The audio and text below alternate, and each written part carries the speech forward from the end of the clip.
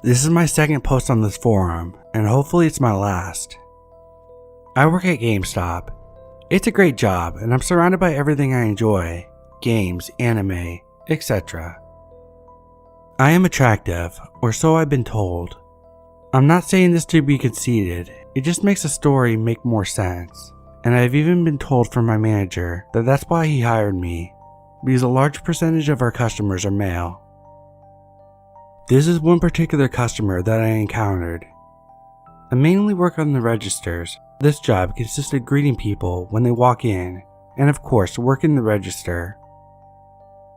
It was getting close to closing time, and I was the only one up front at the time. I was getting started with my closing duties when I heard the buzzer go off when the front door opens. Without looking, I welcomed the customer. "Hi, welcome to GameStop. Let me know if you need anything I can help you find." Normally I get a hello or a response with a question, but it was silent. I looked up from behind the counter and saw a man who just entered the door looking at me, but once my eyes met him, he looked away and started looking at the games on the shelves. I shrugged it off. It's normal for male customers not to greet me, because they think because I'm a female, I don't have valid knowledge about games. I just continued my closing duties. I bent behind the counter when I felt someone standing on the other side. It was the man.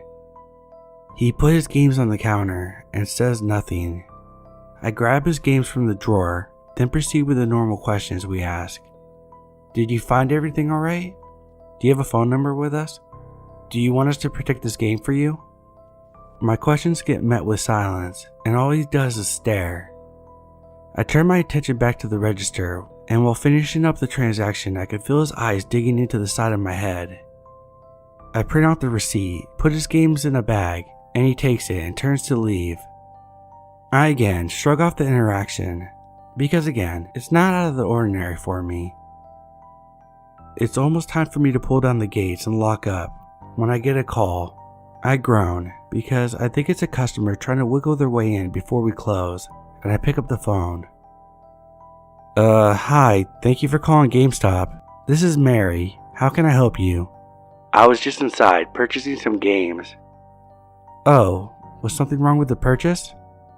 "No, I'm just calling you to let you know that I received your signals." At this point, I'm very confused because I treated him like any other customer. I'm not sure what you mean, sir."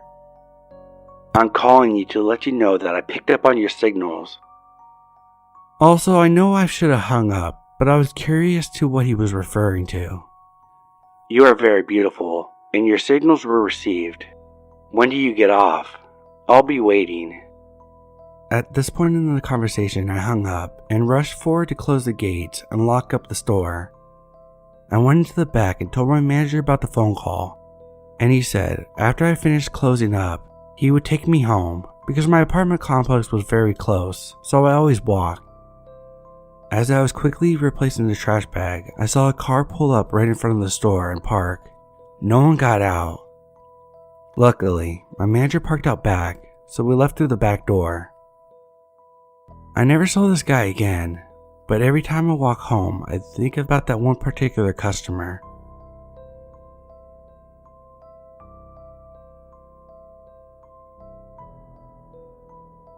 So this happened a few months ago. I just got in Red Dead Redemption. Awesome game. And while I was playing online, I met this awesome guy named Rick. He was like in his 50s and is a retired firefighter. We played together for a while, helping me level up so that people wouldn't target a lower player who is also a girl. After a while, he introduced me to this guy named Black Wolf Angel, or something like that. Black seemed cool at first. We would hang out on RDR, shooting lots of bandits and doing gang hideouts. After a while, we became somewhat good friends. He then started lightly to flirt with me every once in a while.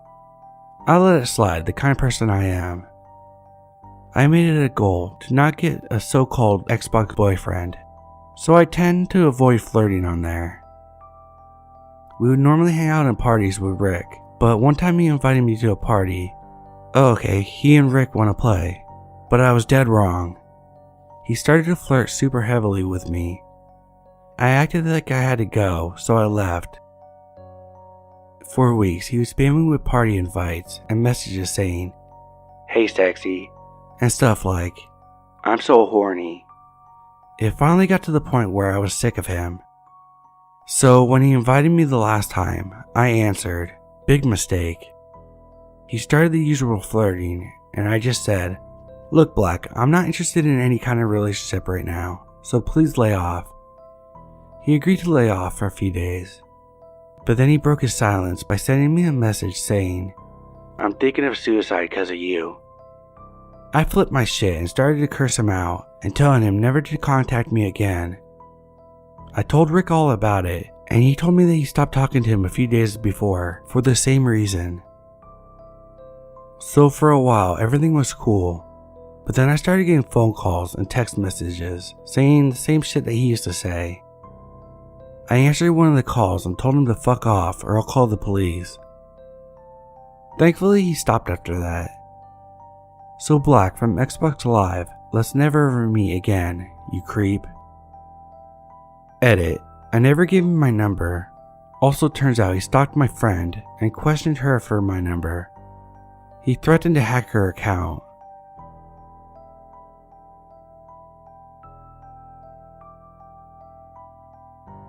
This happened about 5 years ago, right at the height of Pokemon Go's popularity.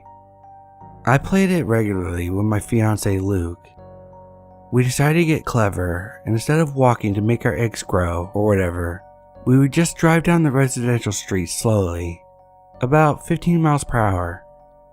We always drove the same path, and we did this several times. At the time, we lived in a very small, one traffic light town. The town was primarily low-income families. We usually played Pokemon at about 10 or 11 p.m., as did several other locals. Without other entertainment, it was a fairly popular game around town.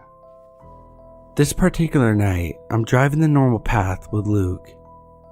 We are catching sick Pokemon left and right and hatching eggs like crazy. We paused in the water department's parking lot to catch our 217th Ekans. We drove for about 10 minutes and parked next to an empty lot. Across the street is a normal residential landscape with houses and whatnot. I was catching my first Pikachu, stoked as fuck, and some guy drives by in a beat up silver SUV. He slows down and asks me if I'm okay. I smile and flash my phone screen and tell him that we're playing Pokemon. He says something like, "Okay, have a good one." But he seemed weird, so we leave and make our last loop around the neighborhood, pausing as we collect various Pokemon. About 15 minutes later, we were back by the empty parking lot, and there's another Pokemon. Suddenly, the house across the street starts porting a beam of light at me, very small and bright. It was weird, so Luke and I noped out of there.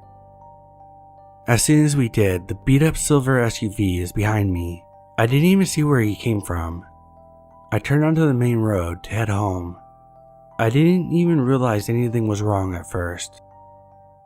He pulls up next to me, and I can only see a male driving and a female passenger. The driver is shining the blinding light through his window at me as we drive. At this point, I'm simply pissed. I keep asking Luke what this guy's fucking problem is. I'm telling him to tell the guy to fuck off, all while I'm beginning to be petrified. I am a confident person, but I'm not a confident driver, and had no idea why these people were fucking with us. I do know that it was the same guy that asked if I was okay earlier. I don't want to drive home because I don't want to lead these people to my house, but I had no idea what to do. I decided to drive to the police station, but there was no one there. Parking lot empty, lights off. We have like 2 police officers, so they both must have been out patrolling. I was shook.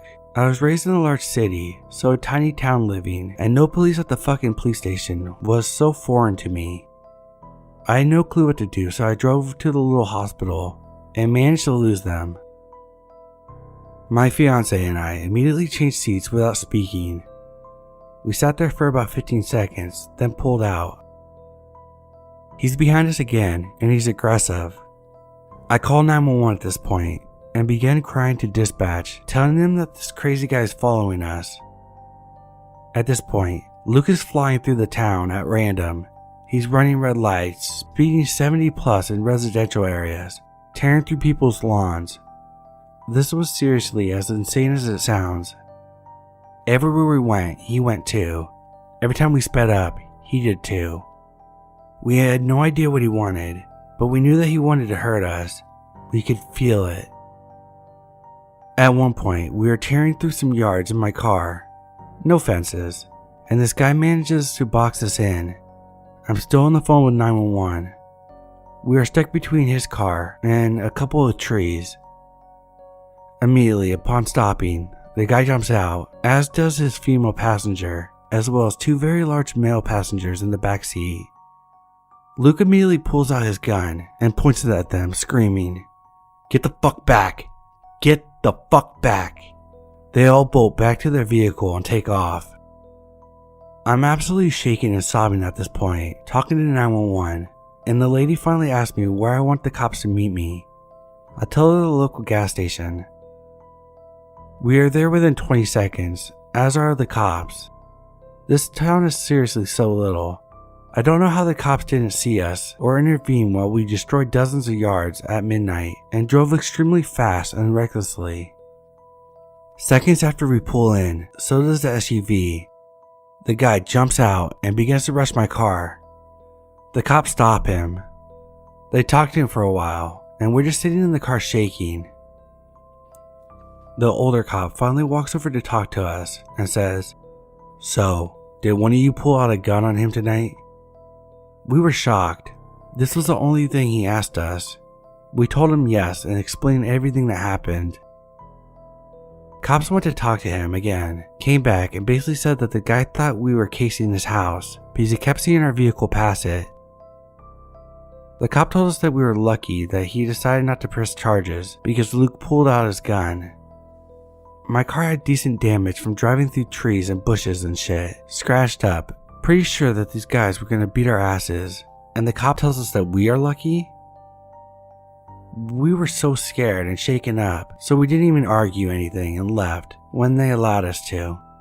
But not before they ran all our information and made us feel like criminals, like we were childish and stupid for playing Pokemon Go. The cops openly laughed at us. We went home and stayed up all night long, taking turns peeking out our windows. We were convinced that they were going to drive around, find my car, and harass us. The next day, we had a high-tech security system installed. I have since seen the guy and the girl several times. I worked at the school, and they had a young child. I've never seen or interacted with them prior to this day, or after, but I know they know who I was, so I'm glad I don't live there anymore. I also never played Pokemon Go after that night. I should also mention that I understand why the guy thought what he did, but I do not think his reaction was justified. This all happened 3 or 4 years ago, but it still shakes me up when I recall the story. I went to my local GameStop a few miles away from my house. After picking up my game, I got back into the car and pulled out of the parking lot to drive home. I immediately noticed that the dirty black Jeep that pulled out of the parking lot at the same time as me is now behind me and driving like a complete asshole. This dude was riding my ass and swerving back and forth like he was trying to get my attention. Although it was very annoying, I wasn't really concerned at this point. I tried merging lanes, but he stayed right behind me and merging along with me. I decided to speed up, and he also made sure to tailgate me, close to 70 miles per hour. We were on surface streets. I began to panic and took a shortcut through some quiet residential areas. The street was empty, so I veered into a neighborhood and ran a stop sign. The black Jeep ran the stop sign as well and was still driving recklessly close behind me. It was getting dark at the time, so I wasn't able to see the driver through the rear view, but his license plate was clearly visible. I immediately called 911 and read off the plate. The officer told me to meet him at a house on the other side of the neighborhood where I was heading. It took me about 10 minutes to get there, but it felt like an hour with this creepy weird car lunging behind me. I finally entered the shopping plaza and noticed the police weren't there yet. I began circling the parking lot, and he continued behind me. I circled the plaza about 6 times before I saw 2 cops pull in. The black Jeep immediately took a turn, drove over a grass divider, and booked it out of the shopping center. One of the cops chased him out, and the other met me to fill out an incident report. I never found out what happened.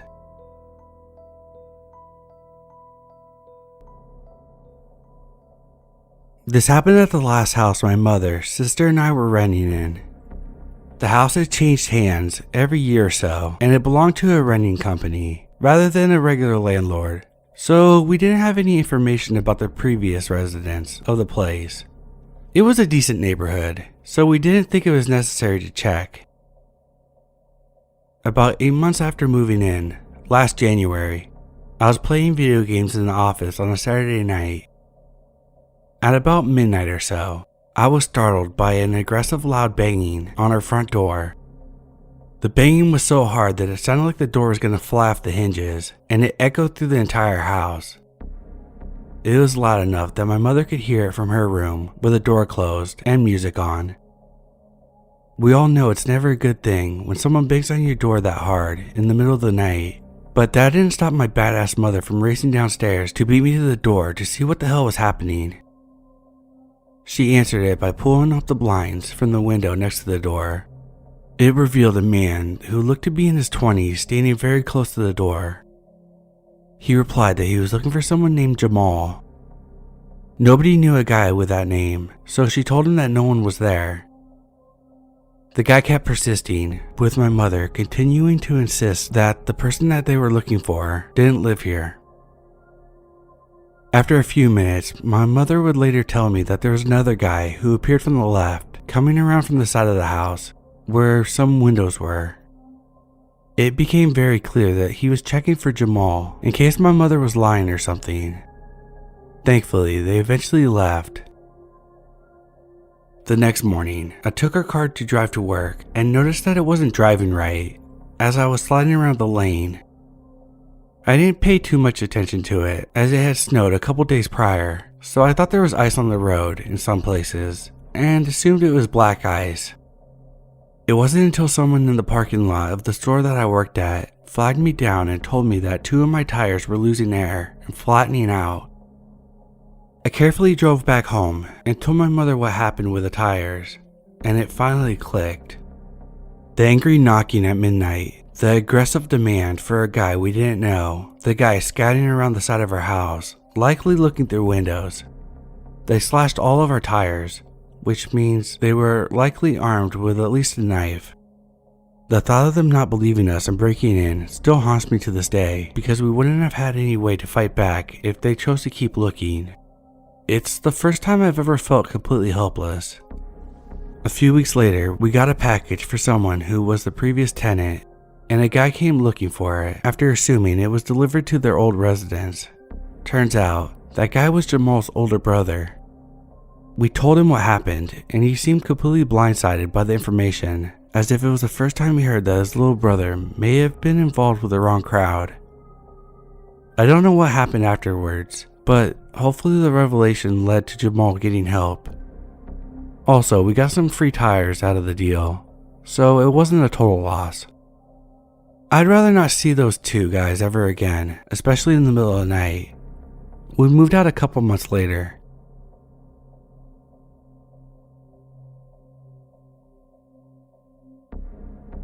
So, this happened quite a few years ago.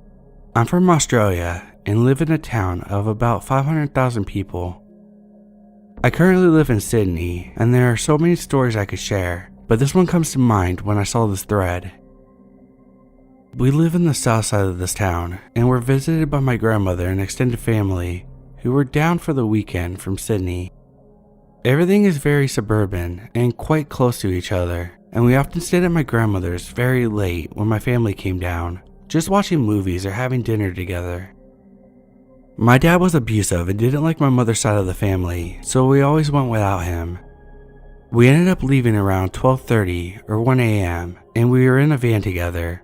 My 3 sisters, who were 3, 7 and 18, and my autistic brother.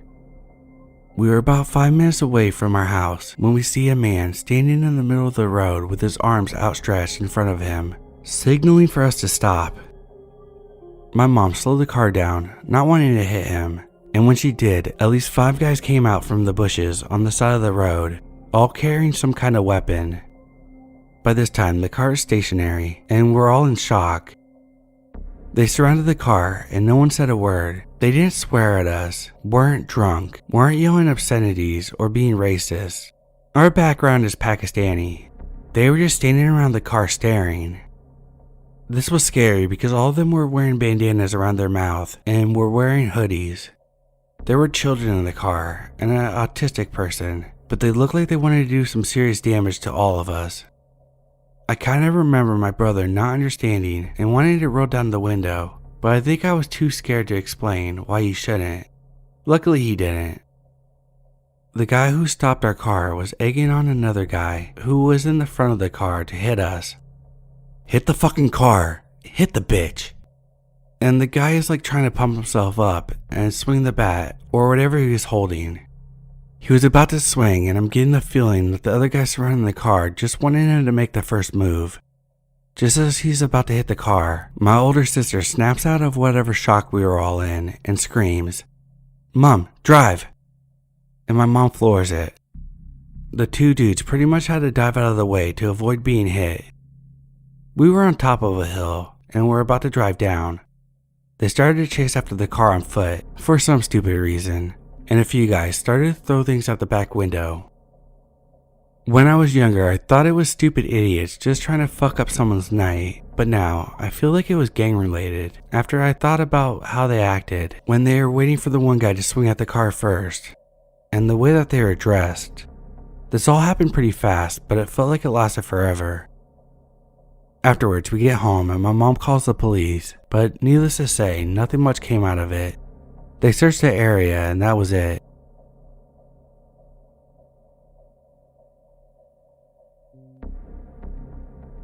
I've been following this subreddit for a while now and just remember this encounter I had. Several years ago, I was in high school. I think I was a freshman, so about 14 or 15. Me and my boyfriend, his aunt, and sometimes his cousin, or best friends, would always go ghost hunting on the weekends. My mom knew his aunt and was always in contact, so she was okay with us staying out late. She would even join us sometimes. Anyway, this story isn't paranormal, but one night when we were on a ghost hunting trip to our favorite spot, which is a creepy back road going up along the mountains. It's a dirt road, and no one really uses it, especially at night. Some creepy stuff has happened, but that's for a different time and subreddit. It had to be any time between midnight and 2 a.m. We stopped at a pull-off and rolled down our windows to see if we hear anything. We started getting into deep conversation about our lives when a car drives by. It happens from time to time. We brush it off. But then the car drives back again. They keep driving up and down, passing us about 3 or 4 times. Then they pulled up directly behind us, so we start to drive away and they proceed to follow us. We decide to turn around back into the town instead of more into the mountain. Note, this road is very small. There are pullouts everywhere so you can turn into one to let another car pass. We pretty much drifted, but we turned around and squeezed our way past the car. We got a glimpse of the driver and passenger, and they were both wearing bandanas over their face. And I don't remember if there were others in the back seat, but we noped the fuck out of there. It's all a blur. We were going at least 80 down this road, all the way back into town. We tried to go down the first side street as we get to town to try to lose them, but they were still tailing us. We were all shitting bricks and decided to go to the Denny's across the street, park right in front, and jump out, running inside. Right as we were running through the front entrance, there is this loud pop. We all get inside thinking that these fuckers shot at us, but it was only one pop, so we look out the front window and the car is driving away with a popped tire. Karma's a bitch. It was a truly terrifying experience, and I'm so glad nothing happened to us. We decided to get some food at Denny's and call the cops to report what happened. Nothing ever came of it, but we do have a gang presence here, and with their bandanas on their face, we thought it could have been an initiation of some sort, or just dumb people thinking it was funny to scare the shit out of people. So bandana dudes who had to buy a new tire, let's not meet.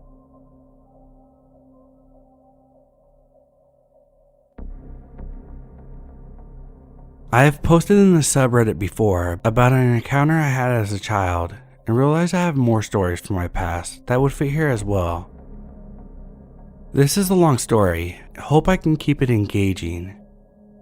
This happened when I was 12 years old. I grew up in a developing nation, so many of the folks who read regularly here might not completely understand or relate to the circumstances of the incident, but I'll try my best to give any background necessary. I was never given permission by my parents to stay out after 7 p.m. for any reason, regardless of the requirement. A movie that ends at 6:30 p.m. and I was dropped off at home by my friend's parents? No. Studying at my neighbor's house past 7 p.m.? No.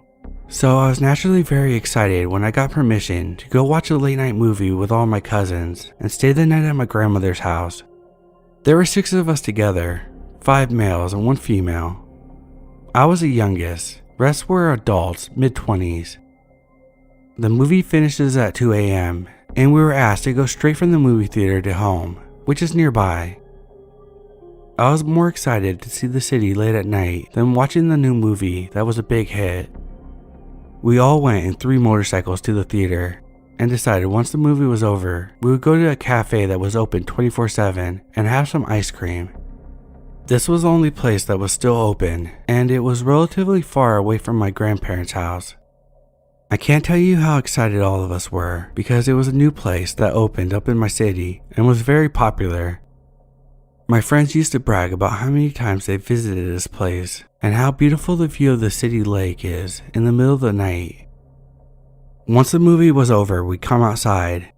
Except from a crowd from the theater, the roads were completely deserted. Not a soul in sight. Only the streetlights lit up the road, filled with potholes and nothing. Not even the medical stores were open.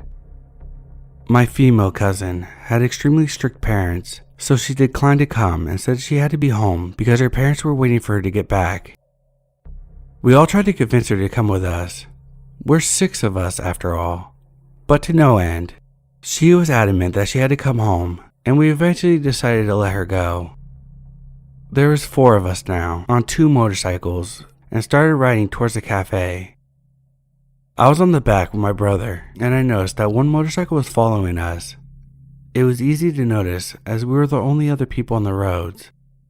I told my brother immediately, and he said that they were probably going to the same place, and to just ignore it. A little further, another motorcyclist asked my cousin to stop and pretended to ask for directions. They stopped, thinking that these guys were lost, and started to give them directions. While we were talking to the guys asking for directions, 2 more motorcycles show up and surround us. 8 of them suddenly. At this point, we realized this was an ambush, but it was already too late. One of the guys pushed my cousin from the motorcycle onto the ground and started hitting him. The rest of us were trying to defend him. Once the fight stops and one of my cousins is bleeding all over, they start to ask us to call our female cousin and tell her to come back. They had been following us from the theater. They said tell her that you need to talk to her so she can come back. At first, we pretended that there was no woman with us and that we didn't know what he was talking about. One of the men told us that he would kill us if we didn't ask her to come back. The roads were abandoned and the occasional car would go down the road just past us without slowing down. Most likely the people were too afraid to get involved. The guys were clearly having fun, laughing while they punched us and kicked us. One of my cousins punches one of the guys and yells, "Run!" And instinctively, we all run in different directions, abandoning our motorcycles on the street. They start chasing us on foot at first. Then they went back, got on their motorcycles, and chased us through the streets. I didn't have a mobile phone with me, and I'm unfamiliar with the area. I ran randomly, looking for a hiding place. I jumped a wall of some random person's house while the motorcyclist drove by on the roads looking for us. I don't know where the rest of my cousins were, especially the one that was bleeding badly. The house I jumped into was home to a huge dog who started barking at me, waking up the owners. They obviously assumed that I was there to rob them, but having one look at a 12-year-old boy in tears and clearly shaken, they asked me what happened. I explained everything to them. They gave me the phone and I called the police, who said they would dispatch a patrol car and we can expect them in 2 hours. I had all my brother's numbers memorized, but didn't want to call them, afraid that they might be hiding and the ringing cell might give it away. I thanked the kind people who offered to host me until the next morning, but I had to get to my grandmother's place to find out if my cousins had made it back. I sneaked through the trees and found my grandparents' house. 2 of my cousins made it back, but my brother was still out there. Finally, he calls us and tells us that he's hiding and will come back once the sun is out and there's a general crowd outside. Until dawn, the motorcyclists kept passing our house, and we were all afraid that they followed one of us home. At dawn, my brother gets back, and I ended up being the only one uninjured. One of my cousins got stitches on his face, another one broke his ribs, and my brother had a hairline fracture. We all ran through the night, and suddenly, all the strict impositions by my parents make sense to us. My brothers called the cops too, and no one ever showed up. There was no support from anyone. I can't imagine what would have happened if my female cousin was with us. We never got a call back from the cops to ask if we were fine. I can't begin to imagine what would have happened if they caught one of us. Needless to say, we never went out anywhere late at night for a long time.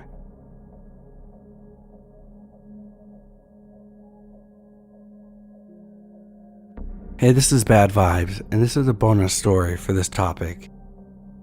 So when I was a teenager, I hung out with, gang members. I'm white, my friends were all Mexican. So one day, my friend and I are pulling up to a party. It was around 10 p.m.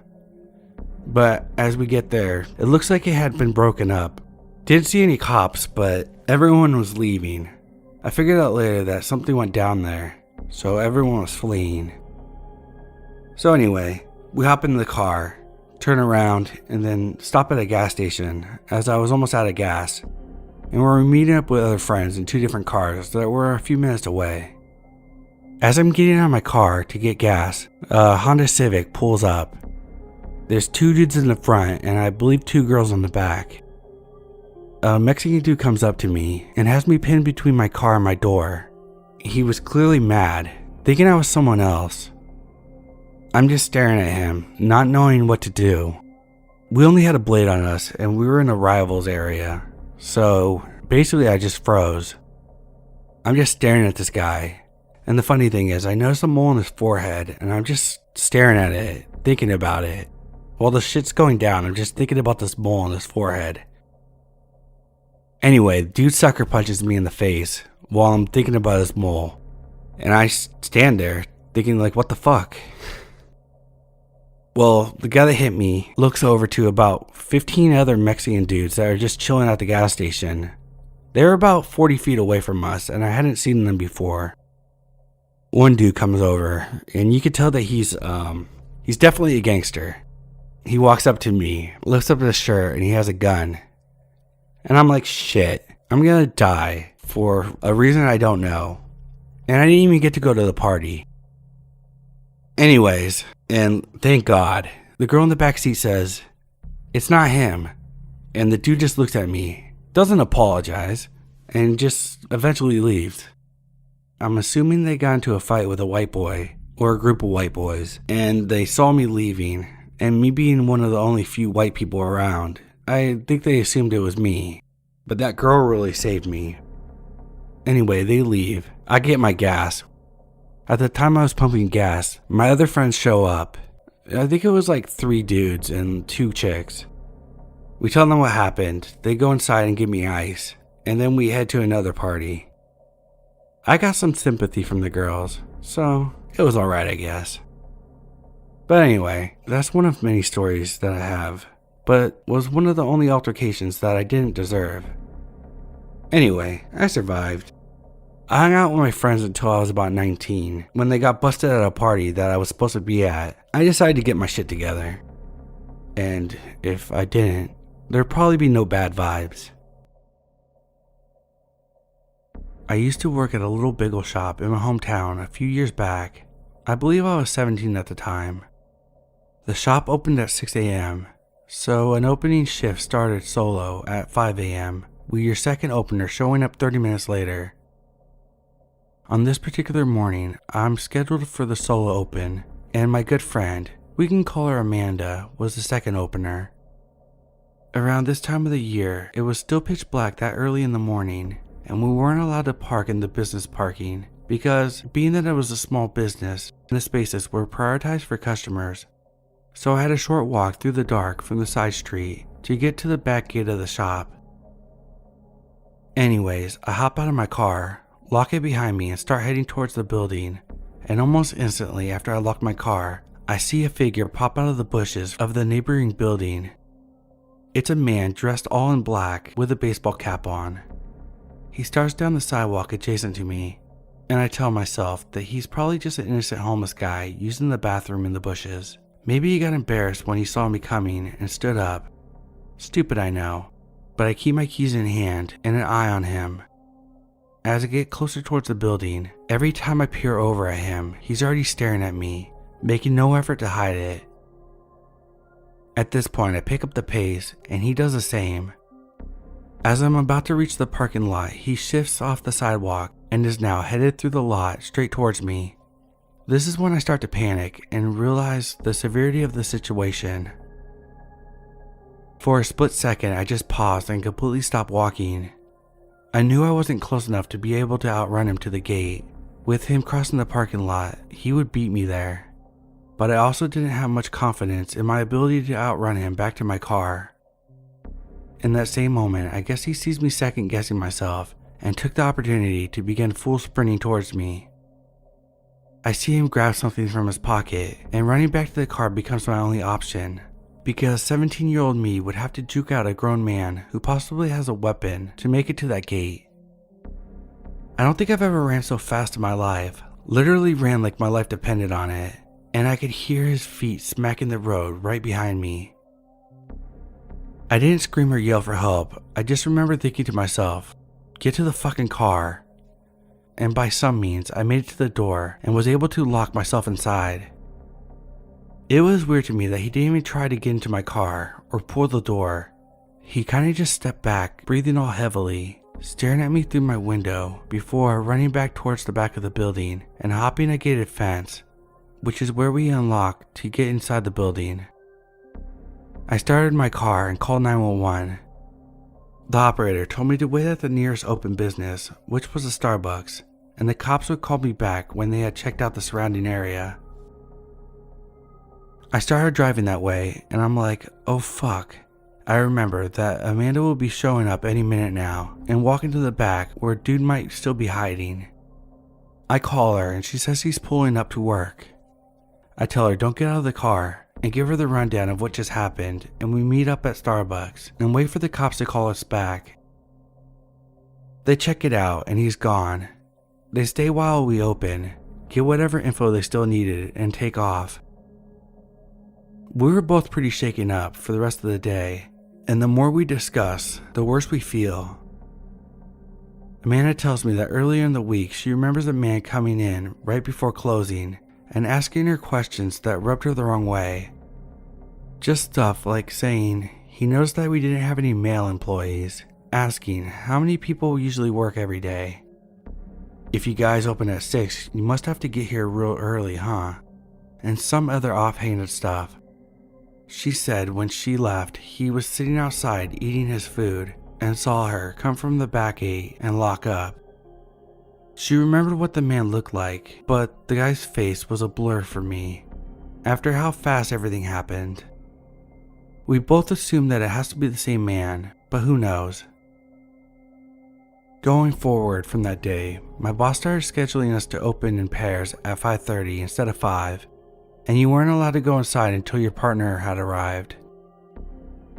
We never had an issue like that again, but I've definitely cried and had major panic attacks every day for a couple of weeks afterwards, thinking about what could have happened. So, fuck you, Bushman.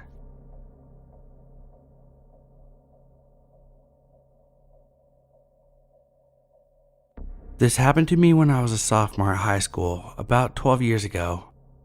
My girlfriend at the time, Katie, and I were hanging out at the park in town. This was a rather big park with a stream running down the middle of it, and fully tucked away shaded areas that were perfect for high school kids to hide away and do what we did. We lived in a relatively small town of about 20,000 people, and there had recently been a string of kidnappings.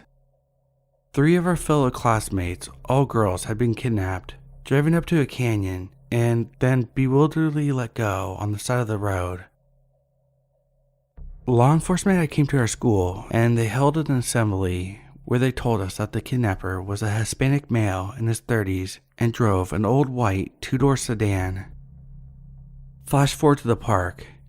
After we were done gallivanting in the trees, we were sitting on a bench by the street just talking when a white car pulled up across from us and parked. I turned to Katie and teased, "White car over there, that is probably the kidnapper," and we both laughed. The sun was setting. We decided it was best to get home. I told Katie I just needed to go to the bathroom before we left, because I needed to poop, and I didn't want to do that at her house. I went to the park bathroom that was right by the bench where we were sitting at, and did my business. It's important to mention that this was before we had smartphones, and just had one of those sliding cell phones, so I didn't spend my whole bathroom time scrolling or looking through my phone, but rather just in my thoughts. I came out of the bathroom and noticed Katie was gone. I called her name and looked around the bathroom building. I thought maybe she too had decided to use the bathroom. Out of the corner of my eye, I saw someone in the trees walking up the hill from the stream. I assumed it was Katie, and I walked down towards the individual. As I got closer, I noticed it was definitely not Katie, but a man who looked fidgety. I figured he might have seen where Katie went, so I yelled, "Hey!" to catch his attention and ask him. Instead of turning towards me, he bolted. For some reason, I ran towards him. I have to mention that I'm a pretty big guy. I am about 6'2", and in high school, weighed about 225. I played linebacker for the football team, so I was pretty muscly, in shape, and fast. I closed on the guy pretty fast and slowed down because I just wanted to talk to him. He slowed down as I got closer, and we were only a few feet from the white car. I asked him, "Have you seen a girl that I was sitting with a few minutes ago?" He responded in broken English, "I no see no girl, sorry." And then he got into his white car. He turned it on and peeled away quickly. It was at that point my dumb teenager brain finally decided to pull out my phone and text Katie. When I did, I noticed I had 11 missed calls from her and 5 from her aunt, who she lived with. I quickly called back. She answered and said, "Where are you?" I asked her what was going on, and she told me the story. As soon as I had gone into the bathroom, the man in the car got out and walked towards her, saying, "Excuse me, miss, come here." Katie's instincts kicked in and she ran. The man yelled, "You no run from me, bitch," and chased her. Katie was a regional champion track runner, and she managed to outrun him into the park and get to her house, which was only about a block and a half away. She told her aunt and uncle what happened, and they tried to call me, while her uncle called the cops. I walked to her house and she hugged me super tight. Eventually the cops came and we gave them our statements. My next door neighbor, who was a cop, told me that they eventually found out that the car was stolen, but they did not find the man. There also weren't any more kidnappings in our hometown after that. I'm grateful that the kidnapper was a smaller guy, who obviously was a bit of a wimp, and that didn't have a weapon. I'm also grateful that my girlfriend was damn fast, and her home was close by, or the story could have ended much differently.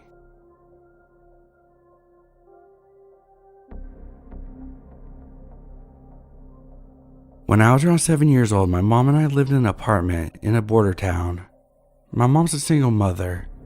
Anyway, In our apartment complex, like most, it had a playground. Luckily, our apartment was on the bottom floor and right next to the playground. Like most children, I loved playing there. I honestly can't remember, but my mom either went inside the apartment to grab something or let me play alone, but when she did, some random lady approached me. I've never seen this lady before, but she told me she had a huge Barbie doll house and a lot of toy Barbies. She told me she lived not too far away and asked if I wanted to go play. I remember saying, I have to ask my mom first, and that's when she said that she knew my mom and it's okay. I didn't know any better and I agreed to go. She grabbed my hand and led me to her house. She did have a lot of Barbie toys and I was playing with them, but she didn't have any children around, so I'm not sure why she had all these dolls. Apparently, I was gone for some time because it started getting dark, and that's when I heard loud bangs at the door. The lady opened the door and it was my mom. She looked so frightened. She grabbed me and we moved out of the apartment soon after that happened, and I honestly don't remember what happened after that. This memory came back to me not too long ago, and my mom told me that was the worst thing that ever happened, but I don't remember feeling afraid. Who knows what this lady had planned for me? Since we live 5 minutes away from the Mexican border and it's known for trafficking children, I could have easily been taken to Mexico and never seen again. My mom did tell me the reason she found me was because a bystander saw me walk off with that lady and then saw my mom frantically looking for me.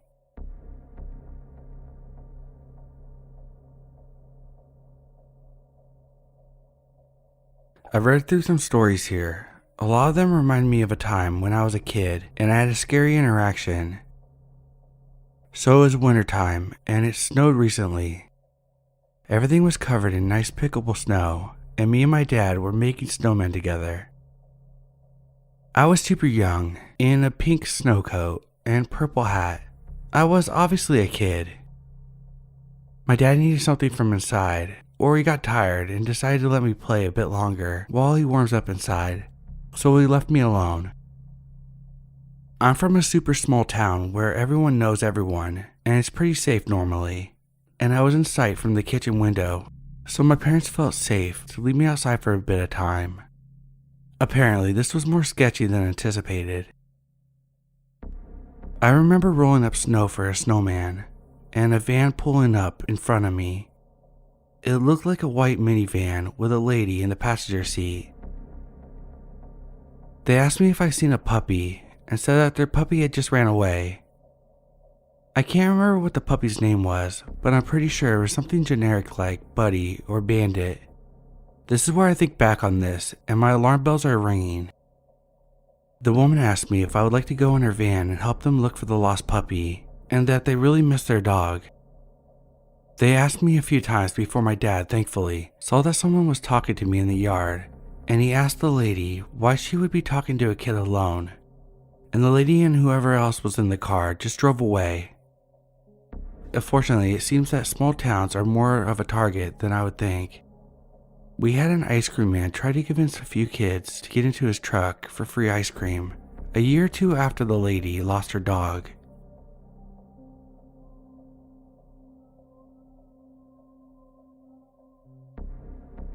Years ago, I was wandering around downtown in a city I was familiar with. I ran into another person wandering the casino outside, and we instantly started talking. He was a handsome man, around my age, that I'd never seen or met before. So we talked and he invited me to smoke at his spot. We had no car and we needed to get a ride to his spot, and now I'm in a car going to a place I've never been before with someone I just met. Okay, whatever, I'm having fun, right? Yet I recall the driver just looking at me in a way that caught my attention. He was looking at me as to see if he recognized me. We get to his house and we are excited because we're about to smoke. We walk into his house and he led me to a room. With the door slightly open, I noticed someone just laying in bed in the next door across from where I sat, and the person didn't move. He told me to get comfortable, and he left to go get some weed from the guy who was in the bedroom down the hall. I look around the room, and I noticed that there was a lot of kids' movies, a TV, and bars and blackened window. I looked at the door and there was only a lock on it, no knob, and the lock needed a key to open it and shut. I immediately stood up, grabbed what little I could of the lock to open the door, enough to quietly get out. I walked to the living room where a lady sat quietly with a child staring at a TV. I unlocked the front door and opened it, and he shouted, "Get back here!" I ran to an open gate around the yard and screamed. I ran across a busy street to an auto parts store and asked if I could use the phone. I called a friend and rambled a conversation in desperate need to calm down. I honestly believe I escaped a really bad environment that I might not have been seen from again if I didn't follow my instincts.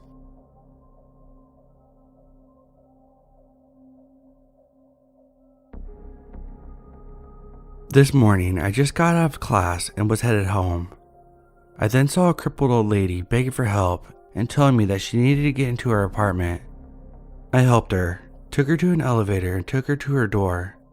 To my surprise, the door was wide open. When I went inside, she told me if I could go to a nearby shop to buy her some wine and some cigarettes. She proceeded to give me her credit card and keys and insisted on the fact that I should leave my bag in her house. I said no thank you. Even though the situation was weird, it wasn't that scared me the most. It was inside of the apartment. There were no decorations, pictures, or anything. It was disgusting. There was some kind of chair with excrement on it, and the walls were filled with cracks. I got scared, took the card and keys, tried to act normal, and then wanted to test if it was a real card. I went to the store and the cashier said the card wasn't a real one. It was at that moment I decided not to go to her house and gave the keys and card to the police. A friend of mine told me that she saw the same exact lady saying the same exact thing, and the scariest thing is that she saw a man bring her outside, then immediately go inside the apartment. The area she was in is known for being dangerous. There was recently a shooting between drug dealers in daylight, for example.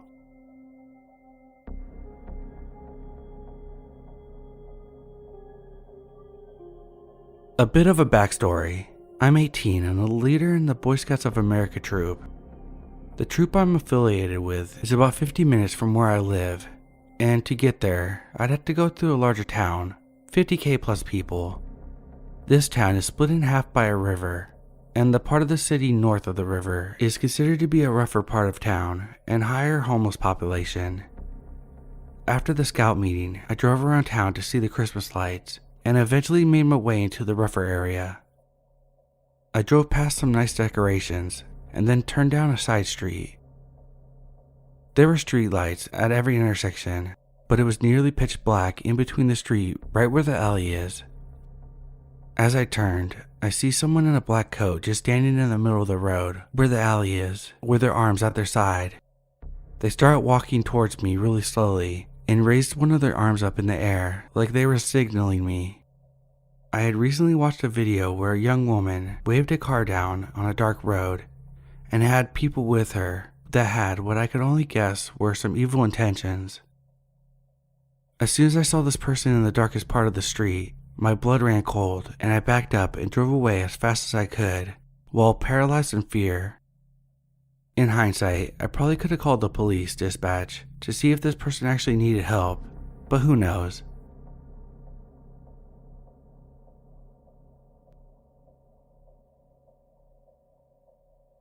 Context.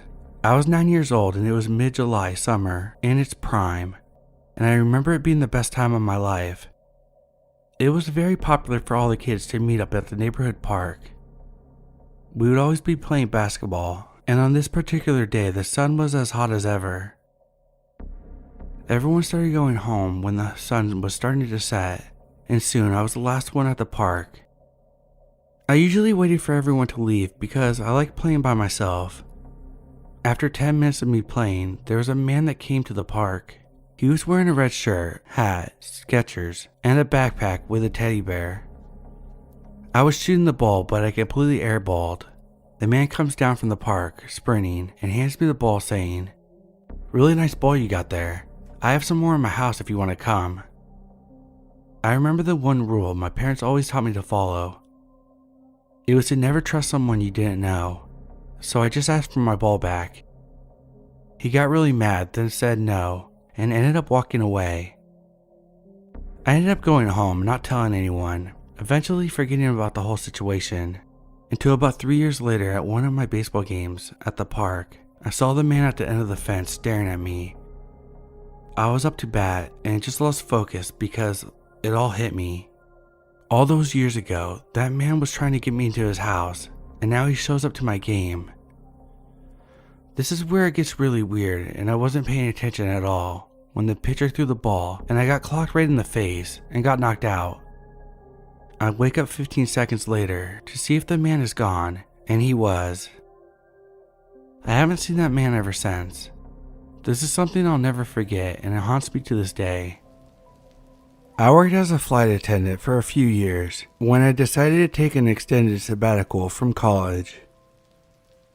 There were a handful of let's not meet situations I encountered, but one in particular still makes my skin crawl more than any other. I was born and raised in Texas, but had moved to New York when I turned 21, so when I found out at the beginning of the week-long trip that I would have a couple overnights in Austin, I was super excited to go to my home state for a few days. My brother lived just north of the city, and we planned to hang out and go to dinner the night I arrived when he got off work. And the following days, we were going to meet up with our dad, who lived about an hour away.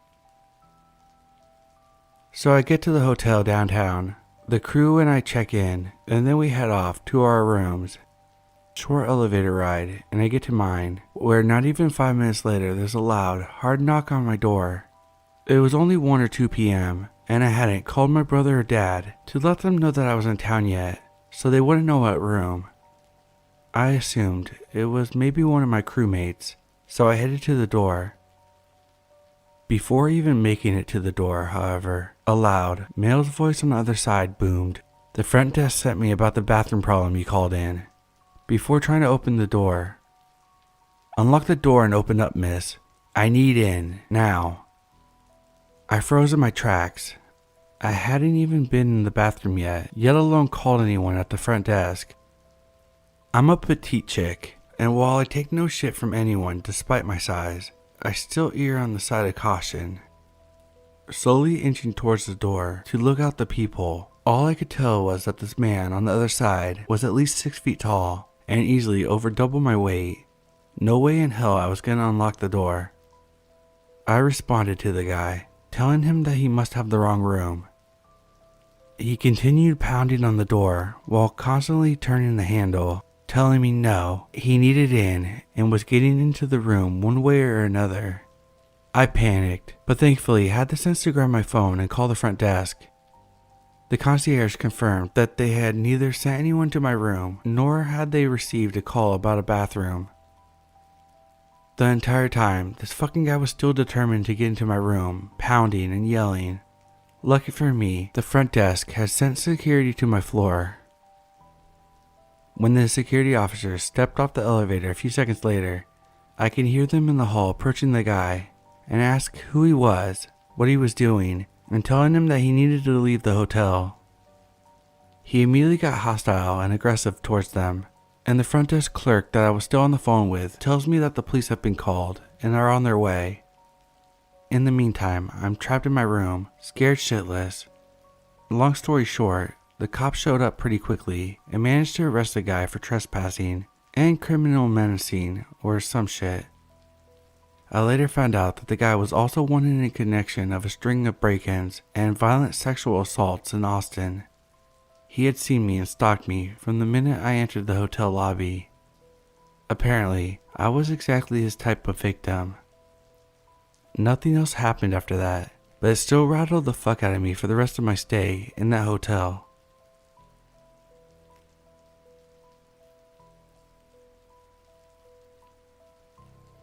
I've actually had a lot of very, very creepy encounters, but I wanted to submit this one first. It was my 21st birthday, so 3 of my best friends and I celebrated with a trip to NYC. 2 of my friends, Lana and Molly, didn't get along that well. The third, and this is my best friend to this day, Elle. My birthday is in December, so it was excruciating cold at this time of the trip. We were all staying in the same hotel room. Can't remember the name. One night, I was pretty tired and ended up going back to the hotel a bit earlier. I didn't want to ruin my friend's time, and I was cool with them staying out later and going to a club. I also wanted to go back to the hotel because I was honestly emotionally drained. Throughout the day, Lana and Molly had been arguing on and off.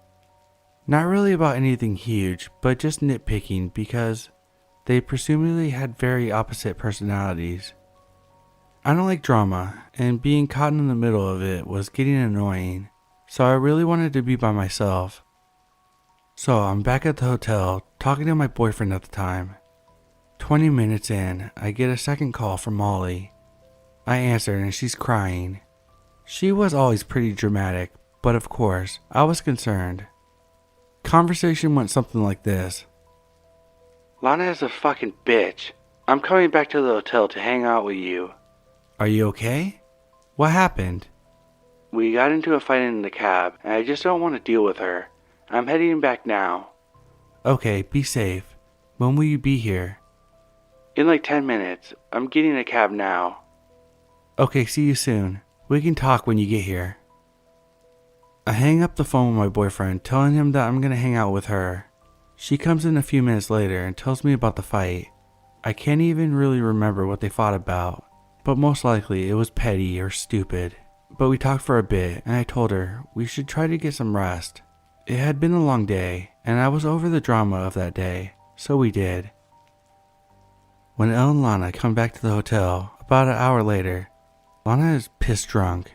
She comes in stumbling, yelling obscenities at Molly that I couldn't make out. Molly said something calmly, but to oppose her. Lana got really mad and kicked my suitcase really hard into the wall. This obviously pissed me off. It was one thing to be upset, but to damage other people's belongings is definitely not okay. I had enough and wanted to leave. One of my best friends, who wasn't able to come, had a sister who lived in Queens. Her family is like my family, so I texted her, telling her the situation and asked if I could come stay with her for the night. She said of course, so I snatched my suitcase and headed towards the elevator. It was slow, so I was waiting there for a few minutes. Moments later, Molly came bursting out of the room. I'm coming with you. No, I want to be alone.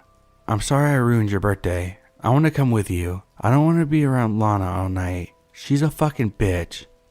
Fine, whatever. The elevator opens up and we head to the lobby. It's around 2 a.m. at this time, and given that New York City is always bustling, I was surprised to see that there were virtually no hotel guests in the lobby. There was one man at the front desk and another hotel staff member standing around. It was really cold outside, so I wanted someone to hail a cab for me.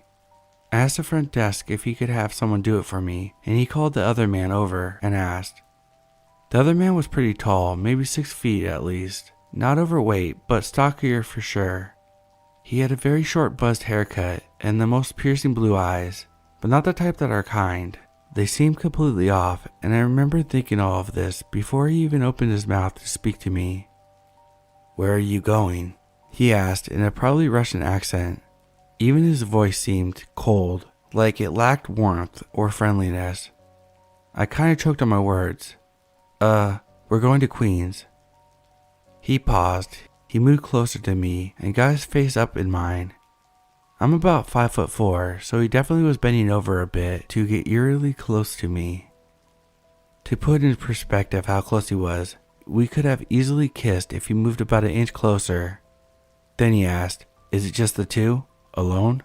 I said, yes, as I tried to move backwards a bit to create some distance. He literally stared into my eyes for what felt like an eternity, but was probably only 5 seconds. Then he just smiled. I remember feeling so creeped out and was just kind of frozen. In my gut, I knew something was off. I looked at my friend, who was obviously uncomfortable as well. It was like she was trying to tell me with her eyes that this man gave her the creeps too. Finally, he backed away from me. Stay right there. He then whipped his phone out and called someone. He was speaking Russian, so I didn't know what he said. The The whole time, his eyes stayed on me and my friend, and I remember just feeling paralyzed. I was thinking, do we just run? I kept looking back at the glass doors of the hotel entrance, hoping that by a miracle, a cab would drive by so we could just leave. He got off his phone after about a minute and said, "Someone's coming, don't worry." A few minutes later, another man entered the hotel. He wasn't dressed like a hotel staff member at all, which was my biggest red flag. Then he started speaking with a creepy Russian man. They kept nodding while speaking to each other, while looking back at each other and then at my friend and me. The man with the creepy eyes looked at us and said, "He'll take you where you need to go." What? Go with him. He will take you. Just then, I kid you not, I look back at the doors and see a cab slowly inching up our street in traffic. "Oh, it's okay. I see a cab right there. We're just gonna take that. Thanks." As I grabbed Molly's hand and began running out of the hotel to get in the cab. As soon as we get into the cab, we both look at each other and expressed our fears for what just happened. We both were really scared of the man and agreed that we thought something was incredibly off about the men and the encounter. The first thing that came to my mind was, maybe they were a part of a human trafficking ring. When I think back to the night, I always thank God for that cab. It came just at the right time. I'll never know for sure what the man's intentions were. Since then, I've lived in New York and visited again many times, and no other hotel staff member has ever offered to personally drive me somewhere. I don't know what would have happened if we had gone with that man, but I have a feeling it would not be where we wanted to go.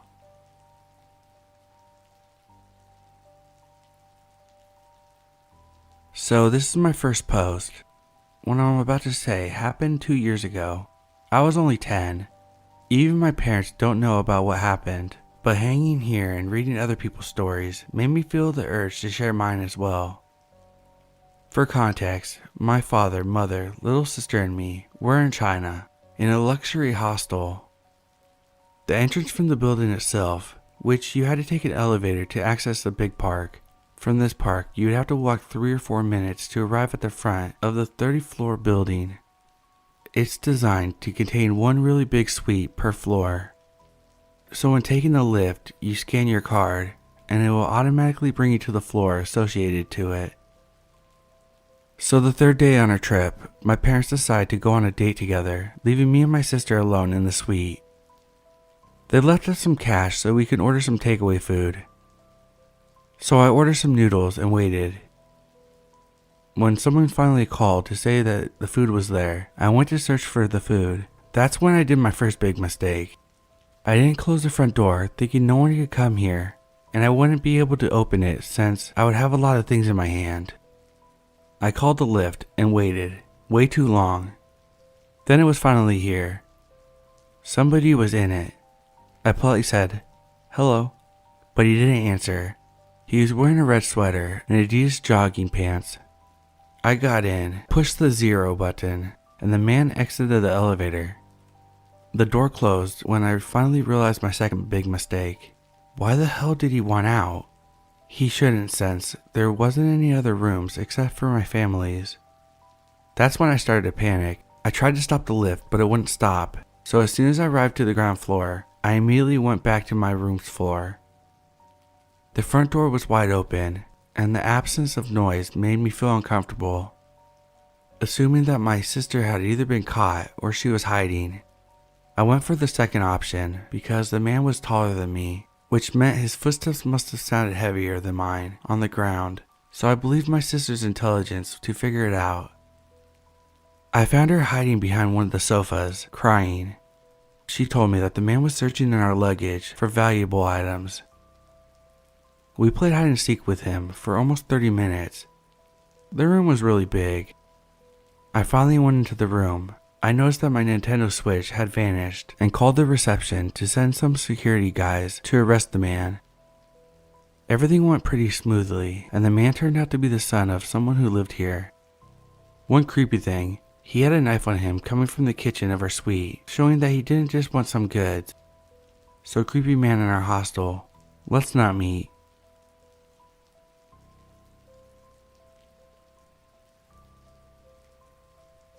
I was staying at a hotel with my Portuguese water dog.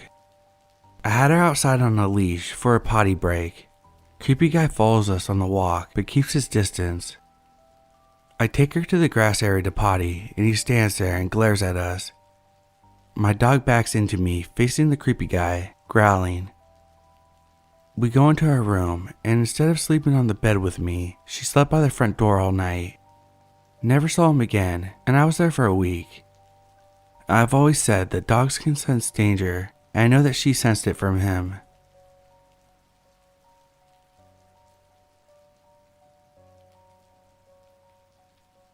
So my mom went to Canada on a spur-of-the-moment trip with her friend yesterday. We lived close enough to drive there. When she got there, she noticed that the Airbnb host had a lot of art on the wall. I started receiving some pictures from her of the walls, and they were covered in professionally framed pictures of hentai. They are pictures of girls crying while having things shoved inside of them. Girls gagged with duct tape, girls crying while having things shoved down their throats, and girls just screaming and being, you know.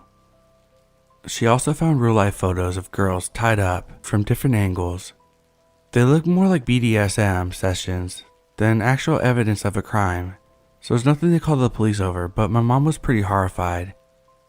She has PTSD from some childhood trauma that I'm not going to elaborate on, but suffice to say, this was pretty unsettling to her. Luckily, the room had a deadbolt on the door. Still, she didn't get much sleep.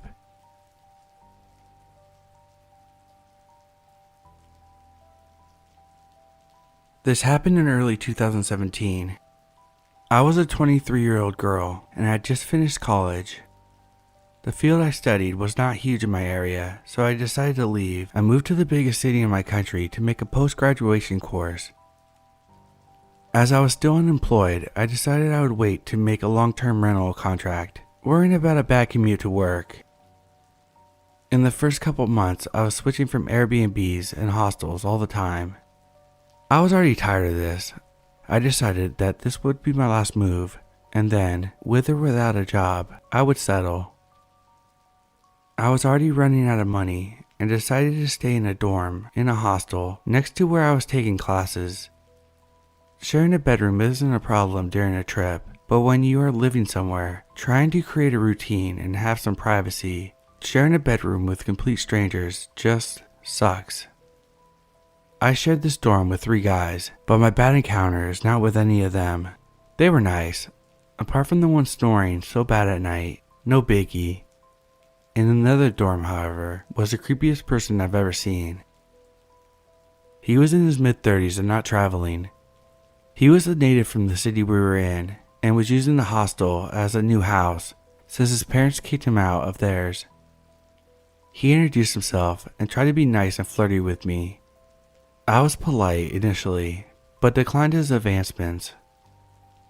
He started following me all day long inside the hostel. Anywhere I went, he would show up in less than 5 minutes. On my second day there, I left the hostel to go to a job interview, and by the time I arrived late at night, he sat alone on the front stairs waiting for me. He told me this like it was the most natural thing on earth. He would buy me snacks, ask me out, try to get information about my personal life, while I had already made it clear of my lack of interest in this friendship. All of this happened in 3 days. I was already exhausted of his presence, but what I didn't know is that it could get a lot worse. As soon as one of the guys that I was sharing a dorm with left, he asked the hostel staff to switch rooms and stay in the same one as me.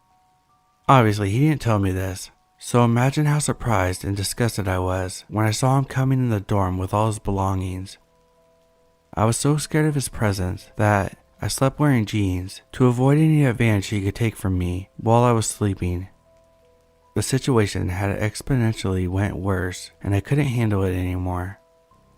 While I was packing, this guy showed up, noticed what I was doing and started to cry, asking me not to leave him. Then, to make things even more creepy and disgusting, he told me that he missed seeing my face while I was sleeping, and thank God he had taken photos. I was trying my best to be chill about his behavior, but I just lost it when he told me he had taken pictures of me while I was sleeping. I snatched his phone from his hand, asked him to see the pictures, and deleted them all. There were a bunch of photos of me sleeping the night before. I left the hostel, and I regret not reporting him to the staff. I'm pretty sure they would have helped me, but I was too exhausted from the whole situation that I didn't even think about it at the time.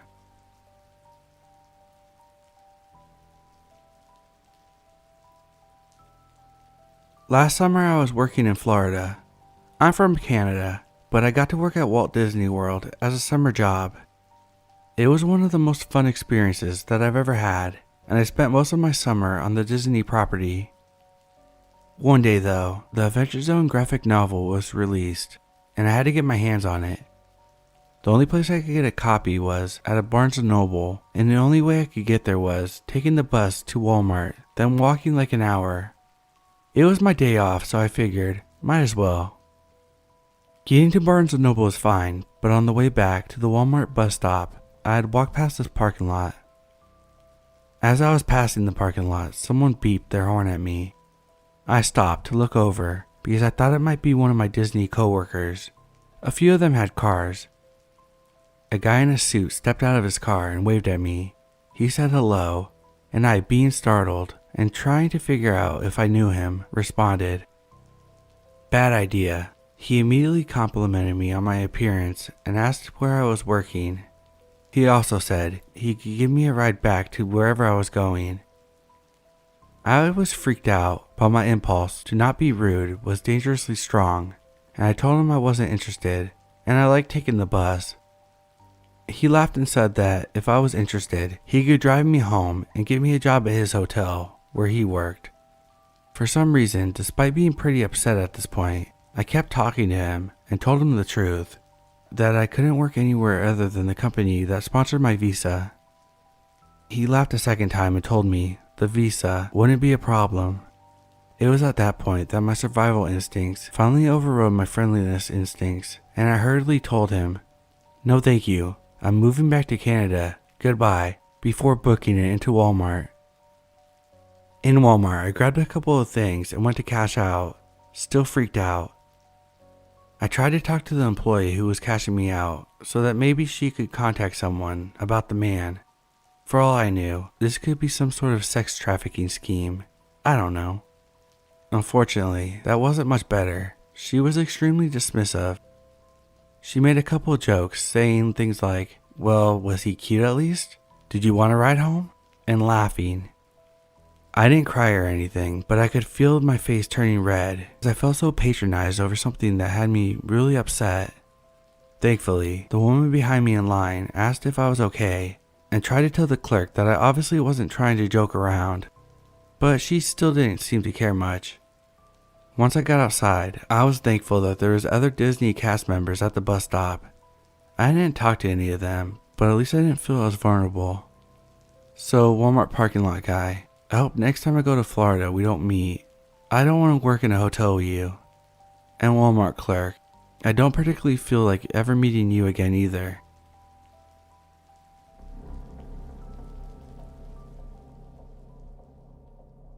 Some backstory. My dad lives near a woodland track that is perfect for dog walking. And during COVID, he got a dog, which I have not had too much interactions with due to the nearly 2 years of restrictions. The dog can be anxious and worried when she can't find someone she recognizes, so we decided the best way to get her comfortable with me would be to take her for walks along the track. I would let her off the lead, and if she wandered too far, call her name to get her back. It was towards the end of this walk that things started getting creepy very quickly. It's starting to get dark, and we are nearing the end of the track and the beginning of the main road back home. I call the dog back and put her on her lead. All is fine till she is back by my side. Just as I'm leaning down to put her lead on, I hear a noise in the woods. My dad's dog hears it too and nearly sprints after it. I manage to get her on the lead in time and look towards the noise. Then I hear it again, a voice calling my dog's name just as I've been all walk. And I don't just mean saying the same name, I mean trying its hardest to copy my voice. I felt like I completely froze in place. I didn't want to turn my head from the woods in case whoever it was would come running out at me. I was praying I was just hearing things, Then, just like the time before, but this time from a spot closer to us, the voice called for my dog. It was at this point that I grabbed my dog and ran. While this was only a very brief encounter, it's still one of the most terrifying situations I've ever been in.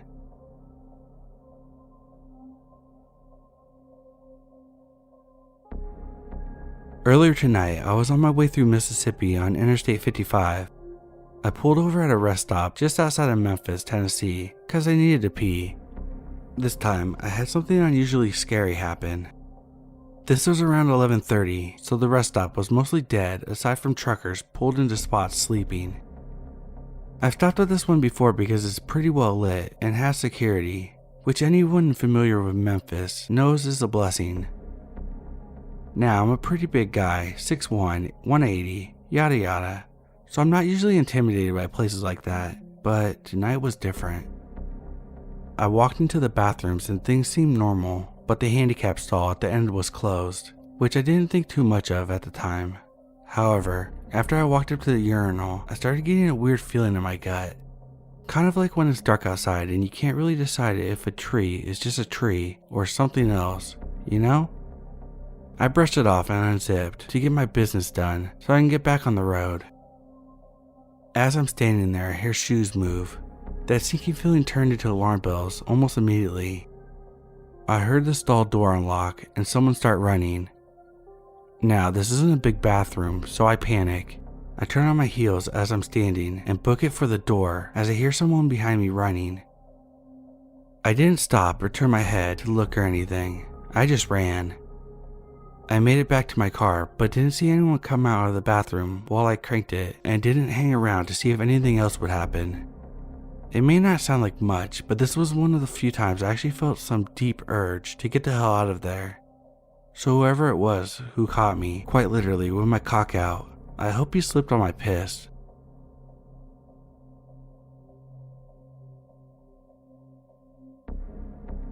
When we were teenagers, my friends and I would go out and explore, do dumb things, basically just be kids. We have a lot of odd experiences and stories that I plan to tell, but this is just one of them. So during the summer when I was 17, me and 3 friends decided to go on a camping trip. I'll call these friends Tia, Jean, and Aria. We didn't want to go to an established campground because we weren't trying to spend a bunch of money, and we just like creepiness overall. Aria lived near woods anyway, so we decided to go deep into those and camp there. We wanted to go for a weekend. A fun thing that we did splurge on was a huge tent that could easily fit 4 of us and probably another person if we tried. Now, the first night was fun and simple. We did the typical roasting marshmallows and told some stories, not exclusively spooky ones, but past experiences too. Tia was the first to turn in, and she did so early because she had been working the night before. Nobody had a problem with it. A few hours later, like 2 a.m., it was only Jean and Aria left awake. I had gone to bed second, but I woke up with Tia shaking me awake and looking distressed.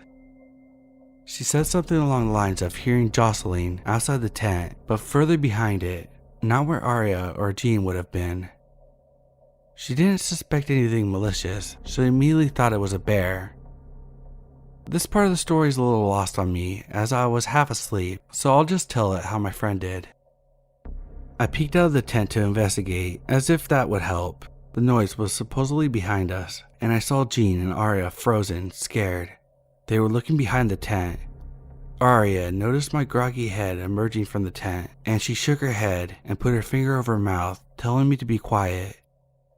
Aria whispered something to Jean, and they both ran into the tent, shaken. This is where I start to wake up a little more.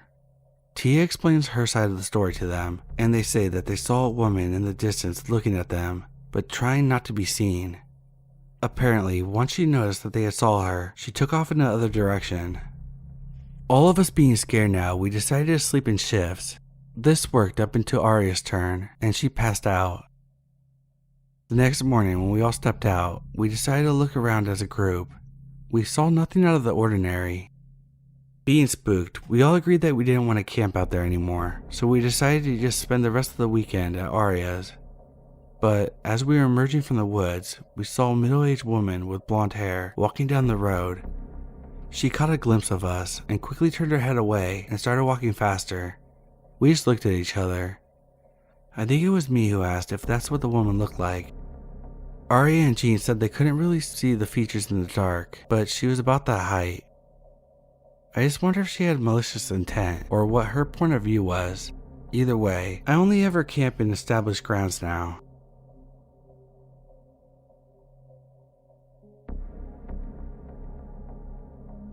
I'm a 17-year-old female. I am a pro non-competitive mountain bike rider and was competing in a 24-hour race in my hometown.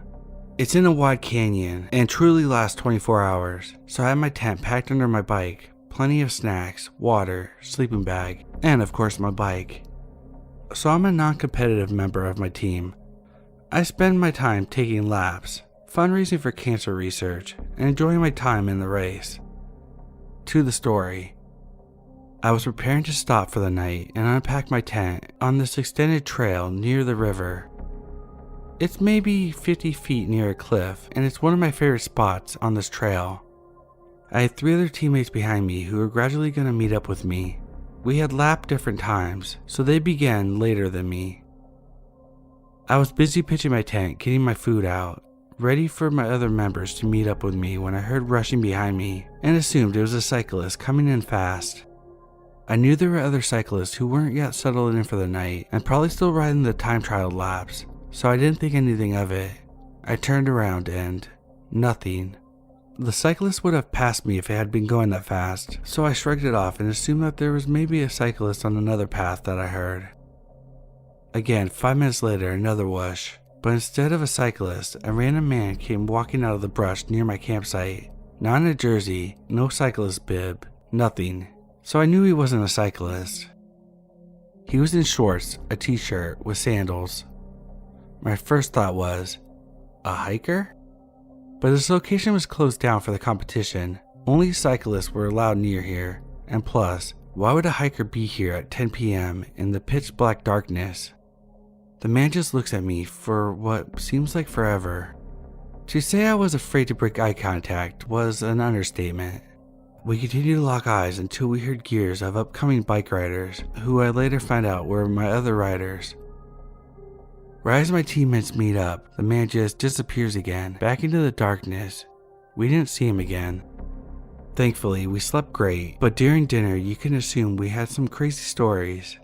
Apparently, my other 17-year-old teammate has said that she has seen eyes or some glowing dots in the trees when they passed. They were wearing headlamps, and we have lights on our cycles. The others agreed and said that there was something more than the usual coyotes out there. Overall, fun weekend, and the competition was amazing, but it was a terrifying moment for me and my mates. Edit. Something else that happened that I forgot to mention. After that night, we went to meet back up at the main time stop places. We heard that other riders had experienced the same thing. Glowing eyes, people randomly appearing, hikers being out way later than the trails were supposed to. Someone even mentioned it seemed one person had a gun. Creepy.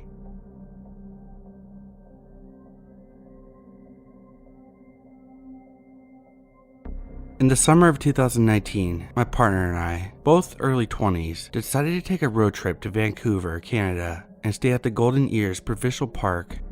We liked camping, had spring break, and wanted to do something different than we did on most of our other vacations. My partner has never been outside the United States, and it seemed like a crazy new experience. It was a 6-day trip with Airbnbs in each state, and the grand finale was a reserved campsite in Golden Ears, and it was close to winter. We'd packed terribly, had a giant tent, brought a bunch of fruit and veggies to eat healthy, stored them in a cooler that was too small, and brought a cutting board with a knife to break up their snacks while driving. We started in California, switching off driving our red Ford Fiesta. We drove through Oregon and Washington, and we made it to Vancouver. We spent a day or two in each state, drank a little too much, and stayed out late. Canada was the best part, and Illilouette Lake felt like walking in a painting. We walked barefoot on the rocks, with our toes freezing in the cold lake. We hiked around, saw a beautiful waterfall. We saw other couples taking pictures there for an hour, and we started modeling the same poses from far away. Everything was perfect. The campsite was empty, except for another couple. We went to bed early that night. It was quiet, and I woke up to crackling outside our tent. My partner was still asleep and snoring. I didn't think much of it because it was pitch black and probably an animal. Then the crackling continued closer to the tent. I sat up and grabbed my phone. The brightness came on, and I turned it off, almost blinding myself with the light. In those 2 seconds, I could make out a person right next to the tent. I sat up and froze. They weren't moving, and they were close enough to unzip the tent. I started poking my partner because I had no idea what to do. They woke up, and I said that there's someone outside our tent. Then I hear footsteps, quiet footsteps, walking out of our campsite. My partner starts loudly saying, "What?" repeatedly in a sleepy haze. A car or truck is parked right outside our camp area, and it starts to drive off. They didn't turn their lights on until they turned a corner and were out of view, so I couldn't make out much, but it looked like a truck. Now I'm shaking, and my partner can't put together what's happening. I want to leave, but Golden Ears locks their gate until 6 or 7 in the morning, and it was only 1, so we're gonna be here. I make us move to the Ford Fiesta and sleep in the tightly packed car. She falls asleep immediately and thinks I'm just being paranoid. It could have been a park ranger, but it seems too weird of behavior for a park ranger. I sit in there wide awake for 2 hours. The car is locked and I want to sleep but can't. I'm in the passenger seat, my partner is in the driver's seat asleep, and it's 3 a.m. I'm still half awake. I hear a car slowly driving up the road, lights off, as it rounds the corner. It had to be the same truck. I was scared, but my adrenaline was pumping. It slowly rounds the corner and pulls directly in front of our campsite again, in the same spot. I feel like I'm gonna throw up. I had no weapon other than a kitchen knife we had brought for our fruit and vegetables. So I grabbed the knife and tried to make myself look angry, crazy, and big. I sit up in the passenger seat, holding the kitchen knife. I keep it straightened up at eye level and stare deadpan at the truck in the pitch black. The truck stops and turns off. A light directly shining into my face is coming from the truck, and I stare back terrified in my Ford Fiesta, holding the large kitchen knife, not blinking. The truck starts up again and turns on its lights, and they stay on, blinding me. Then the truck pulls out and turns around to go back where they came from. My heart is pounding, and I wake up my partner and say that we need to get the hell out. We pack by just throwing things into the car and sit there awake until 6 a.m. We drove home and don't stop. We keep rehashing and trying to make sense of the situation. We ultimately decide that we both needed some sleep.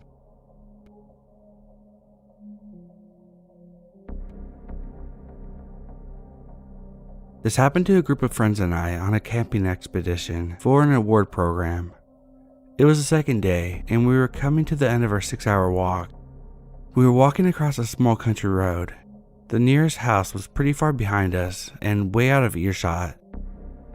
At the end of this country road was a bridle path that ran perpendicular, probably about 2 miles from the nearby village. As we were approaching this path, an unmarked white van came up the road, but instead of stopping, he pulled up right in front of us. The width of the van was about that of the country road, so we couldn't get past. He rolled down his window and started asking us questions. It wasn't uncommon for locals to ask us questions or give us words of encouragement, but this guy just didn't sit right with me. Being an all-female group, and not to mention, all of us were incredibly exhausted, this was a concern of mine. I brushed it off since it didn't seem to worry anyone else. I figured I just watched too many true crime documentaries. He asked us what we were doing, as many people had, and we explained the award program we were on. His questions began relatively normal and small talkish, but they began to get more specific. "So you're camping out tonight then?" We replied and said that we were, ready for him to drive off so we could continue our route. "Where's your campsite?" This sent shivers down my spine. This may have not been anything sinister, but that was none of his business. I feigned ignorance, as if I didn't know where our campsite was, and gestured vaguely in the opposite direction of the site. Again, I was just expecting him to shrug this off and go about his day, but no. Surely you must know where your campsite is. This is when one of my friends blurted out the name of our campsite. I froze for a second, but luckily he didn't hear this. He began to ask questions like, "Is it near? Is it that way? What does it look like?" This was far too specific for my liking, so I maintained that I had no idea. Eventually, he began to drive away, looking strangely disappointed without saying anything. We waited until he was a ways down the road before we continued walking, a little shaken. We made it back to our campsite and reported it to the counselor. I didn't get any sleep that night. Maybe I was overreacting, but I dread to think what could have happened.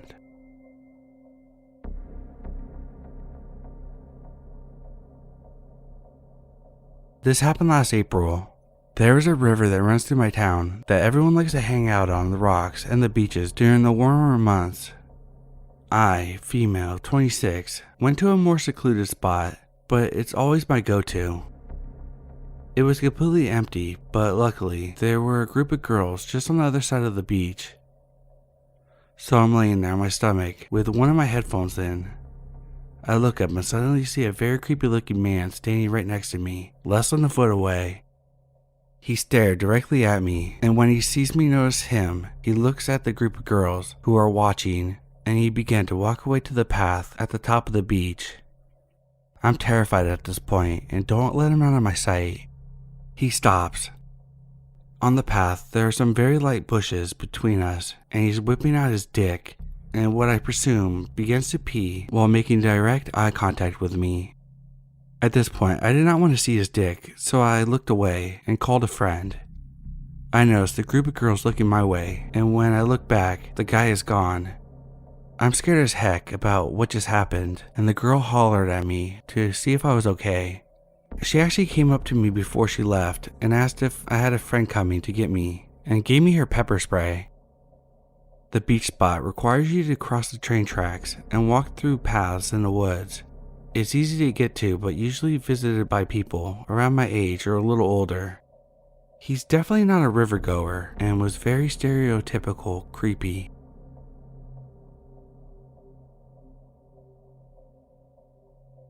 My partner, 22 female, was at a bachelor party at a campground. I was not involved for reasons of being a male. The audacity, I know, but I stayed up late just in case anything happened. She calls me at 12 a.m. panicking, saying, "He was just here," and I had to recount everything after taking a few breaths. So this is her story, not mine, but I was very much involved. After a fun night of drinking, playing video games, hiking, swimming, and deciding to call it a night, we will call my partner Mindy. Mindy decided to finally take a shower after everyone else was turning in and walked up to the camp bathrooms. She noticed an older white male sitting on the bench, but he doesn't pay her any mind, listening to something on his phone. She assumed that he was waiting for someone or was just sitting at the bench at night. Campgrounds are full of strange bench sitters. It's one of these time showers where you push a button to get the water to go, so her shower was very short. She had brought her clothes in, so she got dressed. She heard someone else and assumed that another person needed to use the shower. As she opened the curtain, she sees a man peeking into the shower stalls one at a time. She was the only person in there, and all she could do was stand there, mouth agape, staring at the man. He realized someone was standing there, and when he saw her, his eyes got super wide and he sprinted away. I told her that the ranger or camp staff should be nearby and to let them know immediately, or to call the police. But since she was at someone's celebration, she didn't want to disturb anything. I figured that there was some shock and didn't want to raise her anxiety by arguing. Still, neither of us slept that night as I waited for her calls, and she waited for the man to break into her tent. She told the ranger the next morning, and they said, "We got several reports yesterday about this man, but no one could seem to find him." Flabbergasted that the man had once again caused discomfort. It seems to me that he was trying to muster up the courage to potentially do something worse, and it was a whole day of stalking, hiding, waiting, and sneaking into shower stalls, but that he was still timid. I'm just glad she came home safely, and I really wish I was there because I'm the guy that runs tourist explosions. Literally happened once.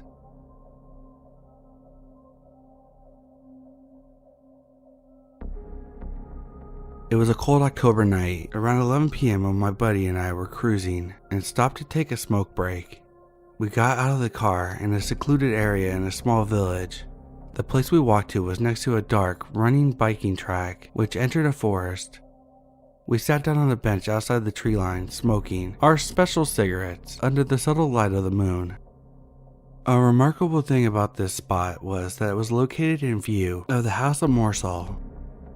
In 1996, 3 people were brutally murdered in there, and it has been since sealed up. It is known that the interior is untouched since that crime. A documentary was made about this. That's how I know this info. Here's the other thing I know. The 2 murderers are already released from jail, and by the time of the incident, one of them was let go from prison just months before. Back to the bench. After about 10 to 15 minutes, our eyes were able to see better in the dark, and I started looking towards the dark running path that led into the forest. Between the trees, I saw something which I thought was a bag or a mask, or a rope hanging from a branch at eye height. I immediately told my friend and he agreed about the conclusion, but after moving a few steps closer and focusing our eyesight, we saw that it was a grown man with a bag or mask on his head, in the fucking dark. He was standing in some bushes, and we saw the movement of his breathing, and that he was wearing regular boomer clothes. First, we quietly told each other, "What the fuck?" and confirmed that we both saw exactly the same thing. Reminder that this person was standing about 10 meters away from us, and we were there for about 10 to 15 minutes in the pitch darkness. Then we are looking at him, and another minute until I start yelling at him. I just yelled things like, "Hey, come out!" I did this despite being spooked by the strange experience. It's how I am. He raised his hand in a motion of aiming a gun, and we ran back to the car as fast as we could. Looking over our shoulders, we saw that he kept his arm located to us, but couldn't make out if he had an actual gun. After getting the fuck out of there and recollecting, we did realize one more disturbing thing. The guy did not want to mess with 2 young adult males. In the daylight, a lot of people traverse this place by bike or foot, so one of the possibilities is that this crazy man was gonna intercept a lone person in the wrong place at the wrong time.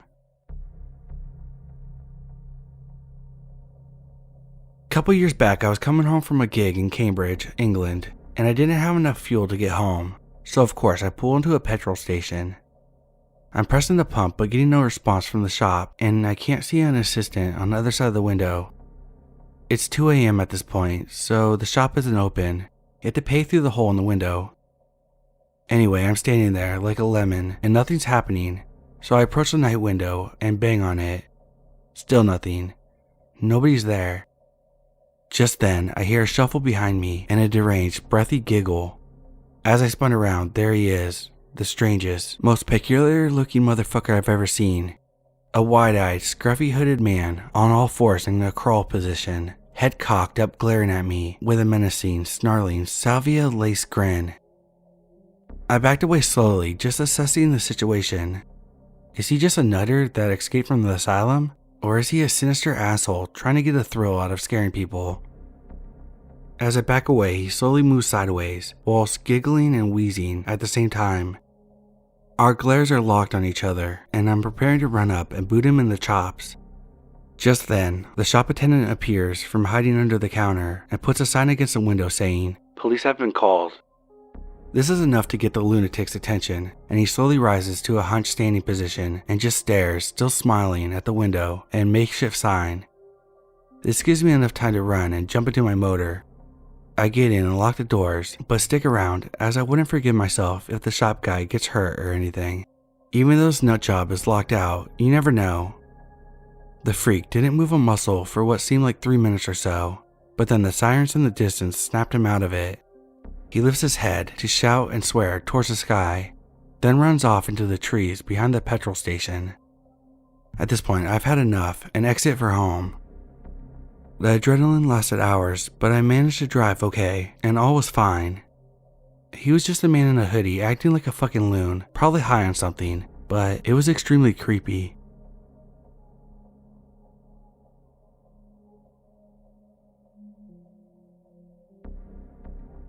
This happened about 3 years ago when I was 18.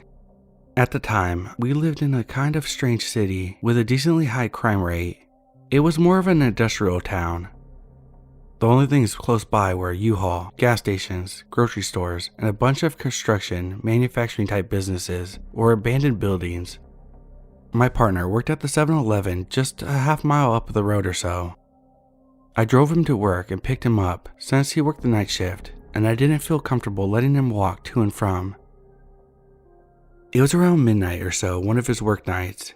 He asked me to come visit since they weren't extremely busy. This is something I do semi-frequently.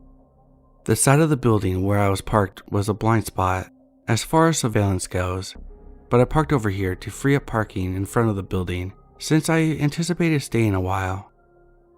There weren't a ton of vehicles, only a few scattered around the parking lot, including a white, fairly new-looking pickup truck near where I parked.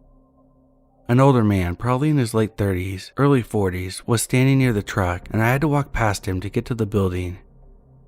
When I went by, he stopped me, standing partially in the walkway. At first, I wasn't super uncomfortable, just moderately annoyed since I didn't enjoy talking to strangers. He starts telling me how his truck wasn't working and he couldn't get it to start. I didn't really question it and dismissed him by saying that I knew nothing about cars, so there's nothing I could do to help him. He was pretty persistent after this, asking me to come look and telling me about how it just wouldn't work, how he needed my help and whatnot. By this point, I'm pretty weirded out since I said at least 2 or 3 times that I knew nothing about cars, so I didn't see how I would be helpful in any way. He also asked me what I was doing out so late, etc. I told him that my boyfriend worked there and I was coming to visit. He looked noticeably uncomfortable at that. I took my chance and quickly walked into the gas station and got my partner to come out. Without any hesitation, the guy jumped in his truck and immediately sped off, like suspiciously fast. All in all, it was just super weird, and I don't know what would have happened if I had gotten any closer to the vehicle, since it was clearly working just fine. Nothing ever came of it, and I didn't get his license plate number since I would have either had to go around to the back of the truck, which was dangerous and he would have noticed, or I would have had to get it as he was pulling off, but he reversed and just sped down the dark road, so there's no way I could see it.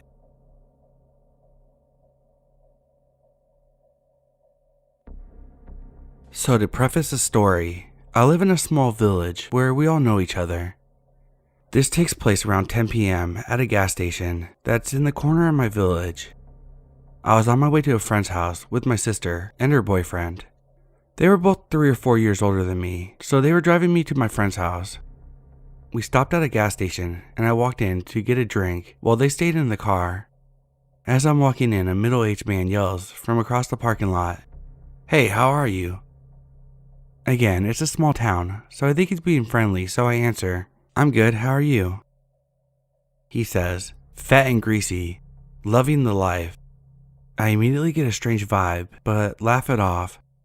Right before I reach the door of the building, he goes, No, I'll get the door for you." I was in front of him, so naturally, I got the door for myself. He said, "What's a little girl like you doing opening doors for herself? There's a lot of germs." Then he smiles and winks at me. I laughed it off because I think he's being friendly and I'm just overreacting due to my horrible social skills. I go to get a drink and wait in line for the cash register. The computers were having some issues, so I was there for quite a while. It's finally my turn, so I walk up, set my drink on the counter. That cashier asks how I am, and I say good. The man walks beside me and leans on the counter and says, "This little girl called me fat and greasy in the parking lot." I was super weirded out by now. I nervously laugh and say, "No, I didn't." I get my drink and pay, and I start to walk out, and as I head towards the door, so does he. I stop walking and pretend I need something else, and he stops too. I start towards the door again, and there he goes, following me. I had a gut feeling that he had bad intentions, so I called my sister's boyfriend to come in and walk me out to the car. While many might say that this guy was just being friendly, I was completely unable to shake the fight or flight feeling that I had, especially as a young teenager in a gas station at night, wearing a crop top. If anyone possibly has an explanation of why he was following me like that or anything, please let me know. It still scares me to this day.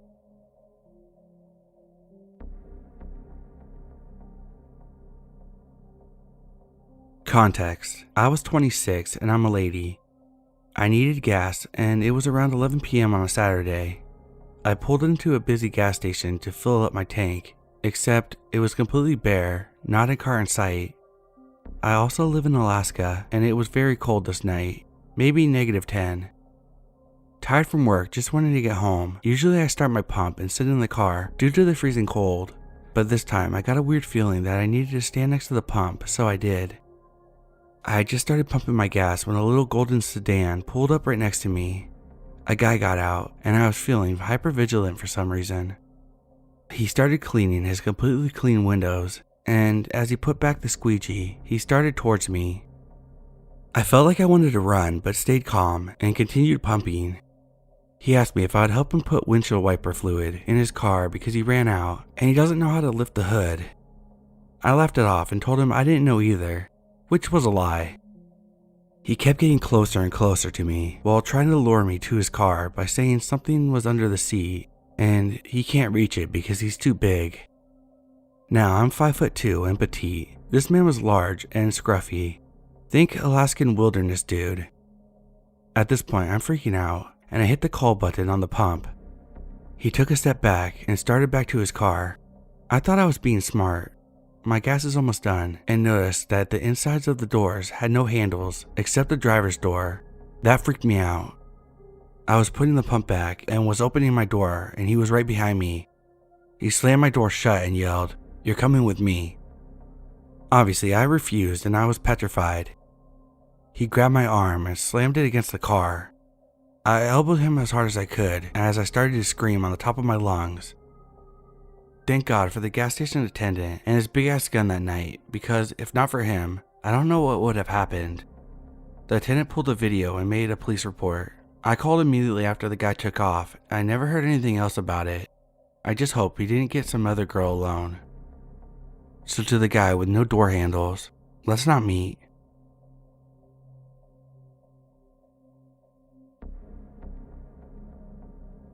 About 5 or 6 years ago, I was working at a gas station and I ran into a girl I recognized from high school.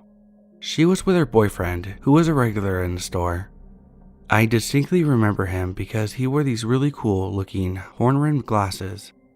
We get to talking and I asked him if he wanted to get together and smoke a bit. He agreed and said that he would wait for me after he dropped his girlfriend off. So end of shift comes, around 11 p.m., and he's outside waiting for me. He tells me a really cool smoke spot. I follow him in my car to said smoke spot, and we end up at a gravel lot surrounded by various RVs and trailers. I didn't think much of it because it seemed pretty safe and out of the way from police, etc. We smoke a bit, and afterwards he invites me to his place, and since I was pretty baked, I said fuck it, why not? Dude leads me down a really dark neighborhood and takes me to a house that he enters from the basement that leads into a nice room, except for the fact that there was nothing but a bed and a TV. Did I mention that there were plastic sheets around the TV and near the bed? The hairs on the back of my neck stood up like I was in danger, and when he asked me if I wanted to sit on the bed, I politely declined and said that it was time for me to go home. He then asked me if I wanted to smoke another blunt before heading out, and me being the young fiend I was, I said alright, but I also insisted that it would be outside. He invited me to his car. Now I was already on edge, maybe from the weed, and when the guy turns the radio on, he turns on some music from the early 1900s, the type of shit you hear in serial killer movies, and starts going on and on about how it's his favorite music. I asked him if he was going to roll it up or not, because I was really only there to smoke before I left, and he hadn't started. So he pulls out the wrap and pulls out a knife. The second I saw the handle, I bolted. I'm talking fastest I've ever ran back to my car. I locked both doors and turned the ignition on before he could even get out of the car. I screeched my wheels peeling out of that neighborhood. Never spoke to him again. I swear I met a serial killer that night, and I just barely managed to get away. What do you guys think? Was I just tripping balls?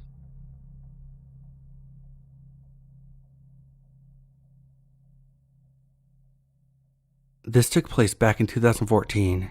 I was 17 years old and lived in a very small town in Massachusetts. Every night I would take a walk after sundown. I enjoyed it. It was peaceful. Now I understand that this whole setup is inherently sketchy, and walking around town in the dead of night is just asking for trouble. I was a very antisocial person, so I did it every night. I lived on a street about 4 miles long in total, and there would be a few houses every half mile or so, but for the most part, things were pretty secluded, other than a decently sized cemetery that I would sometimes hang out at. The street had about 5 streetlights, and one of them was constantly bugging out and never got fixed. In order to get to the center of town, I had to walk for a few miles, essentially in pitch black darkness. Past the cemetery at the end of the street was a local donut shop, and then the center. I would listen to music in the dark, with a flashlight being the only decent light for miles until I got into town. I would wear this long black pea coat. At one point, I shaved my head completely bald, so that people would think that I was creepy and wouldn't bother me if they were driving down the road that particular hour. The local police were familiar with me, my family, and our kind of messed up background. In 2013, my brother saved me from my dad after he tried to beat me up. He was beaten unconscious, and the police were called. After that, he left, and I haven't seen him since. That's not related to the story in any way. I think the cops realized that I was a troubled kid, but not out doing anything malicious, and they kinda let me just do my thing. I would often go into these weird fantasies where I'm some kind of vampire hunter who had to protect the town from these monsters that came out in the dark. Pretended that I was some parody comic book hero called the Night Lurker, who used a weaponized flashlight to fight off evil. It was cringy and stupid, but it was mostly a joke, and I had an extremely overactive imagination. I try not to tell most people about that. What does this have to do with the encounter? Absolutely nothing. Anyways, it was Halloween night. I was on one of my evening patrols, and I just got into the center of town.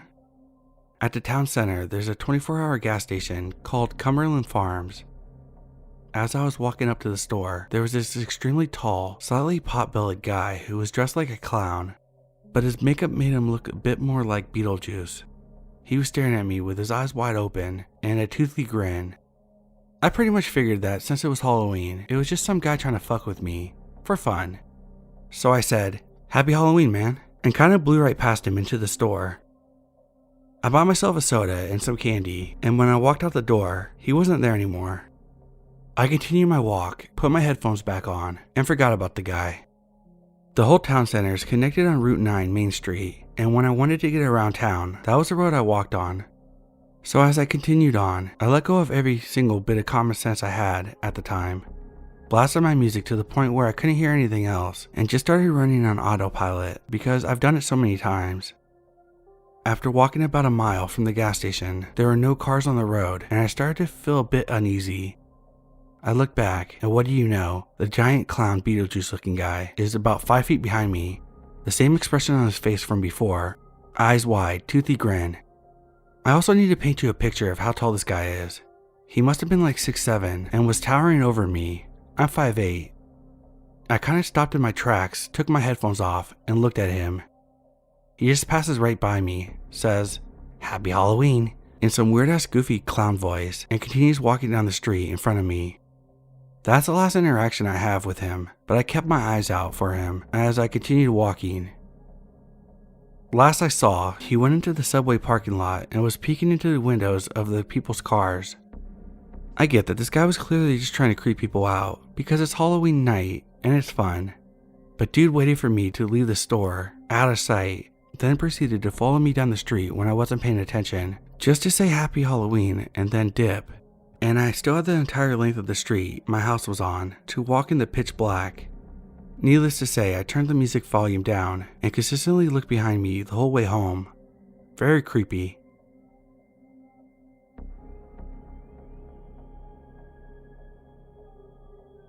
I started working a part-time job at our local gas station convenience store over the summer of 2016 to earn some extra money while I attended college. When I was hired, I was informed that female employees were never scheduled to work the overnight shifts for obvious safety reasons, which I was relieved to hear. I wasn't so much worried about my safety, but I was concerned about not getting enough sleep before classes. It wasn't long before I found myself dreading the days I had to work though, as the job turned out to be much different than I had anticipated. We were always short-staffed, which forced us to constantly multitask between running cash registers, preparing food, keeping our eyes on the pumps, cleaning, stocking, etc. To make matters worse, the two women who managed the place were awful in every way, and I frequently found myself biting my tongue and talking myself out of quitting. I was especially on edge when they cut our 15-minute breaks down to 10 minutes, as I never seemed to have enough time to use the restroom and smoke a cigarette fast enough. But it wasn't until several annoying encounters with a regular, I'll call James, that I finally started to break. James was younger than me, maybe late teens or early 20s, and he thought he owned the place. Perhaps being the grandson of one of the managers gave him the sense of entitlement to fuck with people there.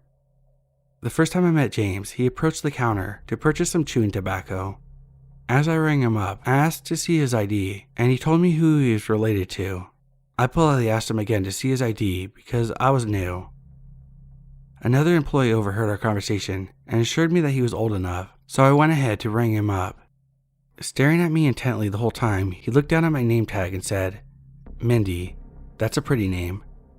I thanked him for the compliment and gave him his dip, but he continued talking to me and asked me several personal questions. He wanted to know where I lived, what my last name was, whether or not I had a boyfriend, etc. Meanwhile, a long line had formed behind him, and not trying to be rude, I said something like, "Sorry, there's a line behind you," and I casually motioned for the next customer to move up. But James didn't leave. He simply stepped to the side and continued talking to me and watching me as I rang up each customer. It was immediately uncomfortable and unsettling for me, but I did my best to pretend like I wasn't bothered, even when his persistence escalated and another coworker told him to leave me alone. James soon began to make more appearances after that, the second time being with his girlfriend and another male friend by his side. Yes, he had a girlfriend, and I was very confused when he started flirting with me again, this time right in front of her. But oddly enough, she didn't say a word, so I brushed it off and played along, assuming that he was just a goof that my coworker said he was. But when he sat in the booth with his sidekicks at the back of the store, I could still feel his eyes burning a hole right through me. Over time, I grew more suspicious of James as I would witness him do and say countless things to hurt others. I knew that he was annoying, and I had learned to brush him off, all in good fun type of humor, like everyone else did. But when I caught him making fun of another coworker to her face, all I could feel was anger towards him. I removed her from the situation by taking her place at the register, as I could tell that she was very hurt and embarrassed by his comments, and by doing so, it was apparent to James that I did not approve.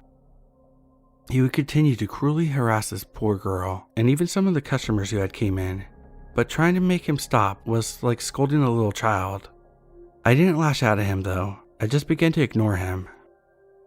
James then started playing these head games with me while I was working. He would take soda and candy, walk outside without paying for it, and then come back in the store and say I forgot to ring him up, loud enough for everyone to hear. One night, he filled his entire gas tank and took off without paying for it, before returning to say he forgot to pay. He knew that he would always get away with it because his granny was the manager. By this point, it wouldn't have surprised me if he was really stealing gas and food from the store. There's something very dark and strange lurking behind his goofball facade, and I avoided him like the plague, though it was nearly impossible to do at times. Then one day, while I was working alone with another coworker, we were very busy with tasks, as usual, when lo and behold, James walks in by himself. I mutter something under my breath, pain in the ass, and I walked straight back into the freezer to finish what I was working on earlier, and then he followed me into the freezer. I didn't know he was there until he walked right up behind me and asked why I didn't greet him anymore.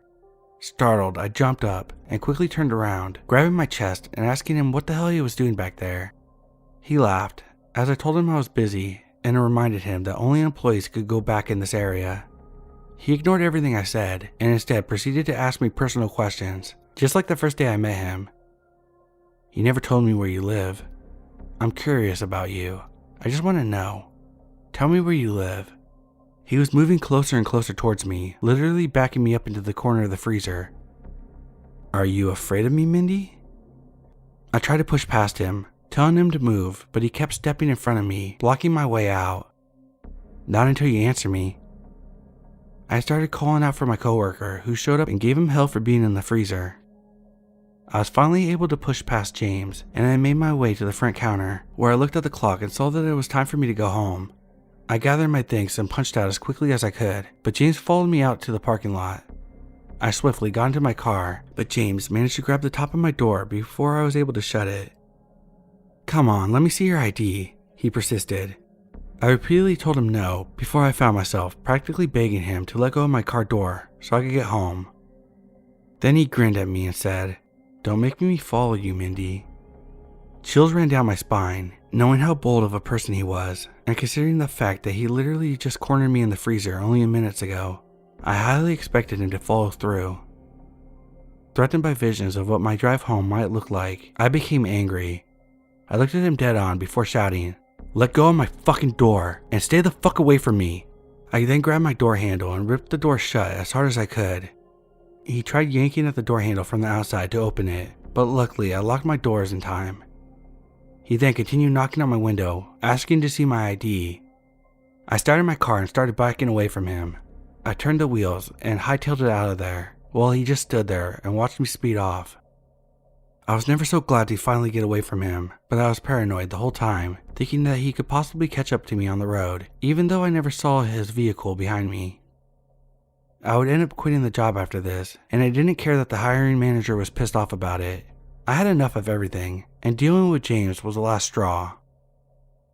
I didn't bother explaining anything to my manager because it was apparent to me that James was probably never held accountable for anything he had ever done wrong in his life, and he likely never would be. I never saw him again after that, and I hope I never do either.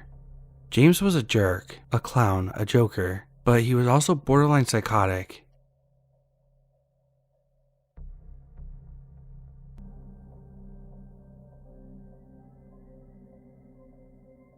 So this happened about 6 years ago in a very rural town at a gas station.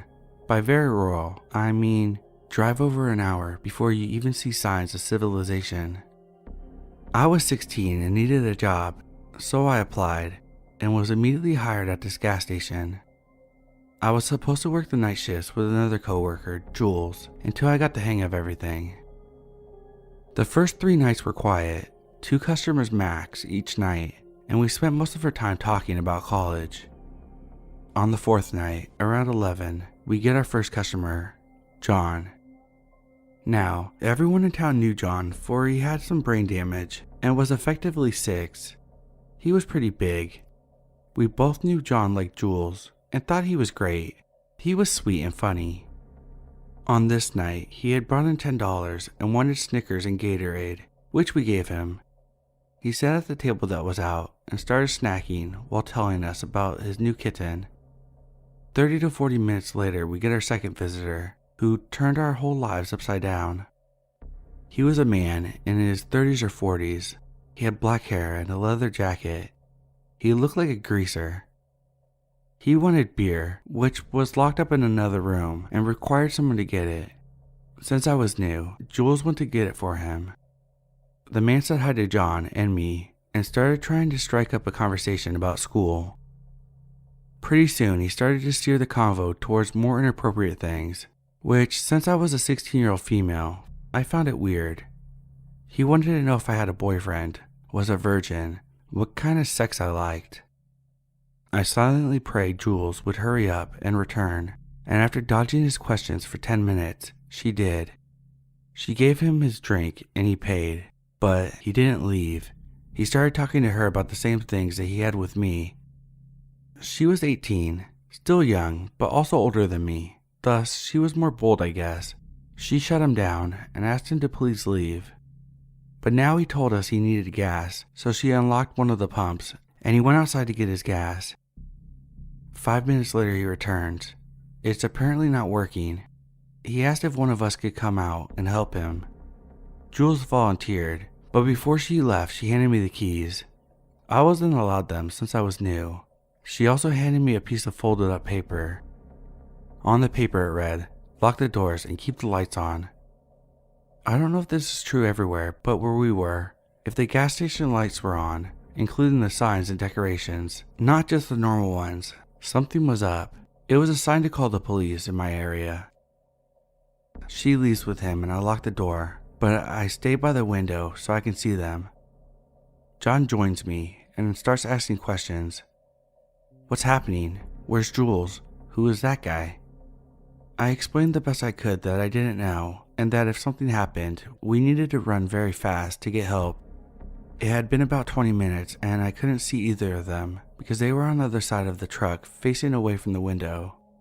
The worst situations were popping into my head and I started to freak out, but suddenly Jules appeared and I unlocked the door to let her in. The guy's truck peels out and I lock the doors again. She tells me that the guy had grabbed her ass and told her that she could come home with him. Of course, she told him to fuck off or she would call the cops. We spent about 15 minutes calming down and eventually we all leave together. I quit the next morning and got a job in town, but Jules stayed. About a month later, it was on the news that she had been sexually assaulted by a guy who came in late at night. They never caught him, and whenever I go back home, I see her and we talk about that night. It was the same guy, she's sure of it. She's doing good and has a husband and a daughter. John moved to Cali with his mom and cat. I'll never forget that night though, and now whenever I go to a gas station, I check the lights.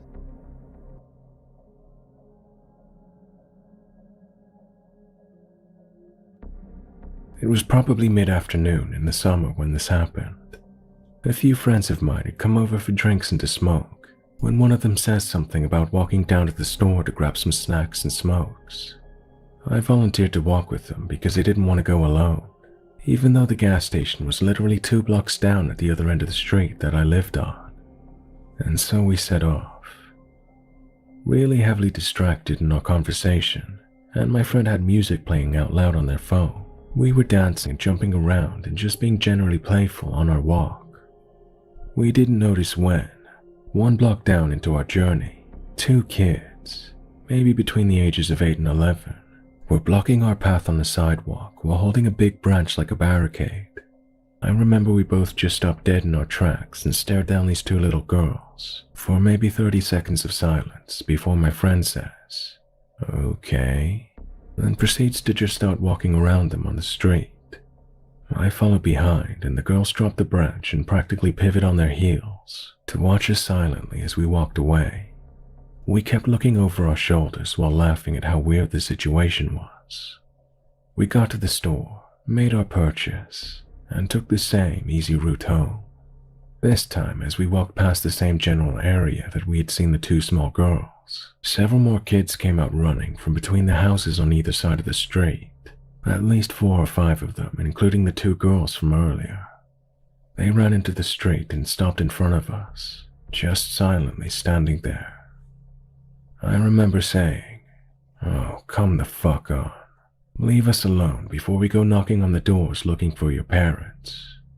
Before I even got to finish my sentence, one little boy ran up to my friend, grabbed his arm, and bit down as hard as he could. My friend was absolutely stunned, petrified, and just looked at me in panic while this kid was gnawing on his arm. I threw my hands up at him in gesture as if to say, "Do something." He takes the palm of his other hand and shoves the kid away, pushing his forehead back. The kid fell backwards on his ass, and I think that was the cue for the rest of them to come charging, because we turned heel and started bolting the opposite direction. We were standing close enough to them at first that one kid was able to get up right beside me, and I could see him snapping his jaws at me like a rabid dog before I gained speed and distance. After we lost them, we stood there panting. All I could say was, "What the fuck?" My friend argued that, what was he supposed to do? Knock the kid out? Knock on doors while these kids were practically biting at our ankles? I'm not sure we could have handled it any better, and luckily the bite didn't break the skin. We never went knocking on doors, but my friend did stop into a doctor the next day.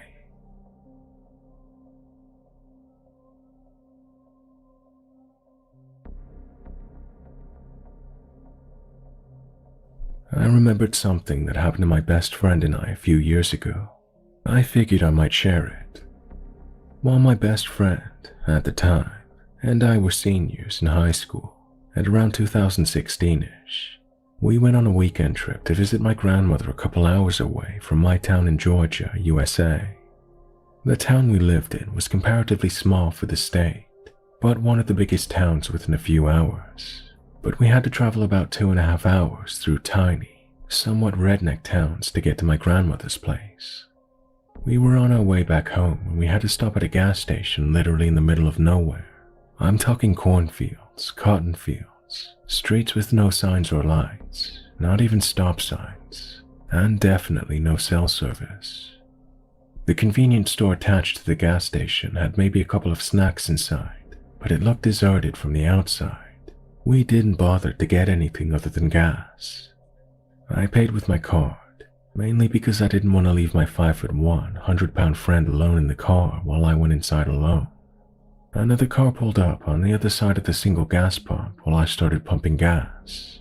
I already had a weird feeling and decided to stay alert and stand outside the car with my driver's side door open, just so my friend could see and hear everything going on. A thin, late 50s-ish older man got out of the car.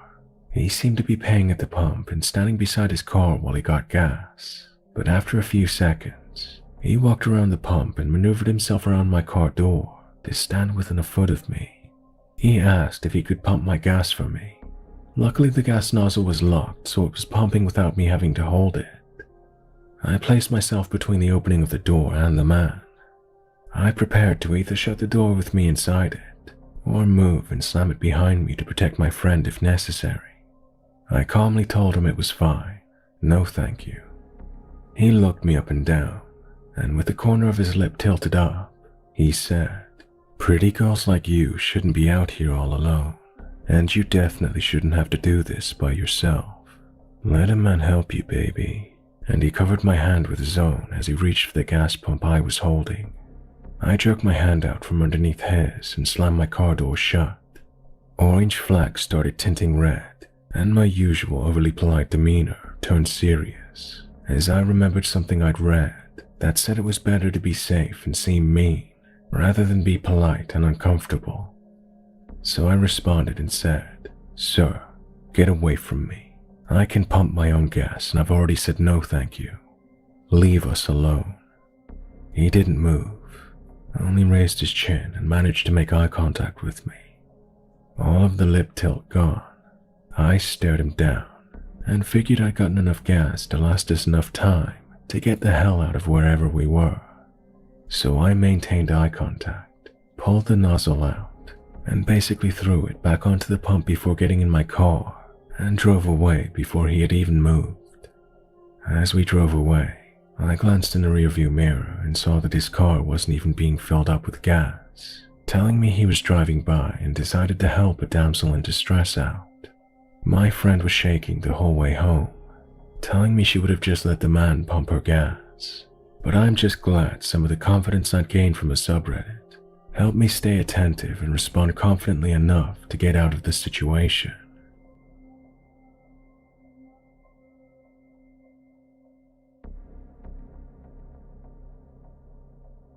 About 7 years ago, when I was 17, my parents went out of town for a weekend and left me at home. This was a pretty common occurrence. My parents trusted me. I would usually spend these weekends away staying with friends or family, as my parents' house is a bit creepy to be in alone, even during the day. We live in a small rural town where everybody knows each other, and generally it's pretty quiet and safe. Saturday, I was supposed to stay with a friend, but her parents decided at the last minute not to let me stay. It wasn't a big deal that I had to leave. I was somewhat prepared to go home because her parents got weird about company sometimes. I left her house around 9:30 or 9:45. While I was on my way home, I got a weird feeling that I can't really explain. I just knew I didn't want to go stay at my parents' alone. I called my brother and asked if I could stay with him. At the time, he was living with a woman who had a small child. He told me it would be quieter and easier for him just to come stay with me since his dog would bark if I tried to come into the house. He said he would be at our parents' house in 20 minutes. For a bit of side note, my brother's a relatively scary looking guy. He's about 6'3", 200 pounds, pretty muscular and covered in tattoos. After hanging up, I decided to stop at a gas station and grab a snack before going home, just so that my brother would be there when I got back. I pulled into the gas station. There were only a few cars in the lot, which is typical because this is a small town in the rural south, where everything pretty much stops after 8 p.m. I parked and walked up to the door. There was a man standing outside the door, smoking. He opened the door for me without saying anything. This is normal Southern hospitality, especially since I'm a female. I smiled and thanked him. Inside, there was another man standing by the door. I noticed him staring at me as soon as I came in. He gave me that gross up and down look and said something to the effect of, "Hey sexy, what are you doing alone?" Creepy as fuck. I just ignored him and walked towards the back of the store. He yelled after me and called me a bitch. I still ignored him. I figured he was drunk, high, or just an asshole. Most people around here talk a big game, but rarely back it up. I wasn't scared, just annoyed. I got my snacks and paid at the counter. When I walked back up to the door, both men were gone. I was happy not to have to deal with any more catcalling. I began walking across the lot towards my car, which was probably about 100 feet away from the door. As I was walking, I looked down at my phone to see if enough time had passed for my brother to be at my parents' house. When I looked up, the asshole who was staring at me was standing at the pump staring. I looked at him for a second and continued walking. "Hey, you know you're supposed to answer a man when he speaks to you," he said. I remember saying something snarky back to him and getting in my car. He looked pissed at my sarcasm. I locked my doors as soon as I was in my car, started it, and was thinking of nothing but getting home to eat my snacks and hang out with my brother. I put my car in gear and realized the man had disappeared. I looked around before pulling out of my spot, only to realize that both men were sitting in a car facing mine across the lot. They were both staring at me and talking, occasionally even pointing toward me. I just stared at them, defiant and pissed. I didn't want them to think they scared me at all. While we were sitting having our staring contest, the man who had opened the door for me smiled and gave me the finger across the throat gesture, as in, "You're dead." I rolled my eyes and pulled out of the gas station, annoyed. To my dismay, they pulled out behind me. I hadn't been scared up until this point, because as I said, most people here are a lot of talk with no follow-through. Instead of going home, I took a few back roads that connect back in a sort of circle to see if they were following me, which of course they were. When they realized I was testing them, they drove up really close to me and started laying on the horn. I couldn't see their headlights, they were so close. I called my brother and told him what was going on. He told me to come home and he would handle it. I started driving home. The two assholes were still on my ass blowing their horn.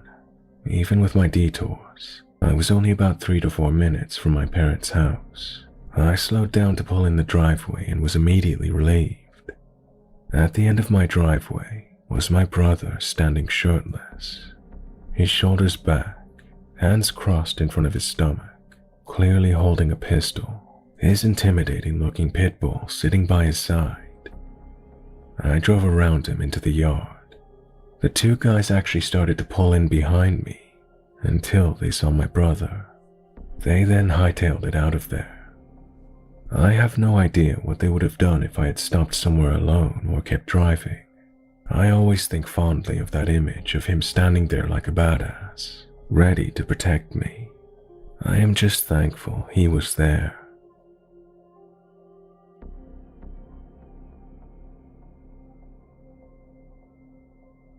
For a bit of context, I'm a 16-year-old female.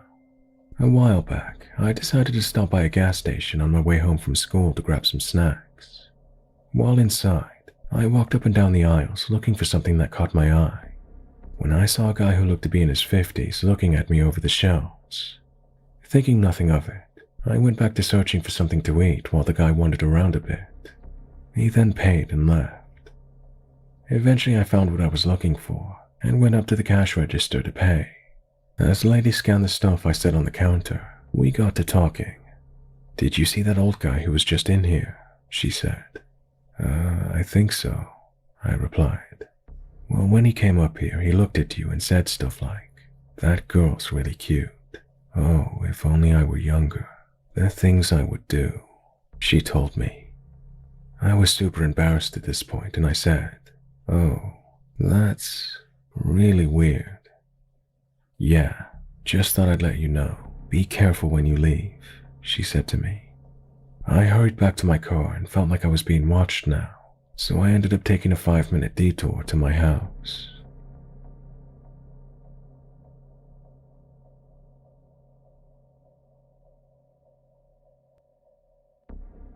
I was with my sister, cousin, and ex-girlfriend on the way home from an out-of-town trip. We stopped at a gas station that's actually a popular destination before going through a mountainous area. I went inside to use the restroom while my sister pumped the gas. I was doing my business and noticed my phone ringing a few times. I didn't want to touch my phone for sanitation reasons, so I washed my hands and walked out to see the girls parked in front of the gas station, waiting for me. I get in the car and ask why they were blowing up my phone. They told me that some creepy old prick was pumping gas next to our car, and he kept gawking at my sister. He kept telling her that he wanted to take her to his house, deep in the mountains where nobody could hear her scream. I turn around and look through the rear windshield. I see this old man leaned against his van, fidgeting and hitting a stick on the van, still staring and watching us. I wanted to curb stomp this smug bastard. I was fuming, and lucky for him I didn't have a gun, but I did have a hatchet knife combo that I used to travel with. I climbed out of the back seat and made sure he saw me take out the knife. I started walking towards him to confront him. I wanted to pummel him so bad. He got scared, jumped in the van and took off. We tried to follow him, but there were too many semi-trucks crossing in both directions, so we lost him. I wanted to call the cops, but it was too late. It sounds radical, but please travel safe, and if you can, keep some heat on you, whether it's a gun or a machete. This happened at a super public place and nobody noticed. I'm glad my sister wasn't alone, and there were some other people around. I wouldn't want to imagine what would have happened otherwise.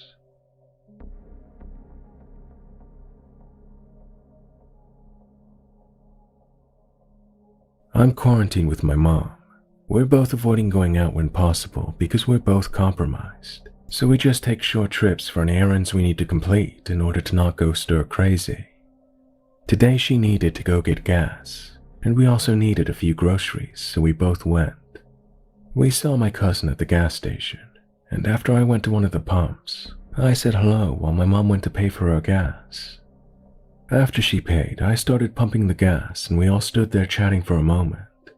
When my cousin returned to the car, a man came out of the gas station. He was balding, unkempt, the kind you see in high school photos from the 80s. He was wearing a sort of tropical shirt with a notepad and pen in the pocket, dirty khakis and a tan jacket.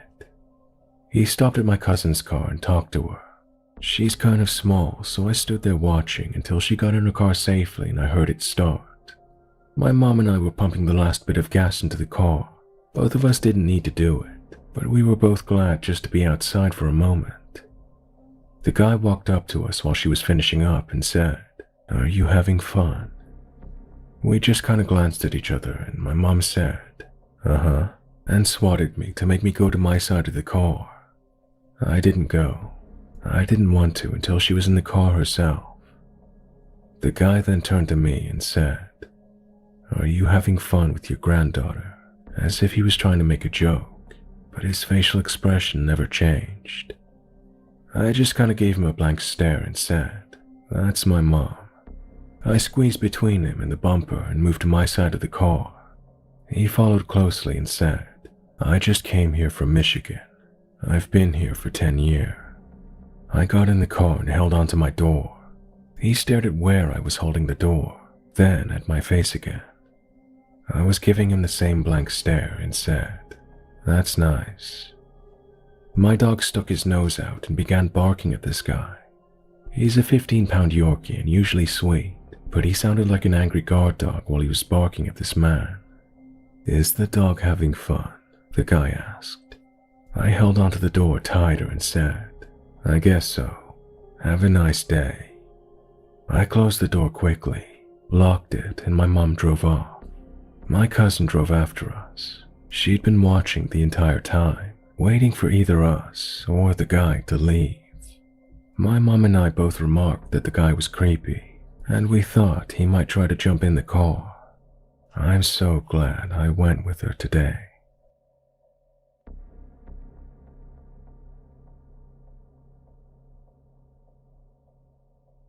This isn't too climactic, but it did open my eyes to what people are capable of doing.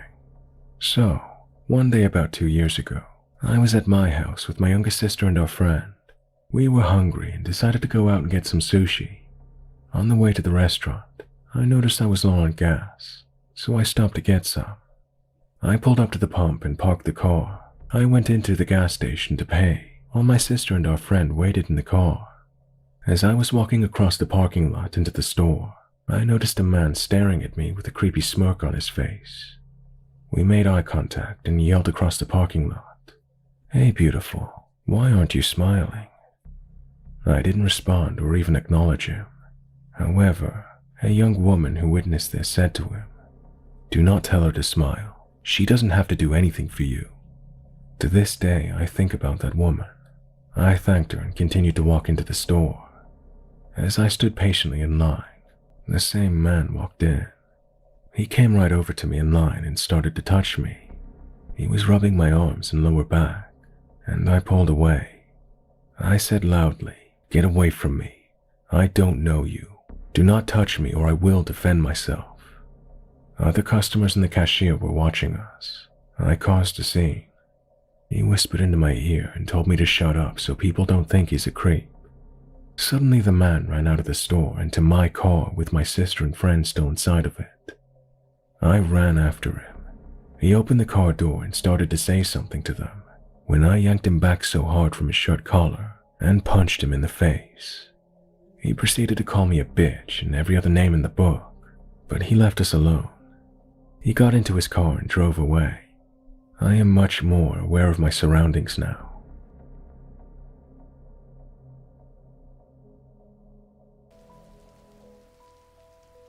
I really wish I didn't have to write this down, but I don't think I'll be getting much sleep tonight anyway, so I figured I might as well share with you what's going on in my house right now. A couple of points relevant to the story. I'm a student who is currently pursuing higher education abroad. The country I reside in is the Netherlands. I live with 2 other people whose rooms are on the same floor as mine. One flatmate in particular is slightly problematic.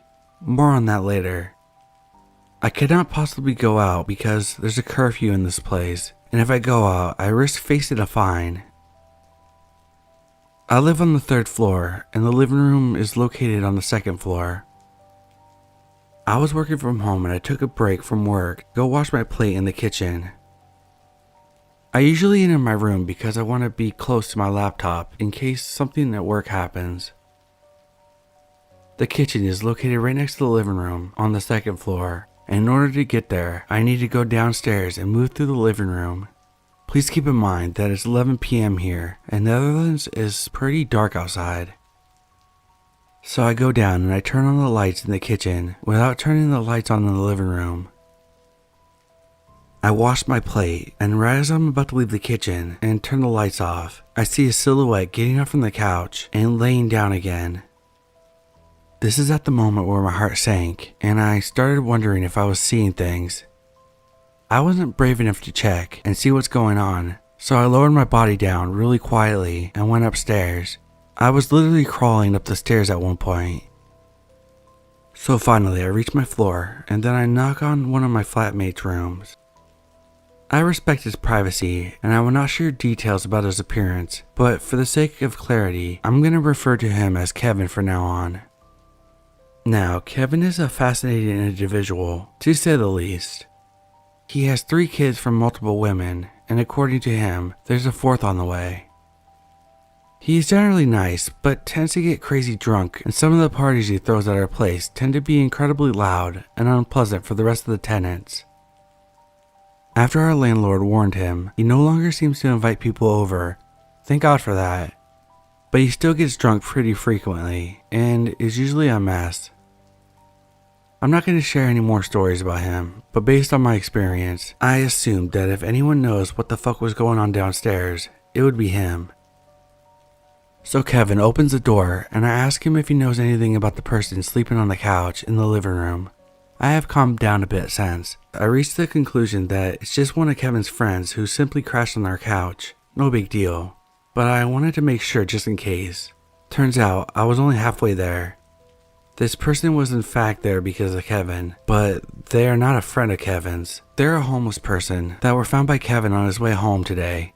They have never met each other before, but Kevin felt bad for him and offered them to sleep on his couch at our place for the night. I'm fucking speechless. I don't mind having people over every now and again, and I have nothing against homeless people, but I think that inviting a complete stranger over to spend the night in our place without at least discussing it with your flatmates is somewhat inconsiderate, to say the least. There's a fucking pandemic raging on worldwide, so this whole situation isn't exactly in our best interest either. I did consider going to a friend's place and spend the night there, but I'm not really interested in going downstairs for the time being. Plus, I risk getting a fine, as going out after 9 p.m. is prohibited.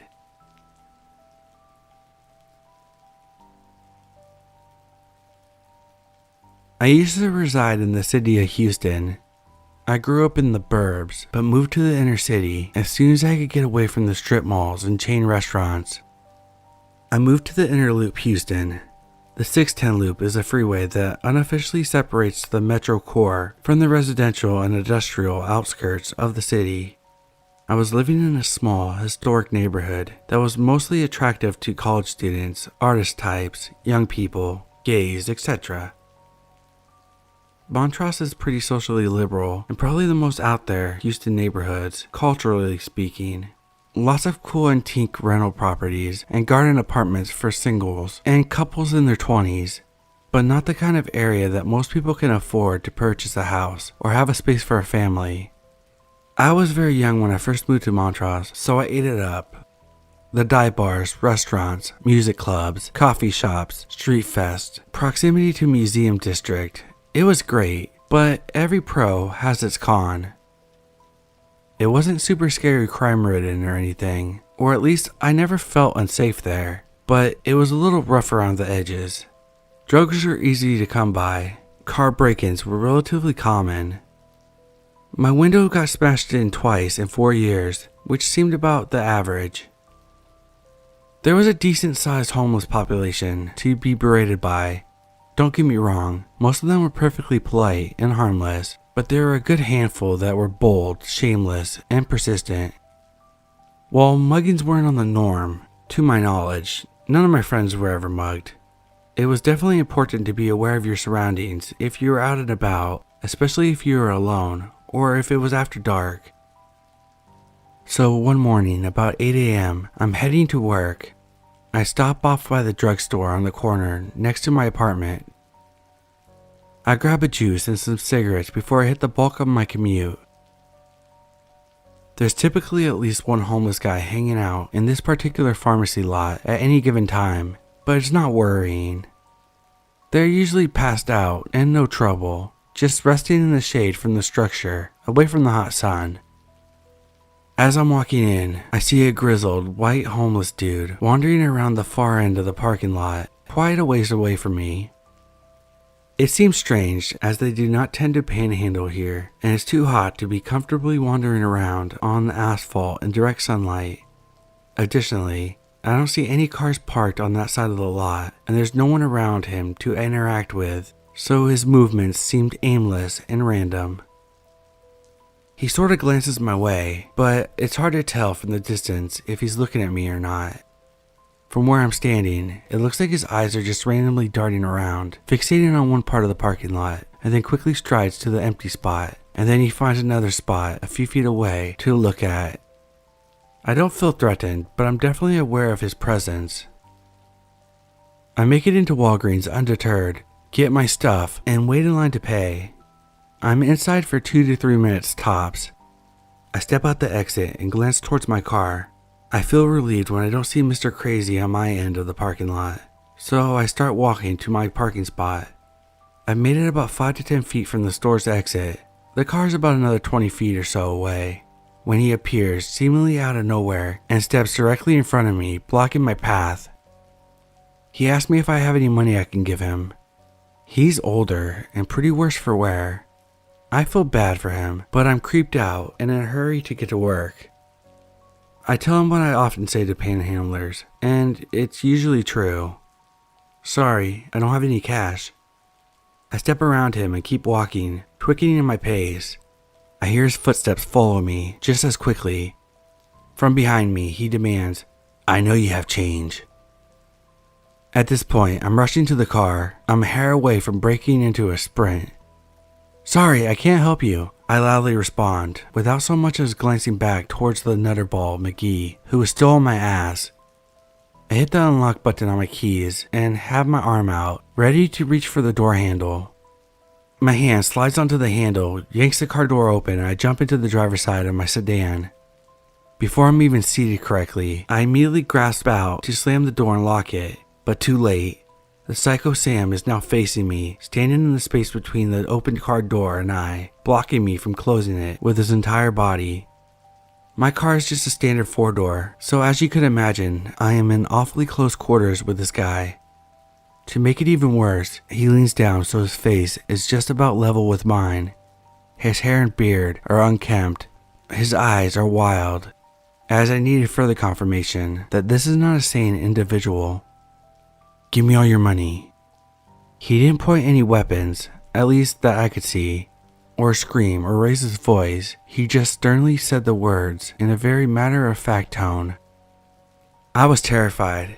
I stared up at him for a second, not knowing what to do. In an instant, adrenaline slammed into me, and instead of immediately responding to his demands, I kept eye contact with him on my left side, while my right hand shoved the key into the ignition and turned it on.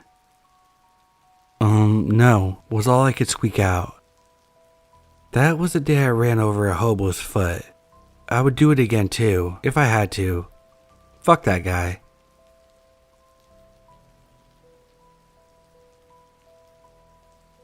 So, I work at a pet boarding and daycare facility in the middle of Florida. We have a lot of homeless encounters, but this one is by far the scariest. We open at 8 every day of the week. However, all staff must come in at 7 to make sure all guests are walked and fed before we open. This particular morning, around 7:10, I was on my second dog in our back walking yards, and I had seen some commotion around the front bushes that separate our front walking yard for the smaller dogs, and it's directly in front of the yard I was in. I figured someone just had an early drop-off. However, a few moments later, I then hear something like pottery shattering. This, of course, piqued my interest, and I walked through the front walking yard and inside to our front boarding area to ask the receptionist if she had heard all of the commotion while she was cleaning the little dogs area. She said that she had not, but that a homeless man had come in and asked to use the bathroom, and she let him in. He did creep her out some as he was mumbling and not looking her into the face as he spoke, but she just wanted to be kind to the man and he gave her no issues. I then go into the front reception area to check outside for the possible source of the noise, and I see the man. And he's rummaging through his backpack while his bike is leaned up against our building. He then got up and started pacing back and forth on the sidewalk, and his presence made me quite uncomfortable. So, while he wasn't looking, I went and locked the front door. After this was done, I stepped back to watch him from the room next to our reception area, and I see that he's screaming and flailing his arms as if he's arguing with someone. This seems like cause for alarm, so I run and grab the second kennel attendant, and we call the police as this man is destroying our Memorial Day decorations outside and still yelling. Once he notices my coworker on the phone, he says, "You don't need to call the police. Can I just come in and have some water?" He then tries to open the door and realizes that it's locked, and immediately freaks out screaming at us, and is threatening us saying, "Call the freaking police. Let me in this freaking building," etc., while banging on the door. He then hears the sirens from an unrelated situation and decides to ride off. After a good amount of time, I go to inspect what he was breaking, and it turns out that he had taken all of our flags out of the ground and broke them, and then threw them on the sidewalk, as well as taking our wreaths down and throwing them, one landing behind the dumpster at 20 feet away. He also had smashed a small porcelain container that he had brought with him, as well as throwing a keycard to a hotel, some orange duct tape, black rope, and a travel-sized bottle of shampoo with the orange duct tape over the top of it. The police never showed up, because he had rode away while we were on the phone with him, but it definitely was the scariest thing that I've experienced while working there.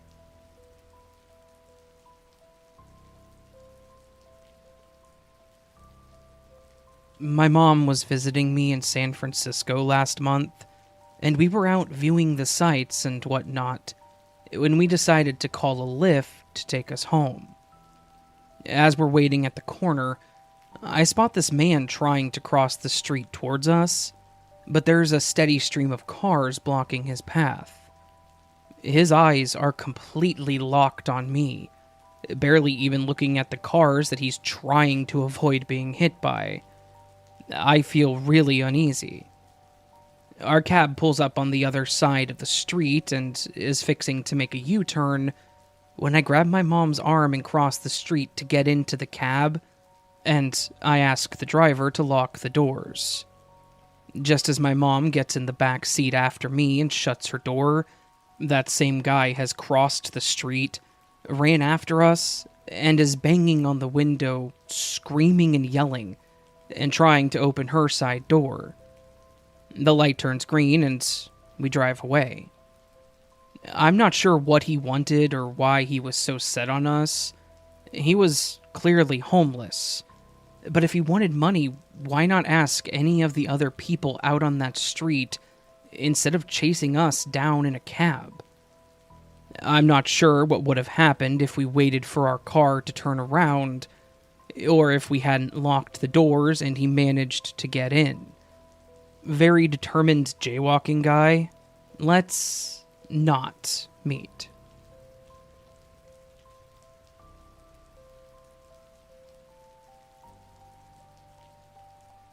On a nice, windy summer evening, I was walking my girlfriend at the time to the tram station so that she would go home. She lived in a shady part of the town, so creepy encounters were expected. As we were on our way, a homeless guy approaches us and asks us for $1. Fully aware that my left hand was holding my ex's hand, so I couldn't defend myself in case I needed to, and that robberies or assaults are common in that area, I just shrugged him off. He suddenly jumped in front of me, pointed at me, and said, "You will be next." It's been 3 years, and I'm still curious what that meant.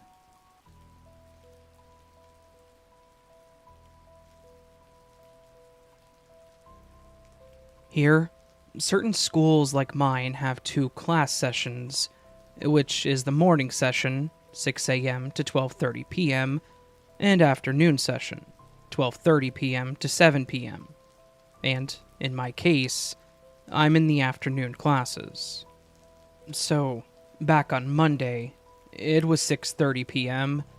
Our teacher let us walk home early, because it was the first day and no subject teachers yet. I was standing by the school gates because of the traffic and so many students crossing the street. Then there's this one man, I assume in his 40s.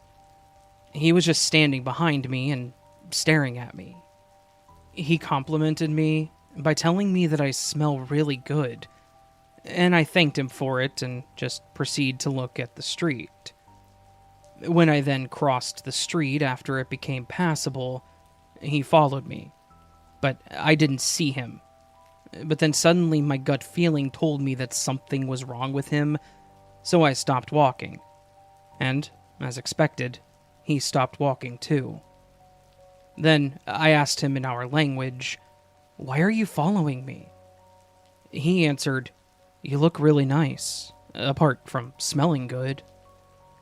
I then tried running away from him, but he managed to catch me, and he started grabbing me by my neck and shoulders, so I hit him on the waist with my left elbow and spat on him. He tried strangling me, but I hit him in the crotch, so I'd had time to escape. Thankfully, I saw my 3 friends walking in groups, and I tagged along with them until I turned towards the street that leads to my house. And worse, seeing how dirty his hands were, my favorite white shirt that I was wearing at the time got stained by his dirty hands. And I took a shower when I got home because of how bad he smelled when he touched me. Yuck. I'm not certain if he will come back since it just happened a few days ago. And worse, there has been a trend of upticks in kidnappings and missing people in my province.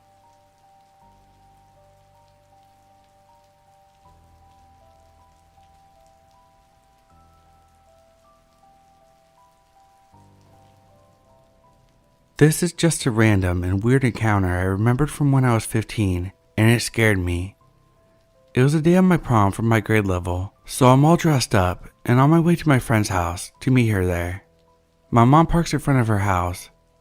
This area was kinda dodgy, where once in a while you'd see a homeless, junky person. I was sitting in the back of the car about to leave when this homeless looking man opens my car door.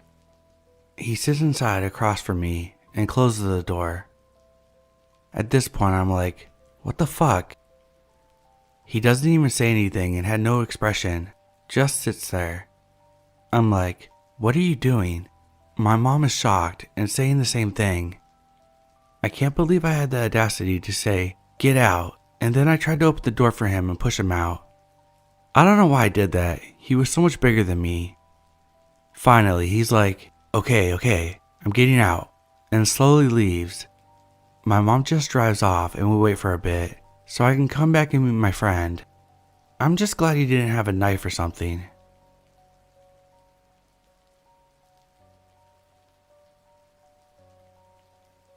Friday night I was getting beer and a burger at a tavern on a small inner city street. I was waiting for my Uber, but some guy came up to me and asked me for $1. I said no, and instead of the guy moving on, he just stood there. I then decided to go back into the bar, standing in the front entrance. The guy didn't move and had an angry look on his face. I then walked back into the bar for a few minutes, moving away from the door. When I came back to try to leave again, the guy was still there.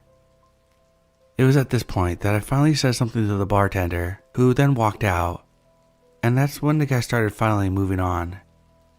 However, he only walked a few stores down, like he was still waiting for me.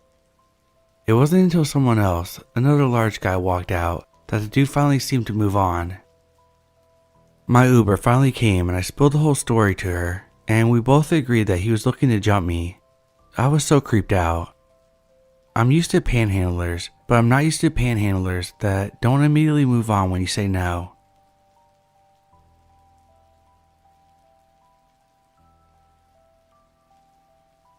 I live in a relatively large city in Virginia that has a large university in the north side of the city.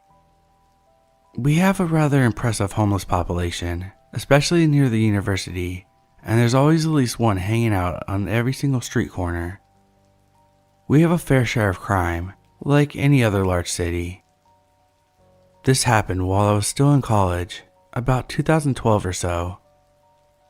On our main busy thoroughfare is the main event building for basketball games, graduation ceremonies, etc., along with a huge campus Barnes & Noble, some restaurants, all of that.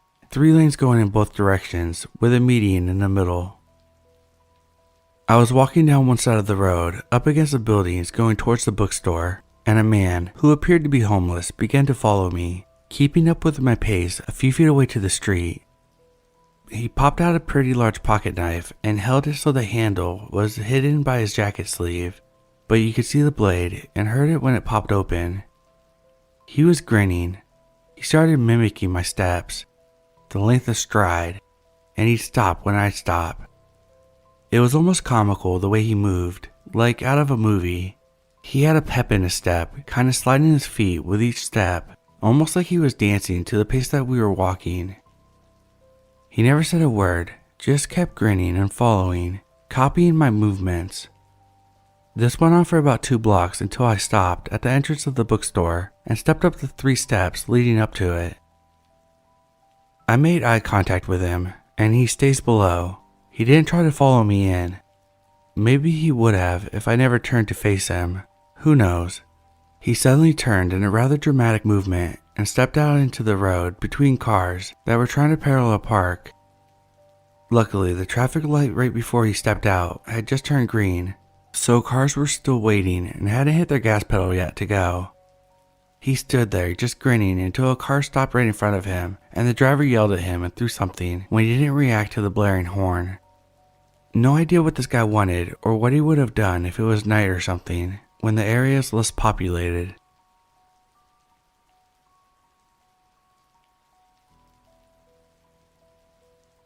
I'm 29 now and in a great home with my partner of 6 years. We are very happy, but life wasn't always so great. I went through a really tough time at the age of 17. I found myself homeless in the streets of Glasgow. It was cold and I saw another side of life, a side I never want to see again. It started with me leaving my family home due to disagreements with my mom. I slept rough for a few days under the staircase in the city central, ironically across from a 5-star hotel. I eventually heard about a place I could go live. This was sort of a halfway house between being homeless, then rehomed. I quickly moved into this building. You got breakfast in the morning and advised to keep yourself busy during the day. I tried going on long walks, etc. Eventually you get sucked into socializing with some people. At first I thought this would be okay, but things quickly went south. I befriended my neighbor in the facility. He used drugs and I didn't. I tried to play it cool, but things got scary quickly. He started asking me for money that I didn't have. He then persisted in following me everywhere I went, like an unwanted sidekick. I woke up one night to banging on the room door. This place held about 10 people, small rooms with basic amenities. The pounding got louder, then shouting started. The lock on the door was flimsy at best. Bang bang. I know you're in there. I freaked out, frantically texting my mom, asking to come home. She said it would be okay, and to brave it out. Then the man shouted, "If I see you again, I will slice you from ear to ear." I thought enough shaking, and called the police and the facility manager. The police came and arrested the man. He was hiding something that enraged him, with deep-set eyes, holding a kitchen knife, and moments away from bursting into the room. He was taken away and I never got the guy's name. But for the junkie in the homeless shelter, let's never meet again. I'm great now and have moved on. The worst part of it was that at this time my little sister was at school and she met me at a shop a few days later. I had to fake a smile and let her know that I was okay, even though inside I was crying.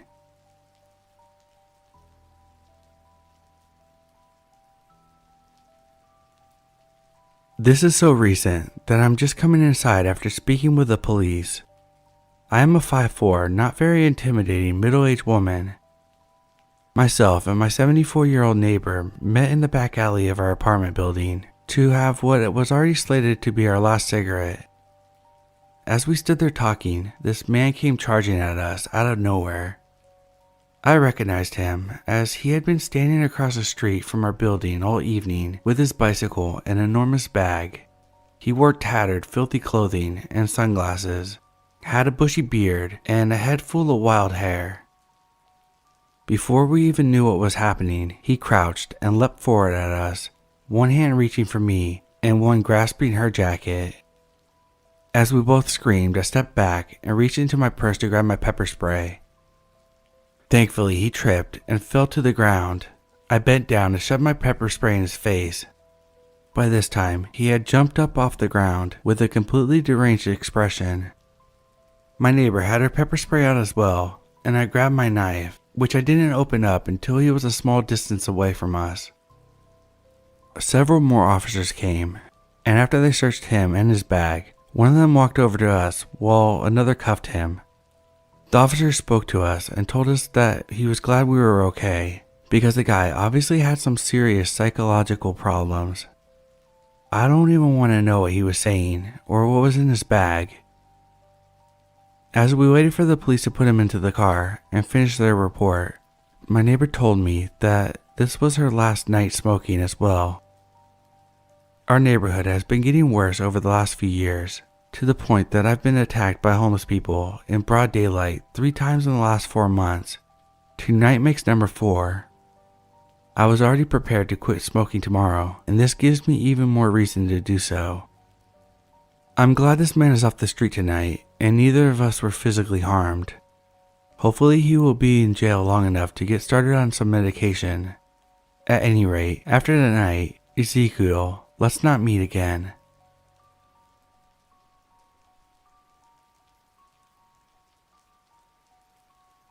This happened a long time ago. I was about 17 at the time. My girlfriend was living with me and my parents at the time, and it was about 1 a.m. when we decided we wanted to get some snacks from the nearby convenience store. We hopped in my car and made the short drive over. When I walked in the door, I noticed a very disheveled man near the back of the store. He walked up to me and said, "Don't I know you?" I told him definitely not. I had never seen him before in my life, and I walked away and continued looking at snacks. At this time, my mom must have just heard us leave and started texting me, asking where we were and why we weren't at home. After some text back and forth, we decided we should get home ASAP. We paid at the counter and head to the door when the homeless guy suddenly steps out from the aisle and blocks our exit. He starts getting really insistent that he knew me and that I knew him. He then started claiming that I owed him money and that he wouldn't let me leave. He kept blocking me no matter which way I tried to go. Bear in mind, at 17, I was a pretty small guy, about 120 pounds and about 5'6". I'm 5'8" now. Hooray. Finally, I'm getting freaked out and pretty scared, worried for my girlfriend and my safety. I decided to push the guy out of the way and ran out the door with my girlfriend. He followed us out, now screaming that I owed him $300 or something. My car didn't have power locks, so I had to unlock my girlfriend's door first, and was headed around to my door when this guy was about 5 feet away from me. I got my door unlocked and swung it hard into him. I jumped into my car and sped off, but accidentally drove further in the parking lot instead of towards the exit. When I came back around, the guy walked in front of my car, trying to stop me. I sped up even more and he jumped out of my way. Never seen this guy again, and luckily we got away unharmed. It was definitely one of the more scariest experiences I've had. I was in the bathroom getting ready to shower when suddenly I got a call from a private number. I decided to pick it up and be goofy. I started off by saying, "Customer service, how may I help?" Then I heard some 5-year-old girl breathing on the phone and chanting in a soft voice, "Play with us." I'm guessing she was about 5 years old from the way that her voice sounded. I kept repeating, getting louder and louder, "Customer service." Then I hung up. They tried to call again, but I declined. What was that about?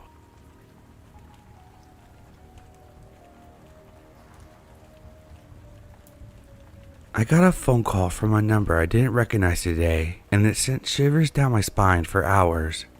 I was talking to my dad, just a normal father-daughter conversation, when I got a call from a number I didn't recognize and told my dad to let me take it.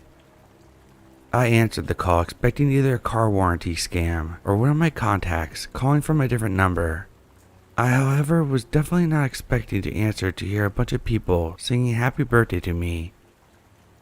It sounded like there was at least 20 people in whatever room they were calling from. It was really weird and definitely not my birthday. I was about to hang up thinking it was a scam call. That was until I heard them saying my name. You know, like the song goes, "Happy birthday to." I was not expecting that. There was about 5 to 10 seconds of just silence between the lines until they started laughing really loudly. I think the worst part was the laughing didn't sound happy. They sounded tortured and manic. I will never answer calls from numbers I don't recognize again.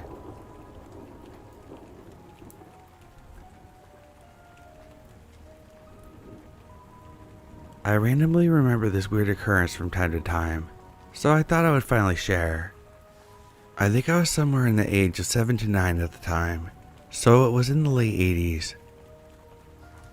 I lived with my parents on a busy through street in a Maryland suburb sandwiched between West Virginia and Pennsylvania. And as I recall, it was a nice day because my mom was outside washing her car right in front of the house. I think my dad may have been at work.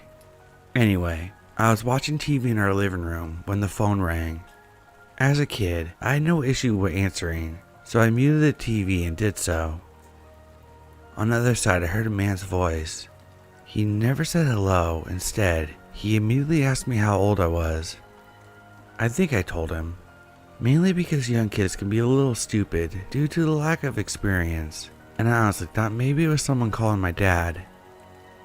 They then asked, "Are you home alone?" And I said, "No, my mom is outside washing the car." I heard him go, as if he was considering that. There was a beat of silence, and I remember I suddenly started to feel super uncomfortable. As an adult, I can look back and rationalize it as my intuition telling me that this guy was bad news. But as a kid, all I knew is I didn't really want to be on the phone with him anymore. So I said, "Let me go get my mom for you." I put down the phone on the table, and I could hear the guy yell, "No, wait." I ran outside and told my mom that there was a man on the phone who asked how old I was and if I was by myself. My mom turned off the hose and ran inside, but when she picked up the phone, the line was dead. She asked if I told him anything, and was visibly relieved when I said no. Funny, she passed away last year, and I don't think I ever brought this incident up to her as an adult, but I've never forgotten it. It makes me wonder if he knew where I lived or had seen my family before and looked up the number somehow. I still get creeped out when I think about it too much.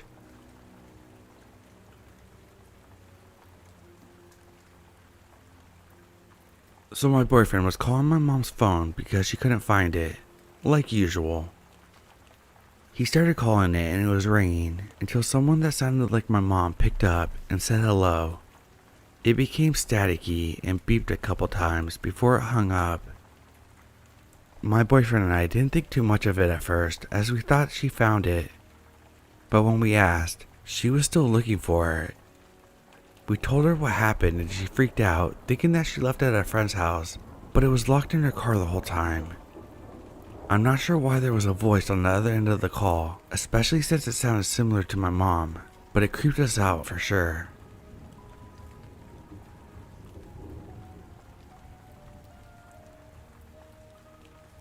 I know pretty much everyone has one. Here's mine. When I was a teenager, there was, I guess, a rumor or urban legend that the payphone outside the doors of our local mall would ring repeatedly all night on Friday nights. Supposedly, if you answered it, it was just someone saying, "Hello? Hello? Hello?" and acting confused over and over in a slightly muffled voice. I heard people talking about it but never experienced it for myself. One Friday night, I was about 15. My friends and I were at the mall, and the payphone did actually start ringing. I picked it up, and it was exactly what we heard. Someone saying hello, just as described. I passed the phone to my friends so they could hear it too. Is someone just messing with local kids? Probably. But to think that someone's dedicated hours of every Friday night for years is still weird to me.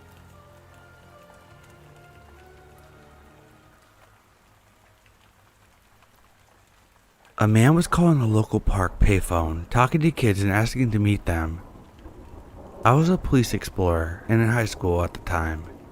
The police asked me to wait at the park for a phone call. A call came in and it sounded like a man with a Spanish accent.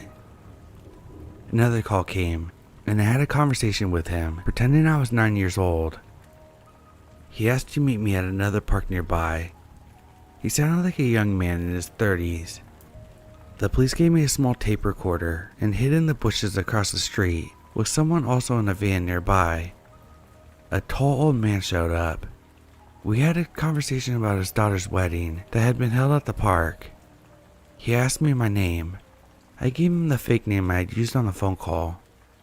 He asked if I wanted to be his boyfriend. I stood up, which was the agreed upon signal that this was the man who was doing the calling. The police swarmed in and arrested him. I had to go to the station and give him my statement. He saw me through the window and ranted, "I knew she wasn't 9 years old." I found out decades later that he had been a radio announcer and knew how to do different voices. He went to jail.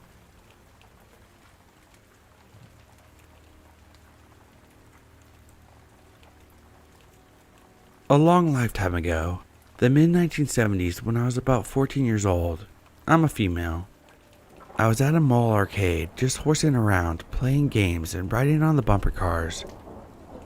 The mall was 2 cities away from where I lived, in the suburbs of a metropolitan area. I knew a lot of the kids who hung out there, but since we all lived at a distance from the particular mall, we weren't friends away from the arcade. I only knew these people by their first names and maybe the city that they lived in. More commonly, we each knew which kid was best at which video game. I remember talking to a man outside the arcade who asked me a few general questions. Things like, "Did you run out of quarters? Shouldn't you be home studying?"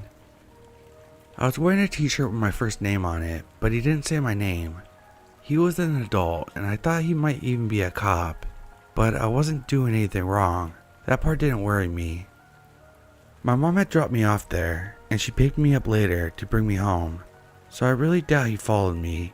In fact, I forgot all about him within an hour. About a week later, the man phoned me. Now, that scared the living crap out of me. Back then, we only had landlines. I was 100% certain that I didn't give him my phone number. I don't remember even telling this man my surname, and if I had, my surname was different from my mother's, whose name was on the phone bill and in the phone book. I was at home alone when he called. The man was nice, but the situation was off. I was panic-stricken. He wanted to make sure I was okay. I asked him how he got my phone number. He said, "It wasn't hard."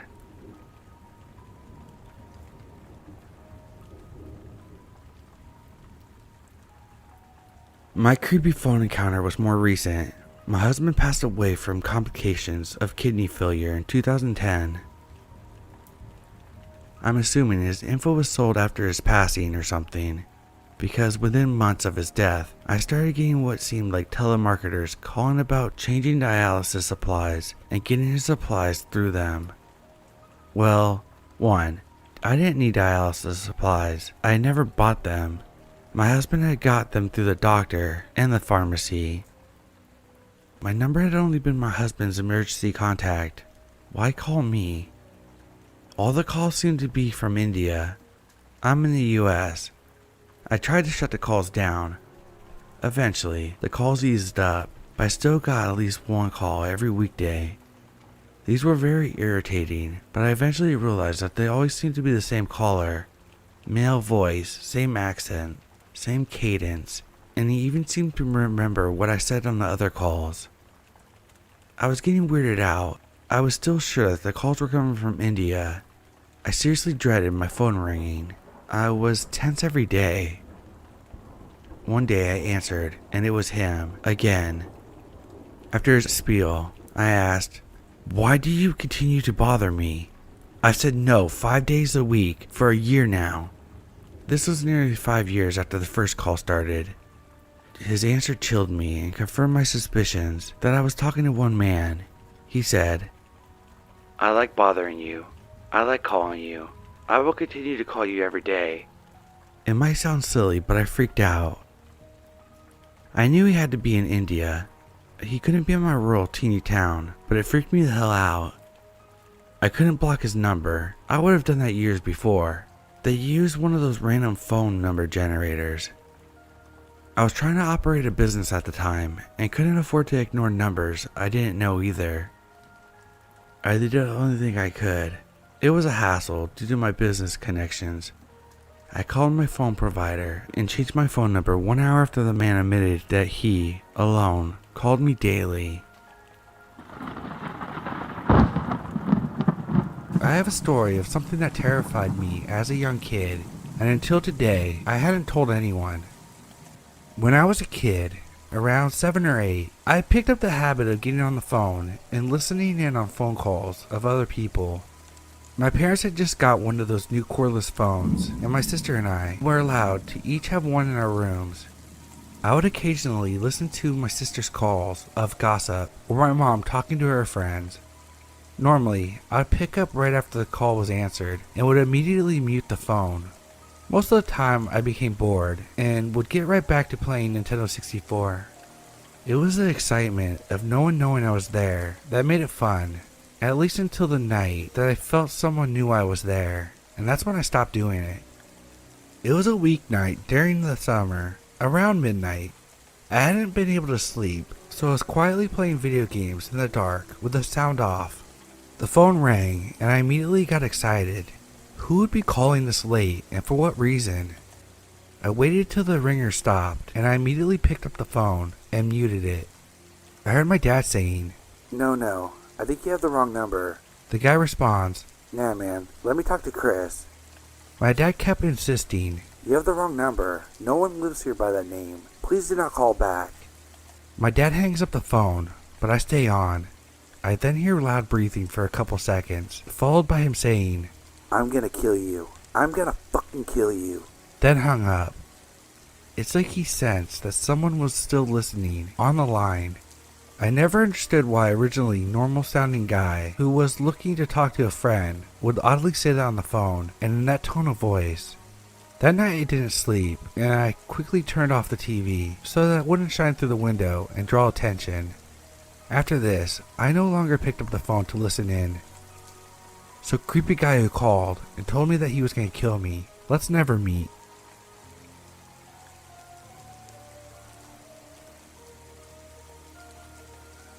Well, this isn't nearly as creepy as other stories on here, but it still freaks me out to this day.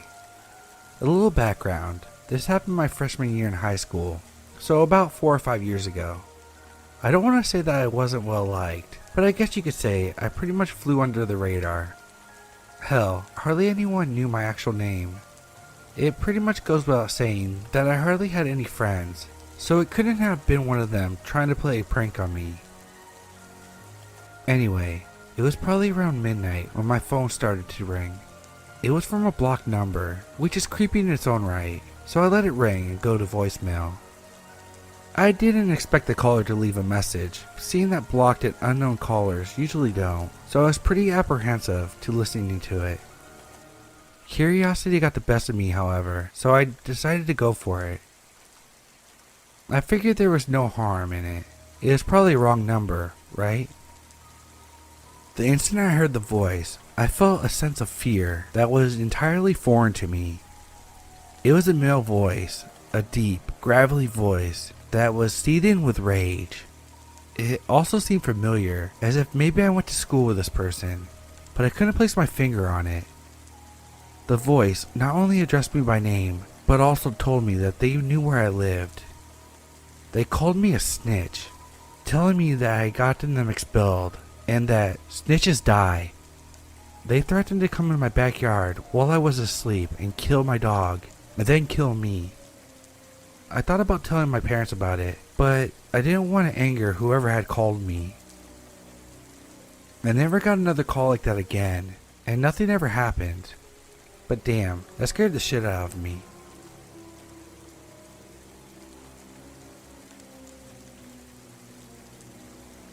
For some background information, about 2 years ago, I had to go to a psychiatric facility so that I could deal with my depression issues.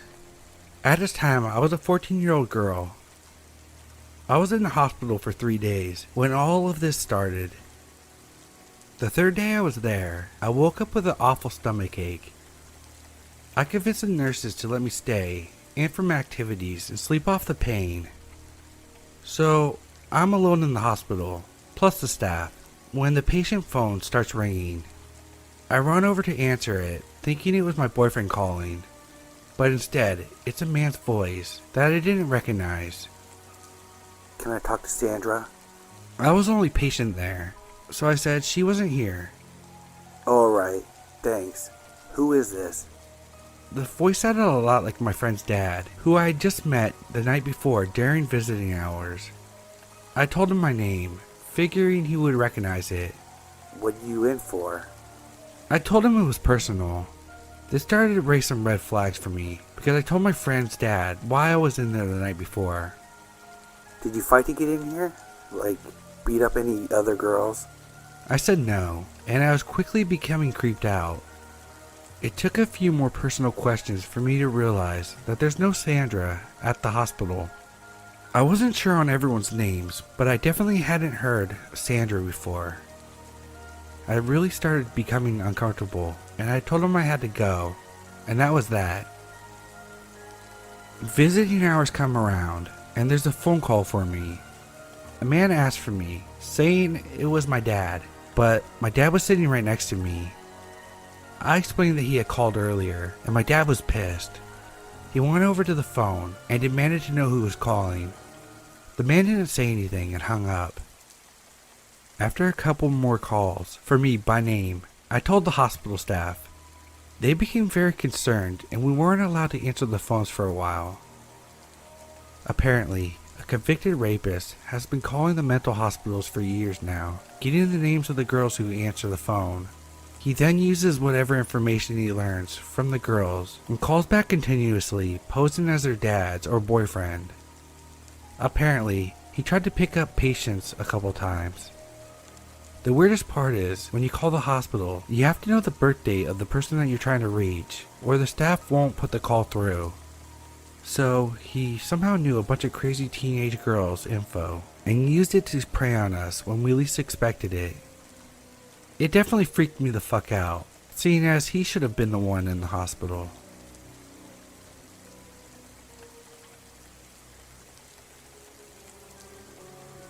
Several years ago, I was off school for summer break.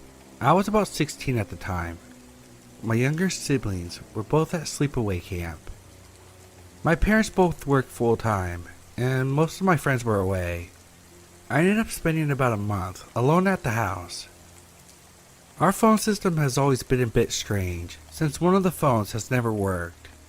I didn't realize it, but my dad had replaced the faulty phone. I spent my time eating and reading, lazing around the house.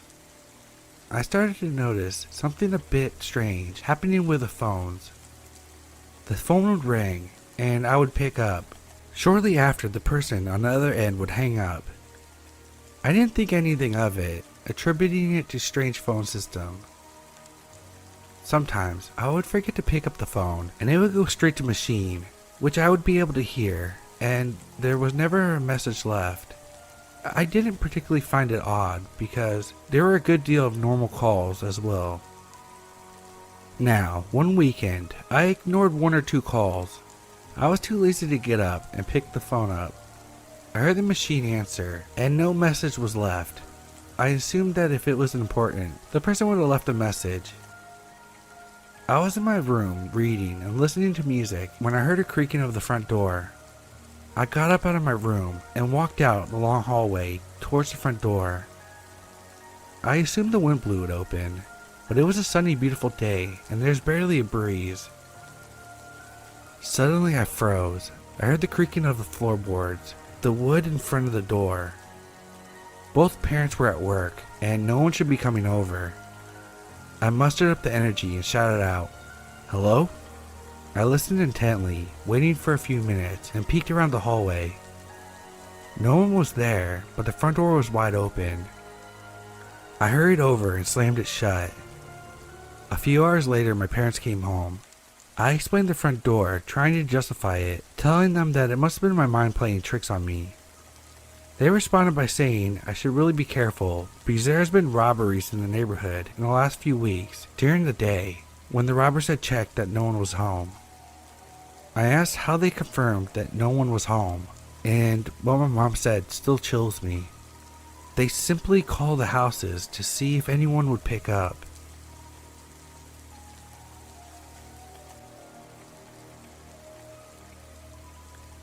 This story takes place in 2005, if I'm not mistaken. At the time I was still in college, but my hometown was just a short drive away, so I ended up working at my local library. This part is relevant because I believe the subject of the story obtained my info through these means. I've had a number of creepy encounters with people, mostly men, throughout my life. I'm a straight male, but my short stature and boyish looks tend to attract a certain subset of creeps, though not as much as women have to suffer. I can at least say I understand the psychological terror it can instill. The library seemed like an epicenter for creeps. Like this creepy dude who wanted to paint me in private, which is in itself another story for another day. So one morning during summer of that year, after a pretty heavy night of drinking with some friends, I get a call from an unknown number. It's the 2000s, so I wasn't one to ignore calls at that time. And it was coming in a ridiculous early time, so I worried it was something serious.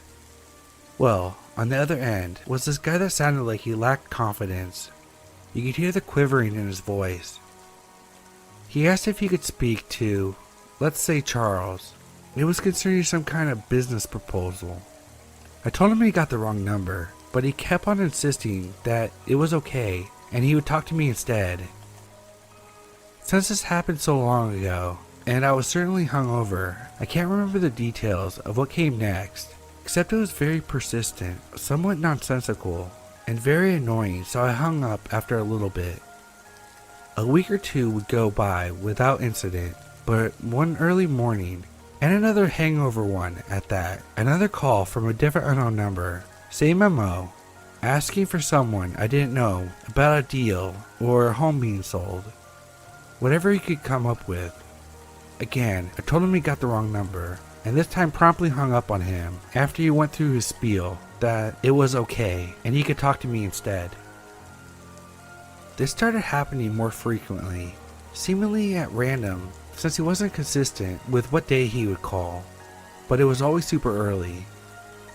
I still don't know why I continued to pick up an unknown number, but even with the unsettling nature of the calls, I still wasn't 100% creeped out. Until one morning when I got another call. Same setup, except after I once again told him that he got the wrong number and I didn't want to hear about another proposal or what. He said in a rather creepy whisper, "I want to see your nether regions." I told him if he didn't stop, I was going to call the cops. I heard him stutter, and then he hung up himself. Never heard from him again. Now the reason why I think the library is relevant here is because the place is mostly run by elderly women. They were as sweet as can be, and I loved working for them, but they had a habit of trusting random weirdos with personal information about their staff. The creep who wanted to paint me, for example, learned my full name and what I was studying in school simply by asking one of them when they were stationed at my desk. I know it doesn't seem totally weird, but I felt like it was a breach of privacy. Especially after that same creep knowing that I was immediately uncomfortable in his presence, began to come in and linger around me when I would be stationed at the checkout counter, including leaning in real close and breathing heavily onto me. Gross stuff like that. I wouldn't be surprised if the phone creep got my info the same way, if he and the painter weren't one and the same. So creepy morning phone call guy, let's not meet, and I'm very glad that we never have.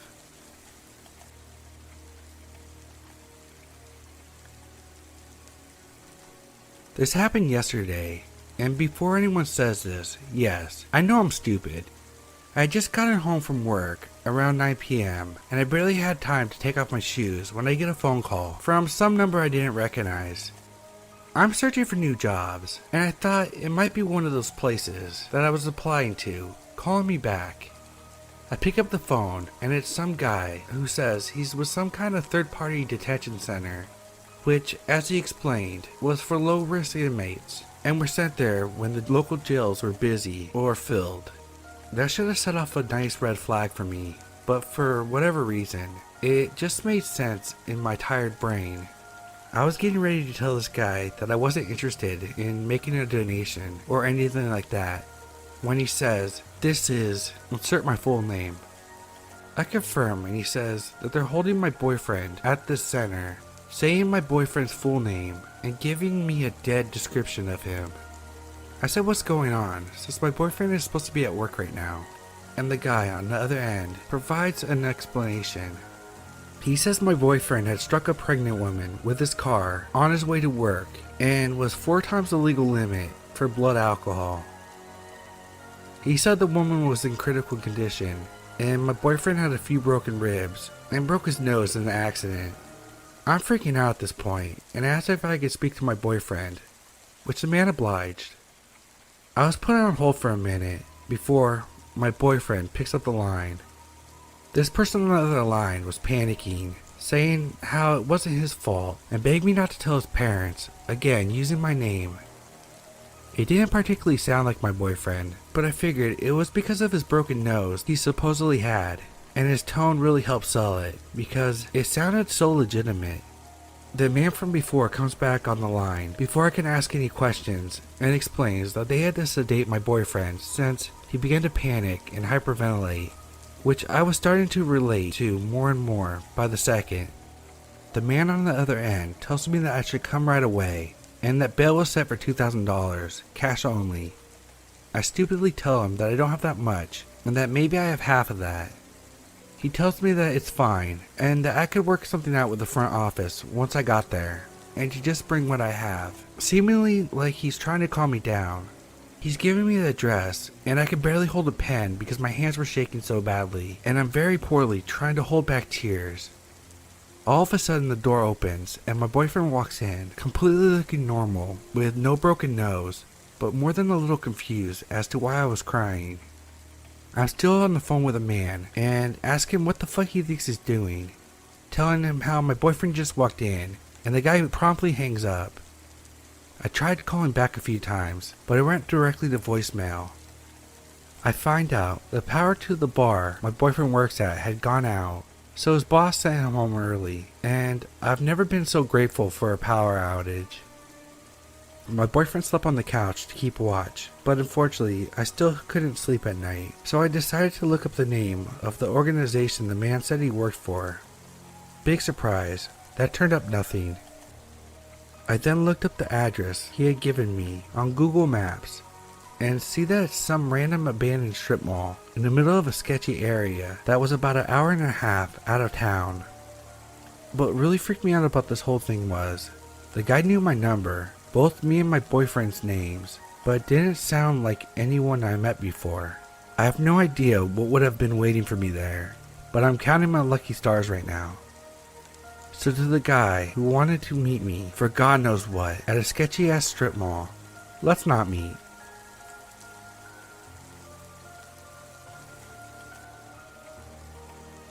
This is my first post here, and I'd like to share something that happened to me when I was a kid.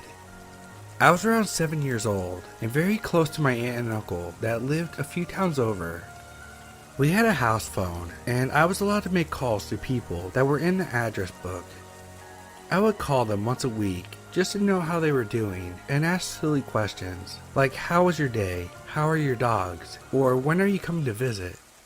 One day, I accidentally pressed the wrong number while dialing and called someone else. A lady answered the phone, and I started talking as if I was talking to my aunt. I guess as a kid, I didn't find much different in females' voices.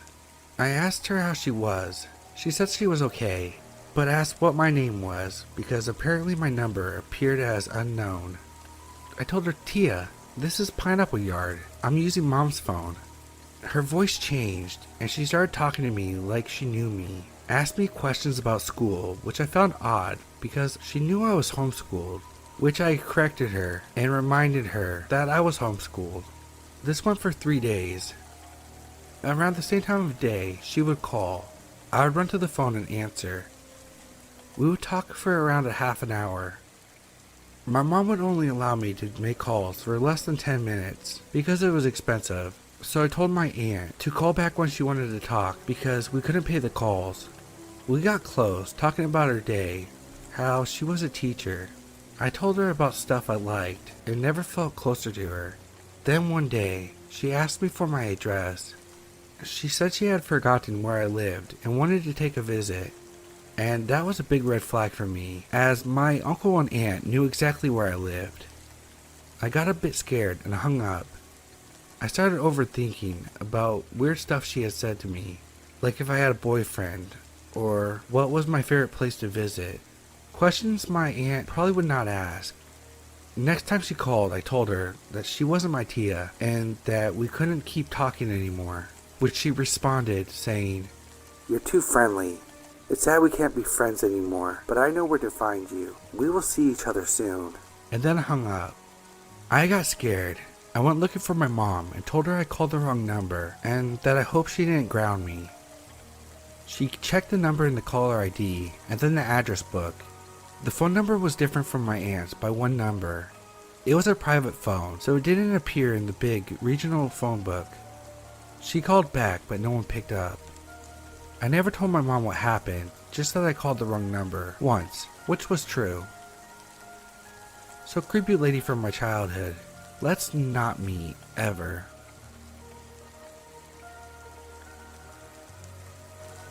Good friends of mine and I went to college together and stayed in the same dorms. It wasn't uncommon for dorm phones to ring from drunk dialers or just plain misdials. The dorm phone number was very similar, and generally the person in the room would change from year to year. This particular friend of mine is athletic and is very good at the cold shoulder, so for the most part has never had any issues with creepers. She picks up the phone one night at 3 a.m. and there's a man on the other side of the phone. He identified himself by first name very readily. I think it was Joe. He asked for some other girl's name, and she informed him rather sleepily that he had the wrong number and no such girl lived there. He asked what her name is, and she gives it. He asks her the standard. So what are you wearing? She informs him, flannel PJs, and bids him a good night, thinking that was the end of it. The next night, again about 3 a.m., the phone rings and he asks for her by name. She informs him that she's not interested in speaking with him and not to call again. However, he didn't stop. He keeps calling her night after night. This is particularly worrisome because the dorm phone numbers are formatted such that you have a good idea where the room is by the number, and vice versa. She spoke with a friend in the family who is a cop who agrees to chase the unit on the phone. Her relationship with her roommate isn't above cordial, so the roommate doesn't understand that the trace item needs to stay plugged in because this is a legitimate issue. Fast forward to winter break. She is spending time in my room but needs to go grab something in her room. While in her room, for just those brief minutes, the phone rings. The call trace unit isn't plugged in. She is afraid that he's calling because he could see her room light from the street. At the time, I noticed a man walking through the hallway. Since that night, I've never known if that was someone caring for the dorms, doing a round, or if it was a creeper. Fortunately though, my friend no longer picks up that phone, she's still spooked by men who sound like Joe. This is nowhere as creepy as other posts I've seen here before, but I figured it was my time to share. In my town, there used to be an abandoned prison. It has since been knocked down. It was in the middle of the woods, and it wasn't the kind of place you would just end up at accidentally. Every once in a while, police would patrol around, but for the most part, there was just barbed wire fences doing their job. Now, this wasn't a high security prison for serial killers or anything, but it held robbers and rapists and the like up until about 8 years prior to the incident. It was unsettling during the daytime, especially as so much of it had been left behind, as if the place was abandoned in a hurry, but it was downright creepy at night. Well, in high school, my friend Nick and I loved exploring. We went all over, including an abandoned mental hospital that was only a couple miles from the jail. Growing up in the area, we knew that there was a small hole under the fence in one area, which was the only way to access the jail. One night, we made our normal trip under the hole and were walking around the area outside the jail. We were moving as quietly as we could because, as I said before, occasionally police would patrol the area. They would just park their cars on the opposite side of the fence from where we entered, so we wouldn't be able to see them if they were there. Eventually, we were pretty sure there were no police, so we began being a little louder and turned our flashlights on.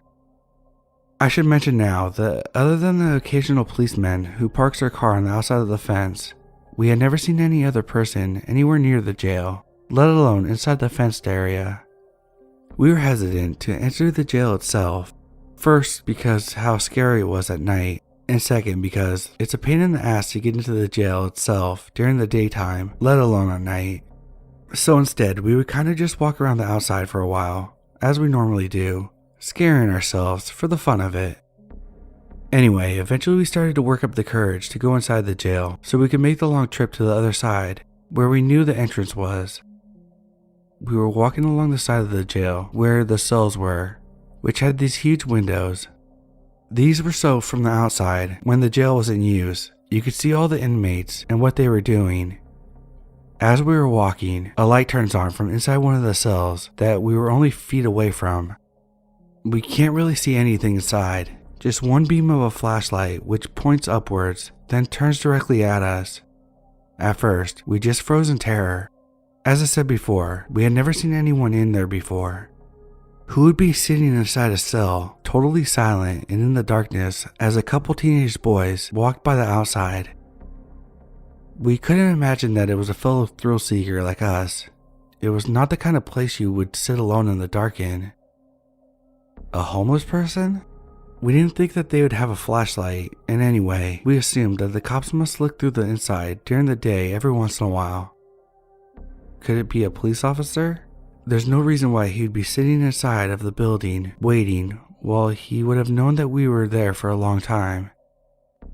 After a few seconds, we sprinted away as fast as we could. I didn't even turn around to see if we were being followed or anything. We just found the hole under the fence and got out of there.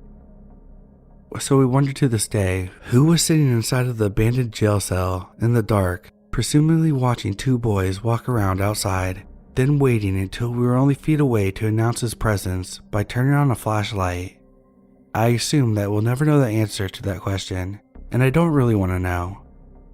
We never went back at night, and the place is gone now.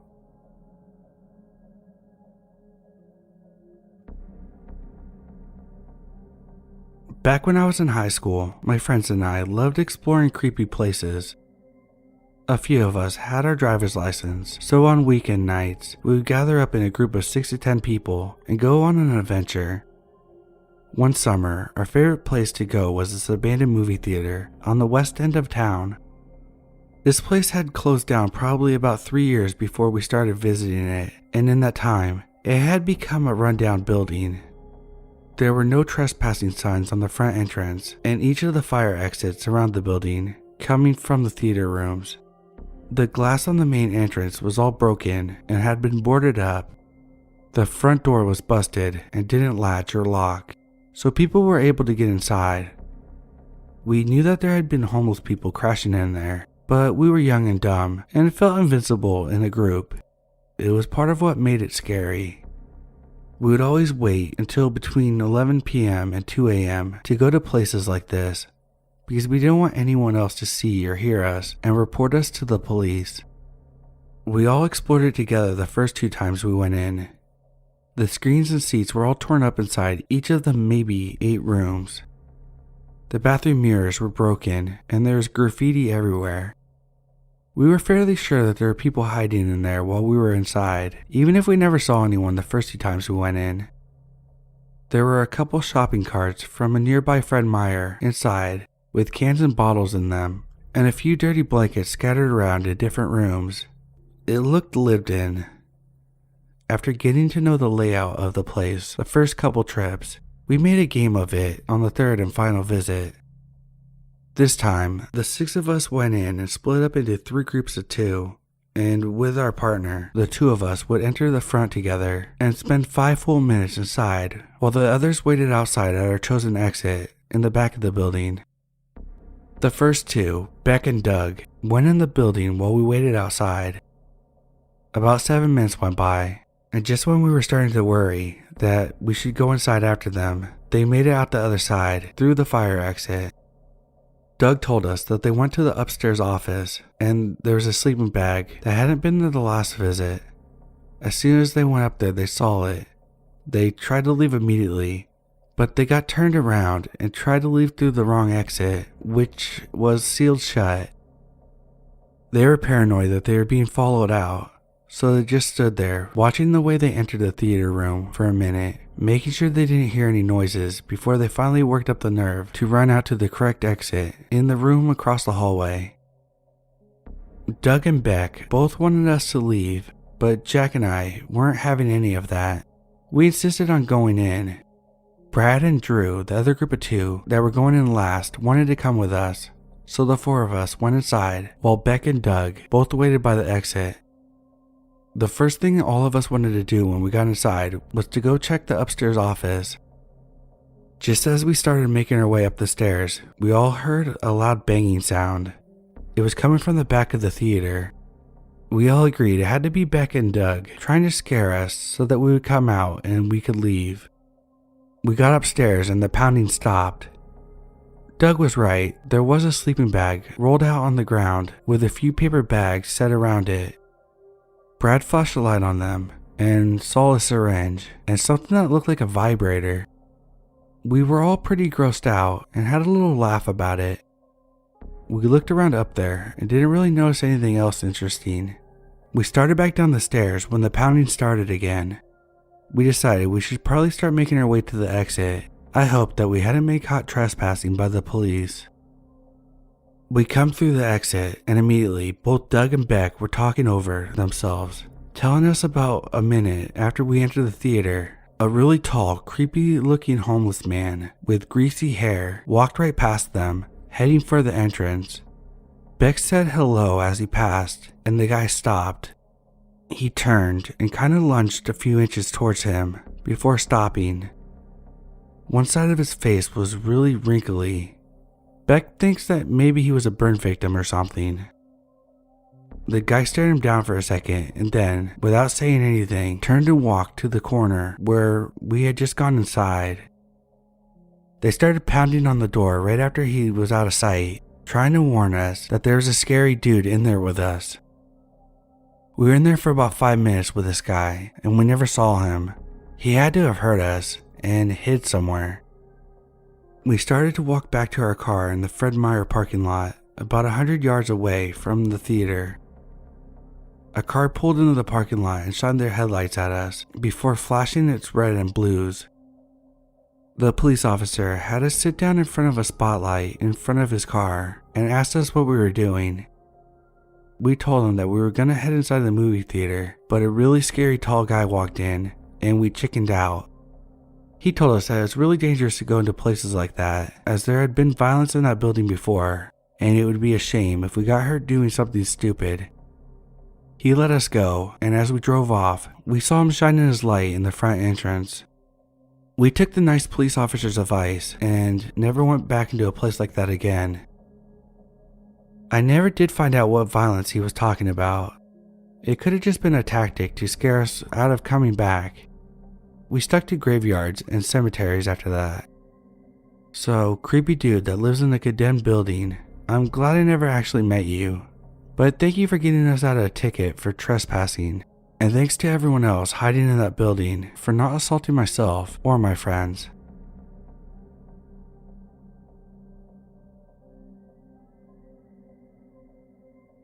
So when I was 17 or so, I decided to become a novice urban explorer. I lived in rural Minnesota, so there was no shortage of abandoned places to visit if you knew where to look. Anyways, my boyfriend at the time lived in a tiny community just north of now then, Minnesota, which had a 2-story house that had been abandoned for about 10 years.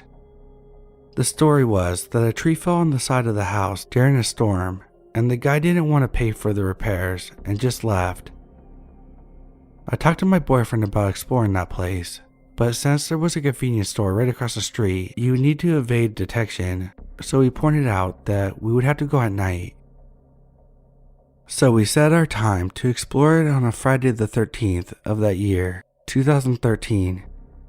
The crew we had was me, my boyfriend, and 3 other guys. Anyway, fast forward to the action.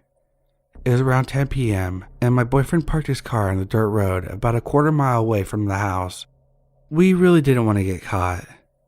We hiked in and decided to take a look at the backyard first.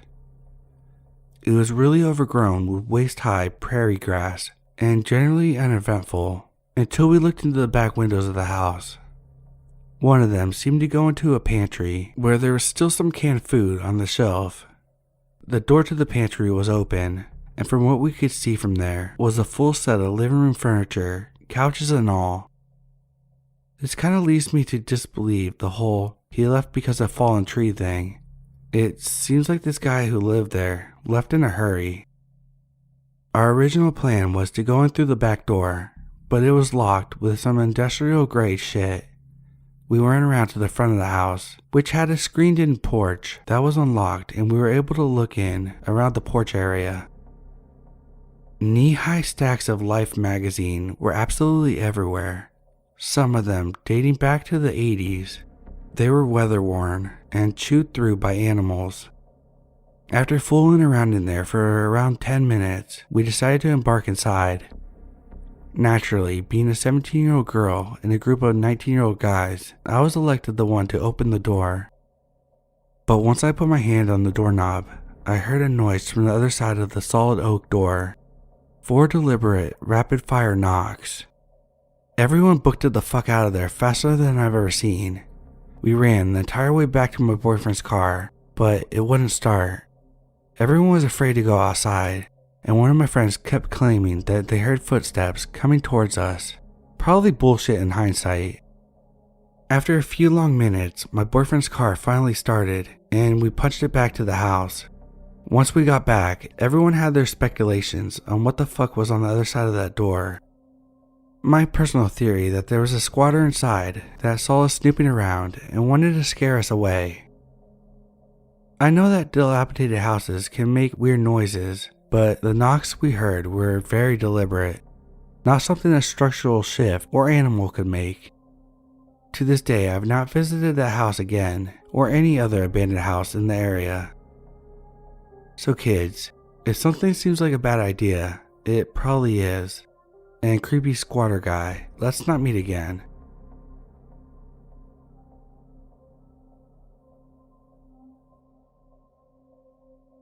I am going to preface this by saying I was incredibly naive. My best friend Jay used to work at a restaurant in a very bad area. She had moved there from our little suburb, about 35 minutes away. I still lived in the suburb with my parents, so my street smarts weren't the best. This was 3 years ago. I was 19 at the time, so driving around to visit friends was and is one of my favorite pastimes. One day, I decided to stop by the restaurant to see Jay, as I'd done it a few times before, and I was friends with all her co-workers. My friend was busy, and she made me wait around with a few of the others for a bit until her break. Then came to chat with me. At this time, I was very anti-purse and just kept a wristlet, a little wallet you can keep around your wrist. After chatting for about 30 minutes, I left the restaurant and walked back to my car. After driving for a while, I noticed I had left my wallet, so I texted Jay telling her to grab it for me, and where I had probably left it. I already knew there was a possibility that it was gone, being that I left it in a busy restaurant in Center City, and Jay confirmed it was indeed gone. My dad cancelled all the credit cards, but I was still holding on to hope that it would be returned, as I did have my ID in there. The next day, I got a text from Jay. She tells me someone called the restaurant and said they had my wallet, and that she had given them my number. I was really happy about this, but knew I would have to meet up with a stranger, so I decided not to tell my parents. I didn't get a text until the next morning. The person said that they had my wallet and wanted to give it back, but never had a name or description. I didn't care. I thanked them profusely and asked when I could meet them. Hours later, they replied with an address and told me to stop by around 9 p.m.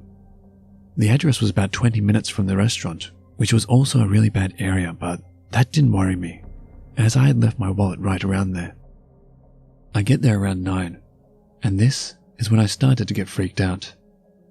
The house looked like it was previously in a row home, but the one connecting it to the rest had been demolished. The windows were boarded up, and there were no lights coming from inside. The place was obviously abandoned. Grass overgrown, weeds everywhere, graffiti all over it, you get the idea. The door, however, was not boarded up, and I could see it was ajar. I texted the number, and the person replied a second later telling me to come in.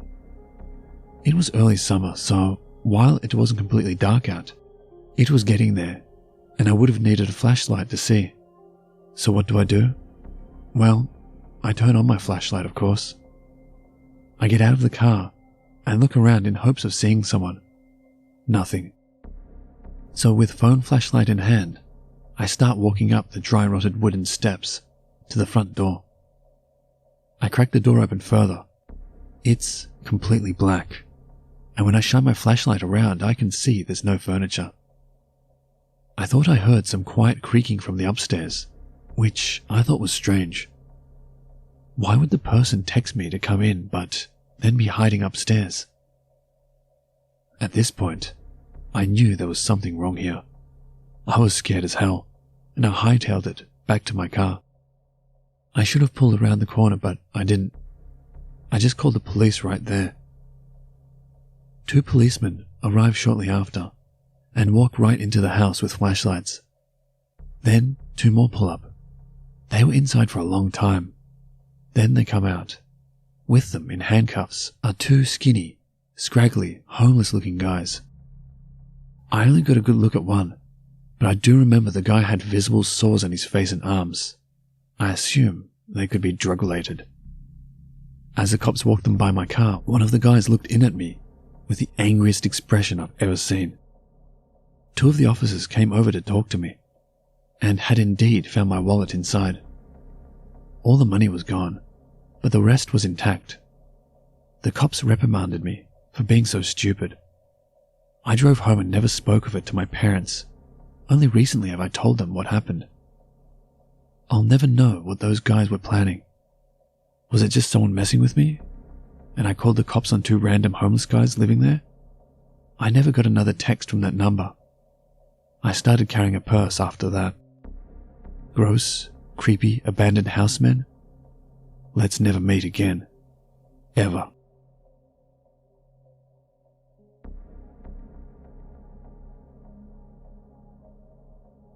So this just happened about 2 hours ago, and I'm pretty shaken up.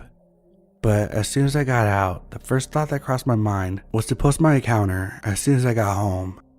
So here I am. To give a little background, I'm a film student in college right now, and my buddies and I always try to find new locations to film movies at. I make horror films, so the places we were looking for and exploring are abandoned. And tonight, me and a group of friends There were 10 of us in total. Decided to check out this old abandoned hospital down the street from our school. They had been there before and said it was a great spot for filming and I should check it out. Tonight was that night. So when we get there, I have my Nikon DSLR with a handheld LED light attached to the top of it to scout out the place when we get inside. I didn't film any of the encounter because I usually only film the inside of these places, but I had the camera and the light on to shine the way through. I was leading the way down this narrow path that led to these walls that we had to climb to the roof of this place, where we would access one of the rooms to get inside the building. Because I was carrying my camera and bag, I was trying to look for another way up. So I walk a little further down the narrow path and I start noticing a lot of clothes and random shoes, cardboard boxes laying around the area. There was even an empty sleeping bag. That's when I knew that we probably weren't alone and were likely to run into someone if we made the wrong move, and boy, did we ever. One of my friends was walking behind me down the path and notices this door to my right. It's closed, and my guess was that it was locked and not worth trying. But he already had his hand on the door handle and started tugging. I look over and it barely cracks open, but something is holding it from the inside. I shine my LED light on the inside and I see a shirt tied to the inside of the door handle to another part of the room, acting as a lock. But my friend, being the way he is, tugs again and rips the shirt right off and the door swings open. Inside, there's someone sleeping on a table or a couch, alongside with a group of terrifying looking people sitting up by a light inside the room. They all stop and stare at us. In the short glimpse that I got, my friend yells, "Oh shit, get the fuck out of here," and slams the door and just bolts past me. I was standing there, a little shaken, almost feeling like I should apologize, but I just follow him instead. My other friends are already on the roof at this point and ask what's going on. We just run for our lives out of the area. I heard the door in the path swing open, but I couldn't look back. From there, me and my friend get to a higher part of the area and away from the entrance leading to the hospital. There is a small gap that you could jump across to get to the roofs of the building that my other friends were on. About 4 of them follow us and jump across, ready to get out of there, but the others stay on the roof and watch us, stuck like statues.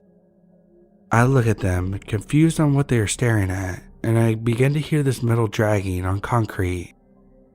I turn around, and there's this crazy looking man, maybe mid-20s, dragging a baseball bat with nails all along the end, walking towards us as he drags his bat along the concrete, acting just like Negan from The Walking Dead. My heart sinks. At this point, I turn off my light, and all that's shining is the moonlight.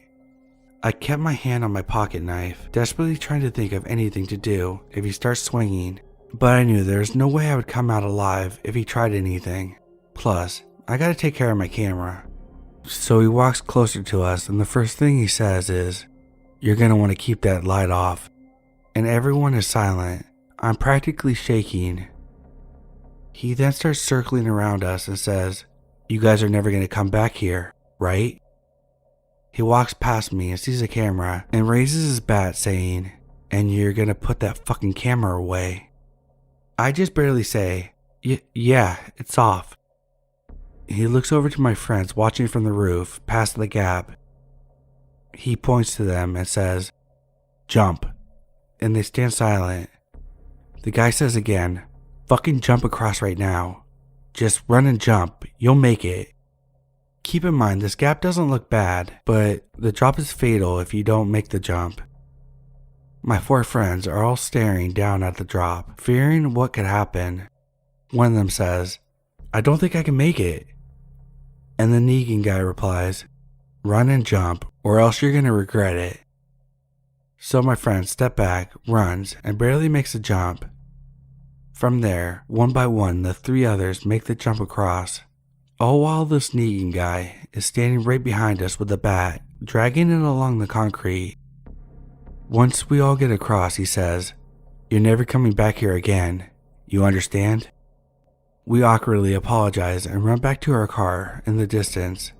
I get in the car and look back at the area and he's still standing there, watching us with his bat as we sped off. Realistically, we probably could have ganged up on him as a group if anything bad happened, but who knows who else was back there. Sadly, the hospital is a no-go from here on out, but I'm still looking around for some sick locations. What scared me the most about this was how fearless and disturbed this guy looked.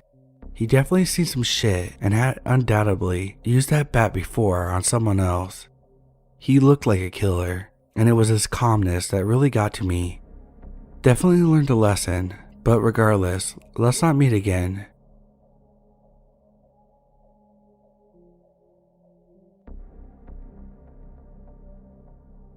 This is something that happened about 1.5 years ago, my first year at uni.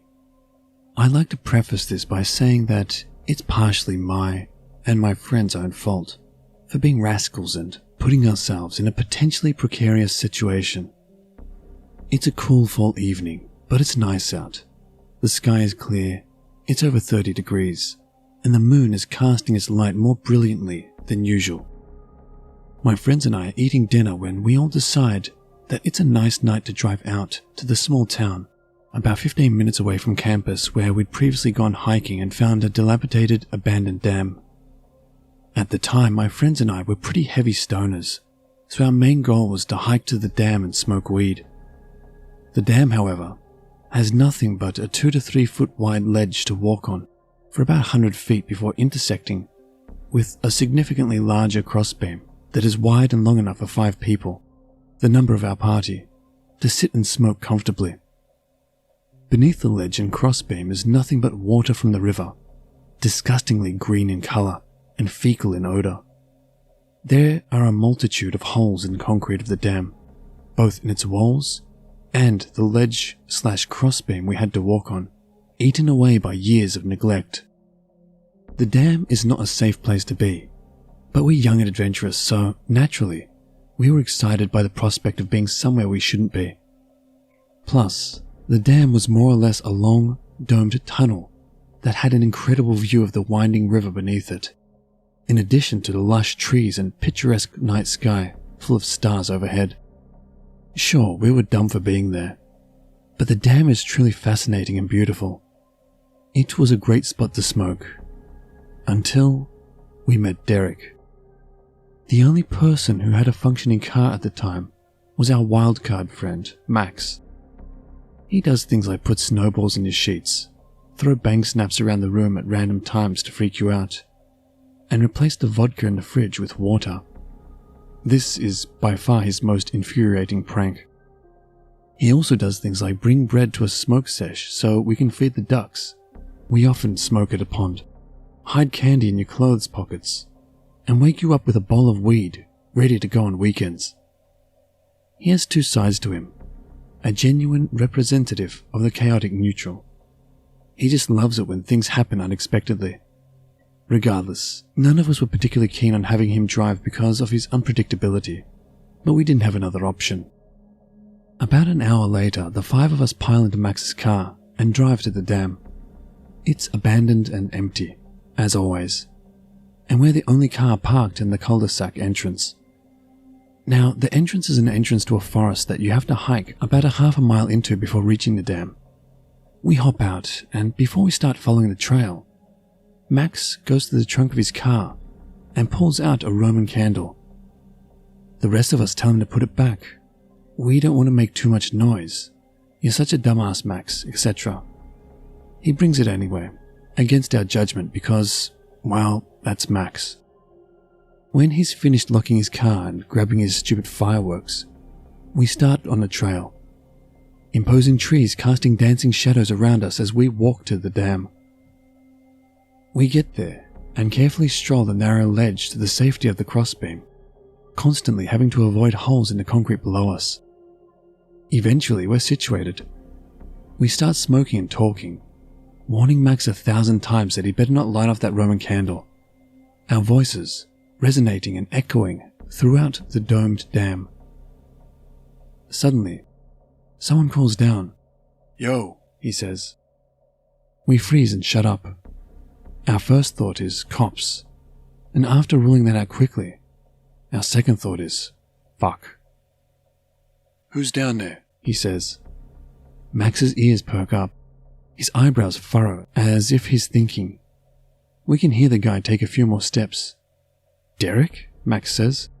Who's that? It's Max. We went to so-and-so high school together. Of course Max knows him. Derek ambles his way down and walks to the ledge to our smoke spot on the crossbeam. He and Max reminisce and share some small talk. Max seems to like him, but he's throwing me off. Something about him doesn't seem right. I look around at my other friends and they all seem to be feeling the same way as their expressions match mine. The entire time he's here, he's texting furiously. He's also standing an awkward distance away, leaning against the wall of the dam. And he seems very fidgety. But he's friendly and Max knows him, so none of us say anything. We offer to smoke him up, but he declines. A thought pops into my mind. What is this guy doing out here by himself? It's important to note that it's nearing midnight at this point, so it's unusual for someone to be out here alone, without hiking apparel, and no intention of being a hooligan like us. Plus, he's stayed here way longer than he should have. He only knows one of us, and not very well. Yet, he stayed here and talked for 20 minutes. It felt like he was waiting for us to be done. But why? Where have you been, Derek? I haven't seen you around much like I used to. Just got out of jail. Okay, maybe he caught a possession charge. Could happen to any of us. Man, that's a bummer. Well, welcome back. Thanks. 3 years is a long time. Alright, hold up.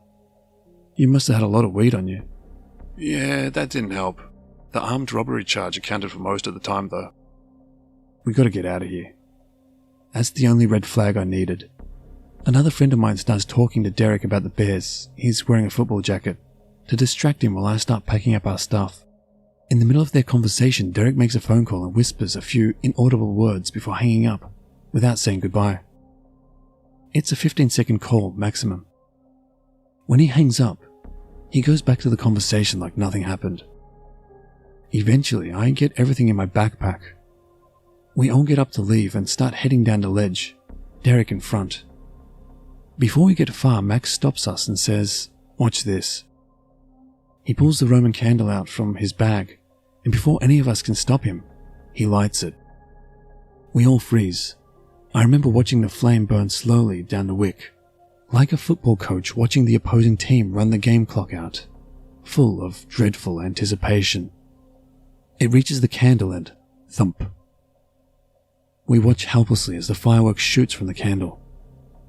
But it only takes about half a second for it to reach the opposite end of the dam, but it felt like an eternity. Bang! The firework explodes into a brilliant display of red light, illuminating the entire dome, splitting our eardrums. After we admire the beauty and process what just happened, we start running. But Derek is well ahead of us now. He started running right when Max lit the candle.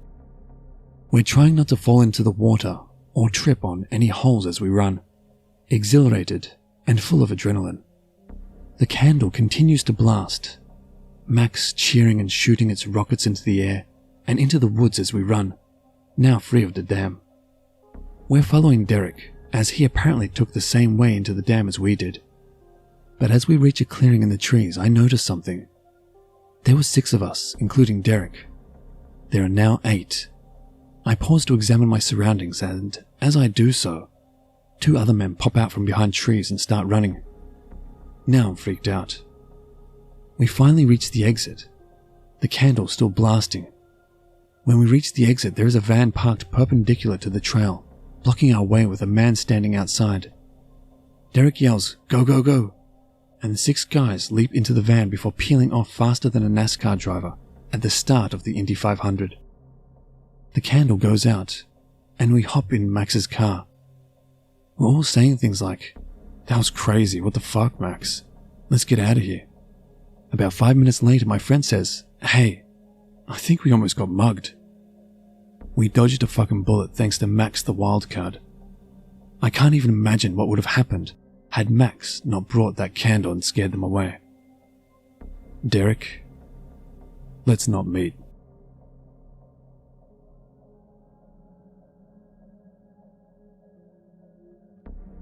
One sunny day in mid-spring, the three of us were bored and decided to go exploring. We headed down an old canyon road that's pretty popular amongst us locals. Once we parked, we started walking along a relatively flat, old dirt road overgrown by the long green grass. There were a lot of ladybugs. There must have been millions of them, all flying towards us as we were walking along. As we walked along, we noticed an old abandoned house just a little way off the path, surrounded and covered by oak trees. The small, rectangle, dilapidated house had one of those old wood shingled roofs, featuring much of the same for the siding. The house looked like it had been from the 20s or 30s era, with an old outhouse in the back. When we stepped up the 2 or 3 rotten steps into the house, we were greeted by an old sofa and an armchair across from a really cool brick fireplace. In the bedrooms, we found old metal bed frames and mattress springs and such. The kitchen still had its old cabinetry, with the doors hanging off its rusted hinges. We split up to go explore the house and take pictures, and to just generally poke around a little more. All of a sudden, we heard a loud thump that seemed to come from everywhere all at once. We all hurried out of the house at the same time and met up outside. As we gathered outside, we shared the look of, what the fuck? We sat outside and smoked a little while, calming down and chatting. It was a beautiful day out, 70s, with chirping birds and chattering insects. As we sat in the overgrown wispy grass amongst the green lupins, we decided that we were idiots and just heard a tree branch hitting the house or something. So we headed back inside to explore more, and I ended up sitting by myself in one of the condemned bedrooms. I decided to smoke and take a minute to chill. I was leaning back against the wall, opposite an old rusted out mattress and frame, with my eyes closed and zoning out, but then all of a sudden there were 3 loud thumps. They hit so hard, I felt it in my back that was against the wall. Dazed, I sat up and didn't know what to do until I heard my 2 friends talking excitedly from the outside. I darted out of the dilapidated front door towards my friends. As I finally got to them, we all just stared at each other with confusion. As I absent-mindedly rubbed the spot on my back that was against the wall, I exclaimed, "What the fuck?" "How the hell should we know?" one of my friends retorted. "Like we said, it's just a fucking tree branch or something." We all sat down feeling defeated by the spooky old house, but yet once again we ended up heading back inside so our friend could finish up taking some pictures. My friend and I hung out in the living room with the old dilapidated brick fireplace. We checked it out to see if maybe we could find an old stash spot behind one of the bricks or something. We were busy with this for a while until we looked up and both realized that it was starting to get dark outside. We looked at each other and were like, what the fuck happened to our buddy? So we started calling out for him, going room to room looking for him. We finally found him sitting outside smoking in what once was a flower garden, still sprinkled with daffodils here and there amongst the tall grass. "Dude, didn't you hear us calling for you? You're only like 50 feet away from the house." No, I was actually out here calling you guys." We all just thought it was weird that we didn't hear each other. After smoking some more, we all decided to start walking the 1.5 miles back to my car. Just as we were standing up to gather our stuff and leave, we heard the distorted sounds of one of those old rotary phones ringing. It sounded like it was coming from the house where the living room would be. We all stood there, frozen in place, looking at each other with wide eyes. Naturally, my friend that had been taking the pics was all like, "Shit, I must have left my camera inside the old house." After a couple of minutes of arguing over who was going to go get it, we all just decided to go back in together. When we're back inside again, we realized it's getting pretty dark inside, so we told him to hurry up. I stayed back in the living room while they went off looking. As I was standing there waiting for them, I thought I heard a soft rustling sound coming from the ancient brick fireplace behind me, but when I turned to look, there was nothing there, so I just figured it must have been settling or there was a critter or something. Just as I turned back around to walk towards where my friends were, a freaking brick on the fireplace went smashing into the wall right in front of me. Of course, I screamed top notch and went running outside. I was screaming to my friends to get the hell out of there. When my friends finally came outside, they looked at me confused and asked, "What did you get a spider on you or something?" I relayed to them what happened, but they didn't fully believe me at first. When I was practically crying, trying to convince them, they finally relented. We all agreed that the old house for sure felt really creepy, so we all three quickly began making our way back to the old dirt road and out of there. On our way out, my backpack strap came loose, and as I took it off to set it down to fix it, I happened to glance up and back towards the old house. I saw what looked to be a dim, flickering light that appeared to be a candlelight in the main living room window that was facing us. I excitedly told my friends to look, and they saw it too. In the end, we all just figured that maybe there was a homeless person living there or something. But then again, I know I was completely alone in that living room. There was nowhere for anyone to hide but the fireplace. And what about the distorted sound of that old telephone ringing?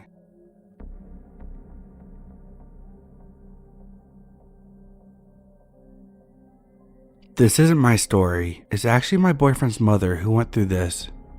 She told me this story after I mentioned some of the ones here, so I thought this would be a good place to share. When she was younger, before she had my boyfriend, who is 26, she lived in an apartment that was above an insurance agency in the downtown area. The building had businesses on both sides of it, with apartments above as well. Across the street was what used to be a hotel, but at the time had been abandoned for years, boarded up, closed up, broken windows, etc. So I guess she used to do chores and just lounge around during the day naked or scantily clothed, because in her head, she wasn't on the first floor, so no one could see her. One day, she started randomly getting phone calls from someone she didn't know, telling her how nice she looked that day, or something along those lines, and creepy. He apparently would call her once in a while, saying things like that, and then hang up. This was before caller ID, so there was no way to know where this person was calling from, or who he was. This went on for a while, until one day she got a call from him while her husband was out of the house. "I'm coming to see you. I know you're by yourself. I saw you." This obviously freaked her out, and since no one else was home, she called her uncle who was in town. She hysterically asked him to come over and make sure this guy didn't do anything.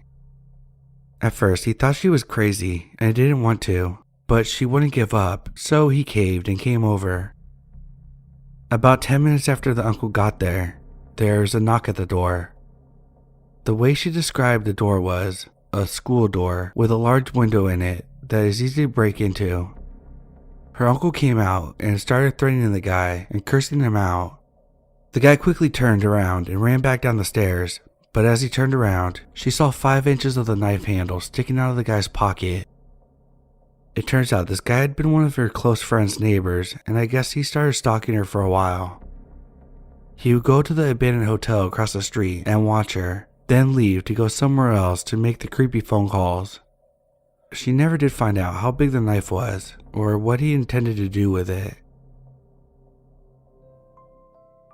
It happened late last night, around 7:30, so it was pretty dark outside. My friend and I, both 22, female, were about 2/3 of the way through our 16-hour drive back from Salem, Massachusetts. I really needed to pee, so we stopped at a rest area in eastern Pennsylvania. I usually avoid rest areas, but it looked nice enough, and I didn't really have any bad feelings about it. We walked into only one other person inside, who was an older man, probably in his late 60s, standing by the vending machine talking on his phone. We went past him across the room into the bathroom. We were in there for a good 10 to 15 minutes because she wanted to pop a couple pimples. We walked back out laughing at something one of us had said. The man was standing there, but he wasn't on the phone anymore. He stared and smiled at us the entire time it took us to get to the door and exit the rest area.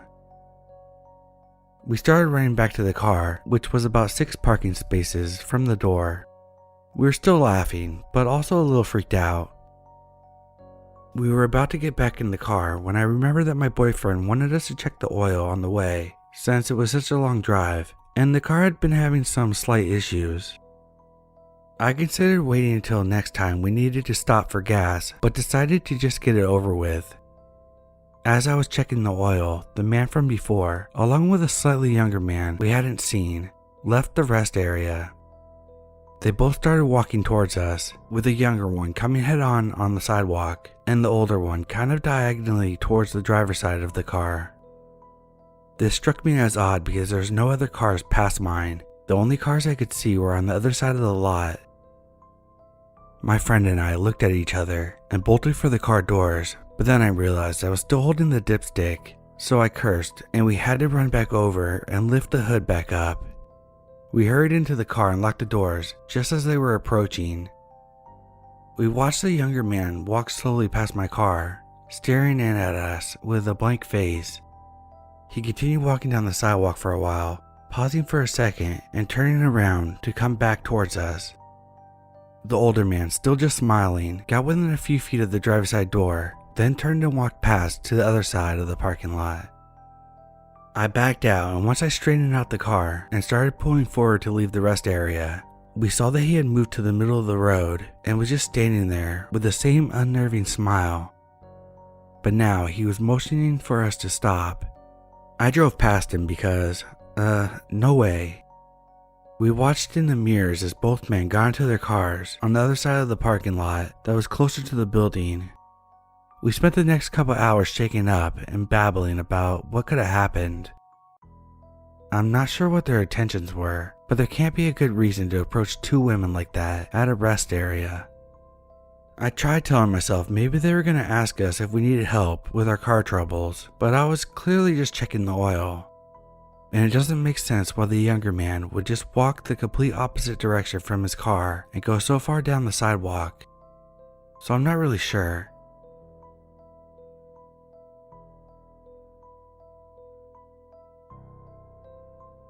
I had to drive to my parents' place a few hours away and back today.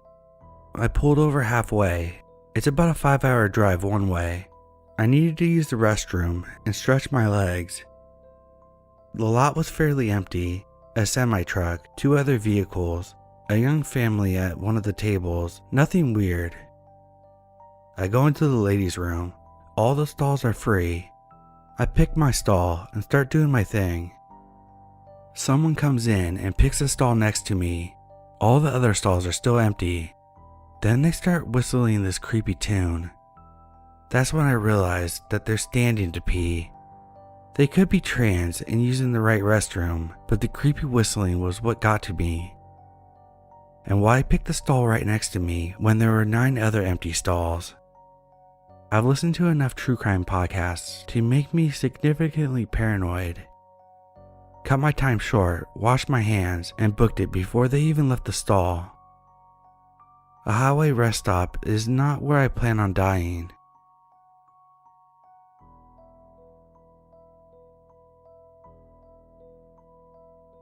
So my grandma and I decided to drive from Illinois to Oklahoma City to visit my dad. We made it there, and I got to see a lot of my family that I had not seen in years. I lived in Oklahoma for 6 years. On the way home, my grandma asked me to pull over at the next rest stop, and I obliged. It was in the middle of a bright spring day. We both got out and headed to the ladies' room. I noticed a guy standing behind a tree just staring.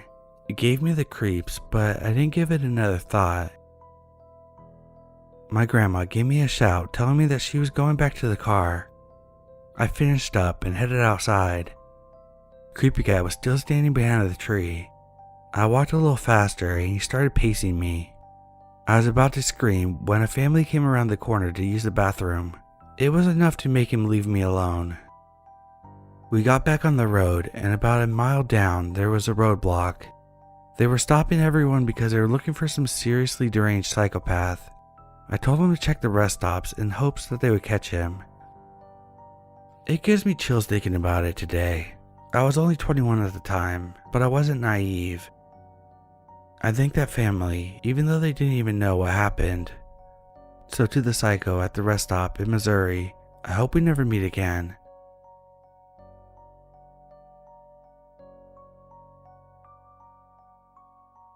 So I was driving by myself on a highway in Maine, cranking killer tunes, slamming Mountain Dew big gulps, and sucking back the American Spirit lights.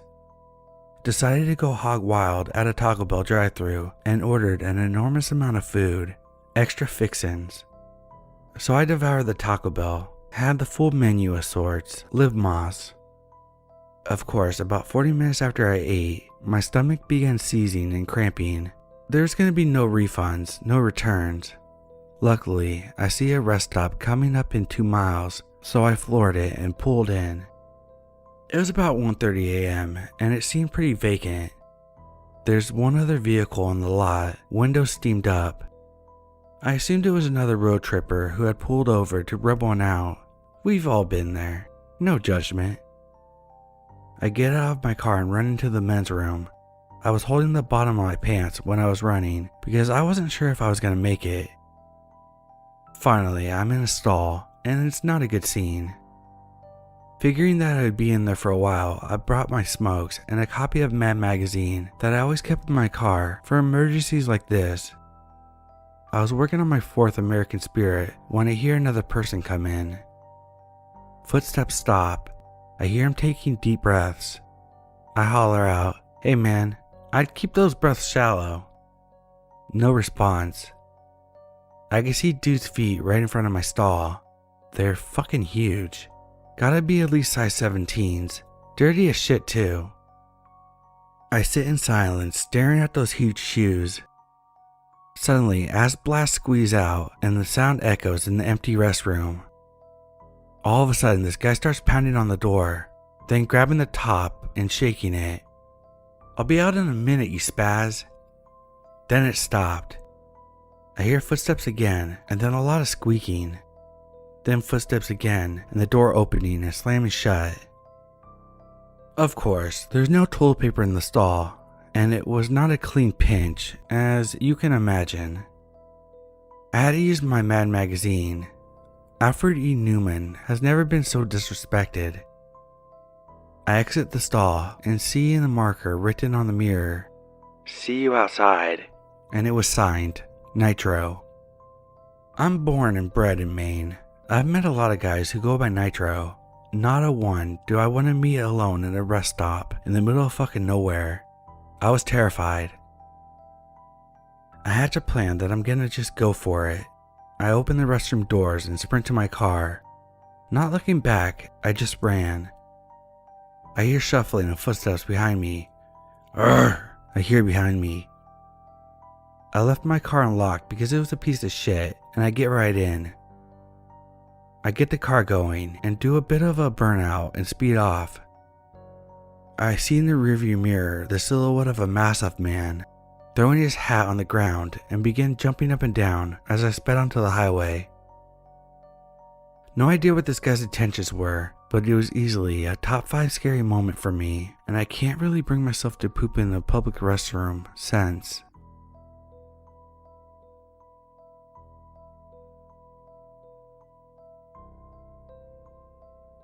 One day we stopped at a rest stop in Florida.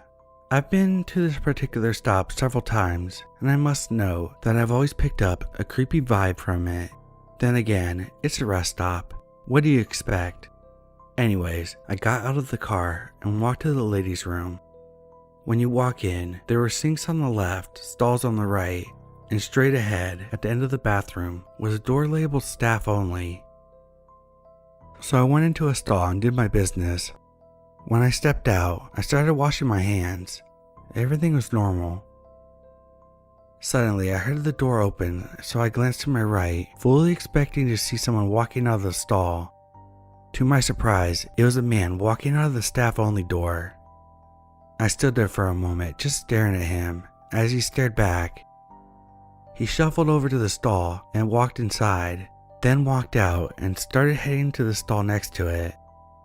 I didn't take the time to see what he was doing. I just got out of there quick. It was pretty creepy. I thought about how it could have been a misunderstanding. Maybe he thought it was empty and he had to clean. The only problem was he had no cleaning supplies, and usually a female would clean the girls' bathroom. It could have been innocent, but it did creep me out.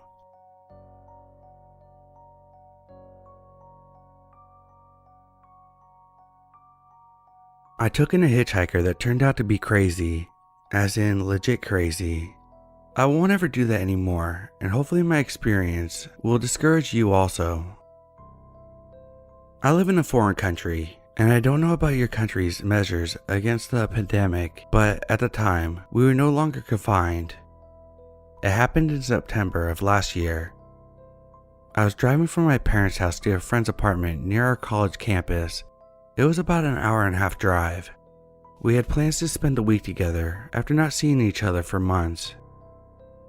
Even though the incident is not related to my friend in any way, it just hit me how dangerous it actually was when I started telling them what happened. I remember one of them saying that this must have been the worst 45-minute drive of my life. I laughed at it back then, but it hits me now how true it was. I left late that day, around 9 p.m., because I remember the sun had already set and I was going to arrive late, which I didn't like. I was used to the road as I often take it.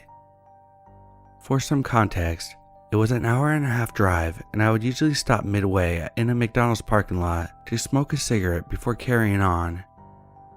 This is important for the story. I saw a hitchhiker not long after I left my parents. I had driven about 10 to 15 minutes or so when I saw him at the exit of a roundabout. It was a tall, slender guy with one of those teeny shoulder bags guys wear across their chest. I thought it was a guy in his 20s that had just been dropped off by his friends on his way back from partying or something, which was stupid because it was still too early for a party to end. But that was the first thought I had, and I immediately felt sympathy and stopped. I rolled down the passenger window and asked where he was going. I realized right away that he was way older than I thought, at least in his 30s. He had a really pale face, and the way he looked at me honestly freaked me out. The guy was going in my direction, to town, where I would stop midway to take a break. I don't know what I was thinking, to be honest. I just responded automatically that it was on my way, and he opened the door. I had the worst 45 minutes of my life. I don't mean to be dramatic, but it was really hell. I knew right away that I had made a mistake as I drove off, because as soon as I started driving, he held his stomach tight, crouched himself in the passenger seat, going back and forth, saying he wasn't feeling good. I offered to open my window to give him some fresh air. He said he just had to take his meds, which he didn't. Saying I felt uncomfortable is an understatement. I remember thinking I had screwed up, and whatever happened, I should not stop under any circumstances. The first thing I did ask him was if he would like to be dropped off at that city's McDonald's.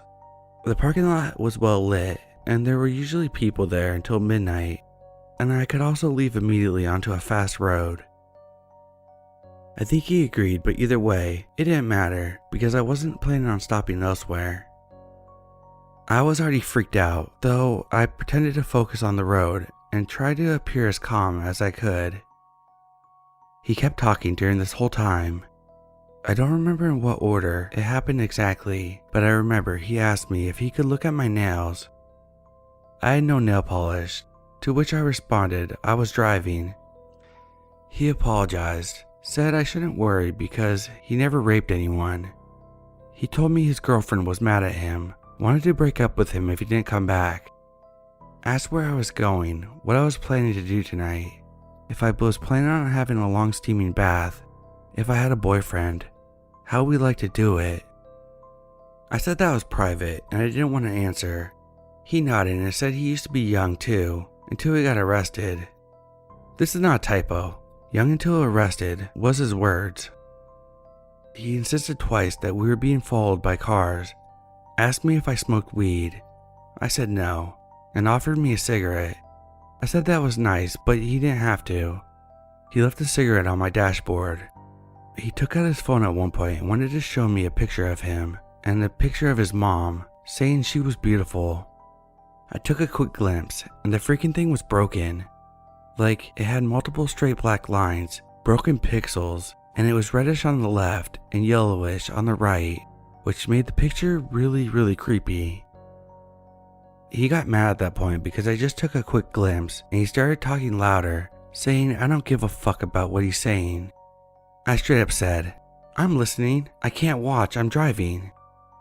He calmed down immediately, said, "Okay, sorry," and wanted to show me another picture. He asked me if this was my car. I told him it was my parents'. Somehow I didn't want him to think that I was rich or had any kind of money. I lied, saying that I hit a deer last week and that I was trying to focus and pay attention because I didn't want to break my parents' car. I had hoped he would shut up. He didn't. At some point, he was just straight up staring at me, and he muttered, "Poor thing." He then straightened up and pointed at a road sign in a panic, saying, "I meant the road sign. Poor road sign." Honestly, I think at that point, I was thinking if he ever tried anything, I would crash the car into a tree, because if I could not make it out, neither would he. I'm ashamed to say this, but I didn't get him out of my car that easily. He screamed that his name was Archangel Michael. He asked my name. I gave him a fake one, said something like, "Michael, right?" And he crashed himself again in panic, going back and forth, saying that I shouldn't know his name. I just said, "Okay." To be honest, that's the only thing I could say in the end. When we came into the city where he had to stop, he asked me if I could take him to the train station. It was almost 10 p.m., and I knew that there was no trains, no lights, and surely no other cars or human presence. I told him we had said that we would stop at McDonald's. He nodded, yes. He said I was nice, put a coin on the dashboard next to the cigarette. I stopped in the parking lot, but did not park. I just stopped right there in the middle of the way where I felt the most exposed. He just left saying, "See you later." And I drove away very fast. Never saw or heard from him again. I hope you'll never take a hitchhiker in. I know I won't ever again.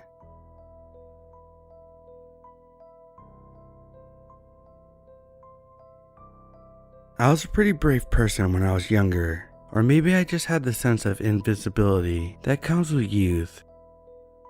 I survived things like a stalker who pursued my sister and I for over a year and a half, being sexually assaulted, 2 house fires, and growing up in a house that I swear to you was haunted. Not in that Disney way either. I'm talking torture chamber in the basement and strange things going on. Anyway, I suppose looking back, that having been through all of that made me feel a little like either I was some sort of invincible, or maybe I just assumed that I had gotten all the bad stuff out of the way and nothing else would happen. Whatever it was, I learned to know better. When I was 17, I didn't have a driver's license.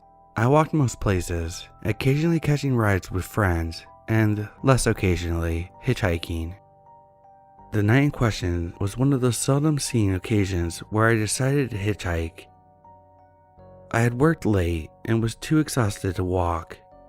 Now, most of the time when I did hitchhike, I wouldn't get in a car with a lone man, only woman, or rarely, a man with his wife or girlfriend and or kids in the car. That night, though, cars were few and far between, and it was cold. And really, if I'm being frank, when he pulled over, I took a good look and figured I could take him if he tried anything. He was on the slender side and had a strange frailness about him, even though he looked healthy enough. I got into his car after we agreed on the destination. We exchanged names, and I warmed my fingers in front of the heating vent. He spoke quietly, asking me a few questions along the lines of if I was local and how I liked living there. He said that he had only been there for a couple months, but found it beautiful and hoped he could find happiness there. That comment struck me as a little odd, but I brushed it off. It began to snow and the road quickly got slippery, so he slowed down and kept his eyes straight out the windshield, driving silently. I was okay with that, as small talk was never my forte. About 10 minutes later, I noticed a car near the intersection we were approaching seemed to be sliding.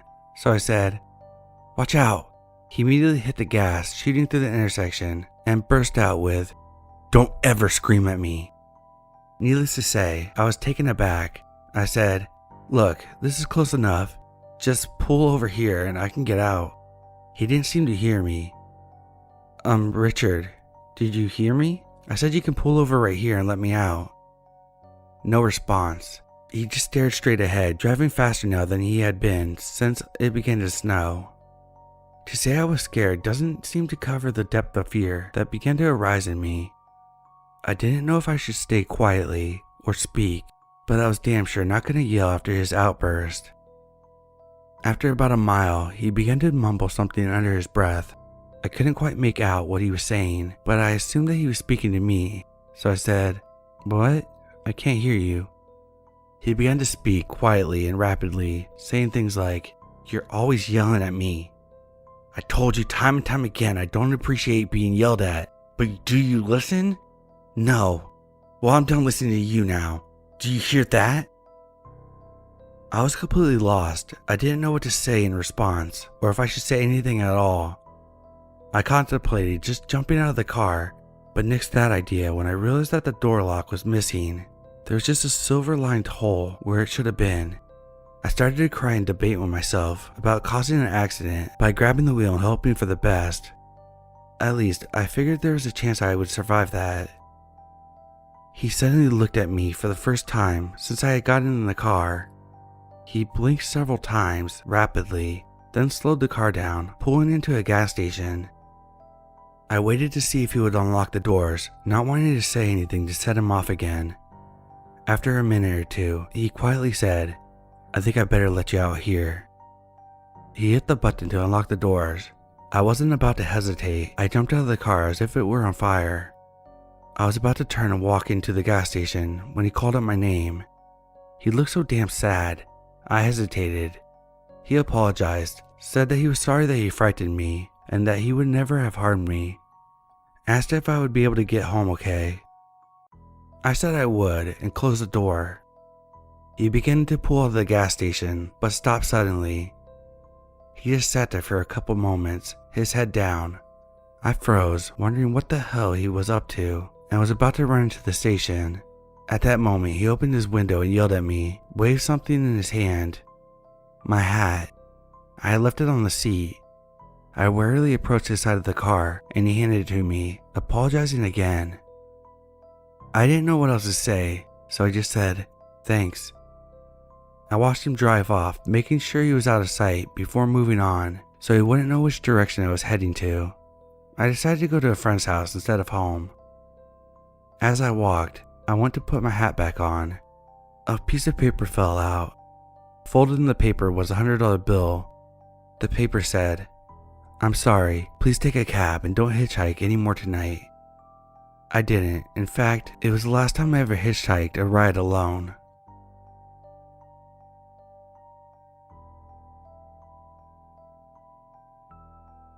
My friend and I decided to drive to Philadelphia to Miami Beach. The car block cracked in North Carolina. This was around 1975. I thought it would be an adventure to hitchhike the rest of the way. I remember waiting all night on a godforsaken stretch of highway in Fayetteville, North Carolina. We got a ride from some guy with a Prince Valiant haircut, who upon dropping us off said, "I'll probably see you guys in the morning on my way to work." 9 hours later, sure enough, he picked us up in a station wagon filled with vending machine sandwiches. We finally got to the area around the border with South Carolina. That's when the guy, spitting an image of Bundy in retrospect, stopped and asked us where we were going. When I said Miami, he said, "What street?" We were overjoyed that this young guy, older than us, was going to take us straight to my mother's house in Bay Harbor. Now, I cannot prove that this was Ted Bundy, but what happened was creepy, and I have researched a little and found that this happened at the time after Bundy's prison break in Colorado, and at the same time he supposedly moved to Florida. Anyway, after we got in the car, he offered us a joint. He said he didn't want any, but told us that we could toke up. Well, whatever was in that joint was powerful enough to almost paralyze us both. He then began to start playing with the buttons on the radio, switching stations compulsively almost every few seconds. I began to feel paranoid because I could sense some weirdness exuding from this guy. I was in the front seat and my friend in the back. We went to a rest stop and he disappeared into a bathroom for about an hour. When he finally got back to the car, he said he had to take a detour to his bank and started to take us miles through some small roads in Georgia. I remember seeing houses on stilts in marshland. He finally stopped in the most remote location where there was a single building that looked like an abandoned tavern. We were still stoned. He got out of the car and went behind the building. I just remember seeing palm trees and was shocked that palm trees were this far north in Georgia. He got back in the car and had these sunglasses on. I noticed that he seemed short as he walked back to the car. He said he now had to speak with his lawyer and began talking about real estate law and the changes in the law that would allow development in this area. We then drive hours and hours until we get to Jacksonville. He pulled the car over in a strip mall-like area and told us that there was a change of plans. We had to get out there. We were exhausted and hungover from angel dust or whatever was in that joint. We saw a bus station and took the rest of the way to Miami. As I think back, I'm almost certain this was Ted Bundy. I still see his face, and the time frame and location were right. We were two men, so I don't think that we were in danger, unless Bundy was considering killing men. I think he was just enjoying mind-fucking us, and that is my story.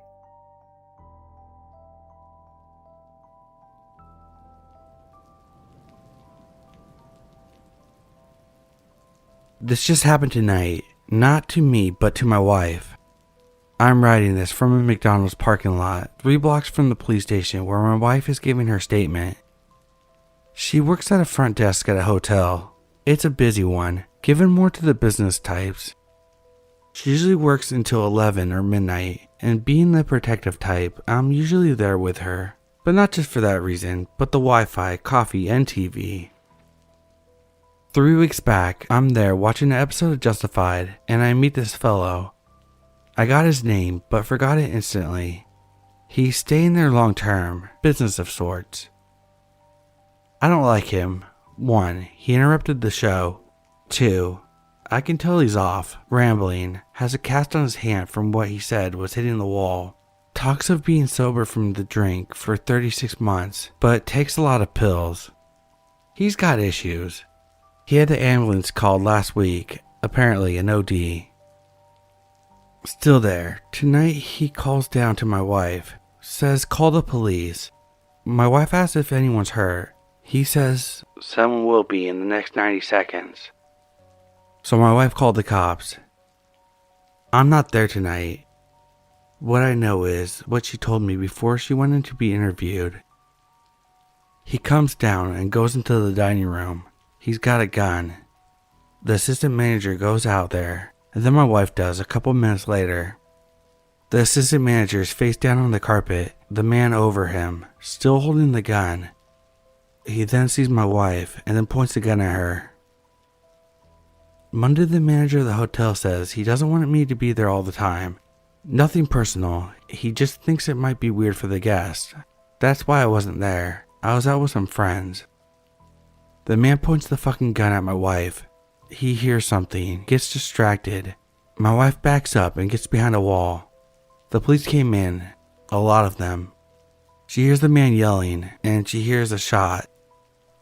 She didn't know who pulled the trigger.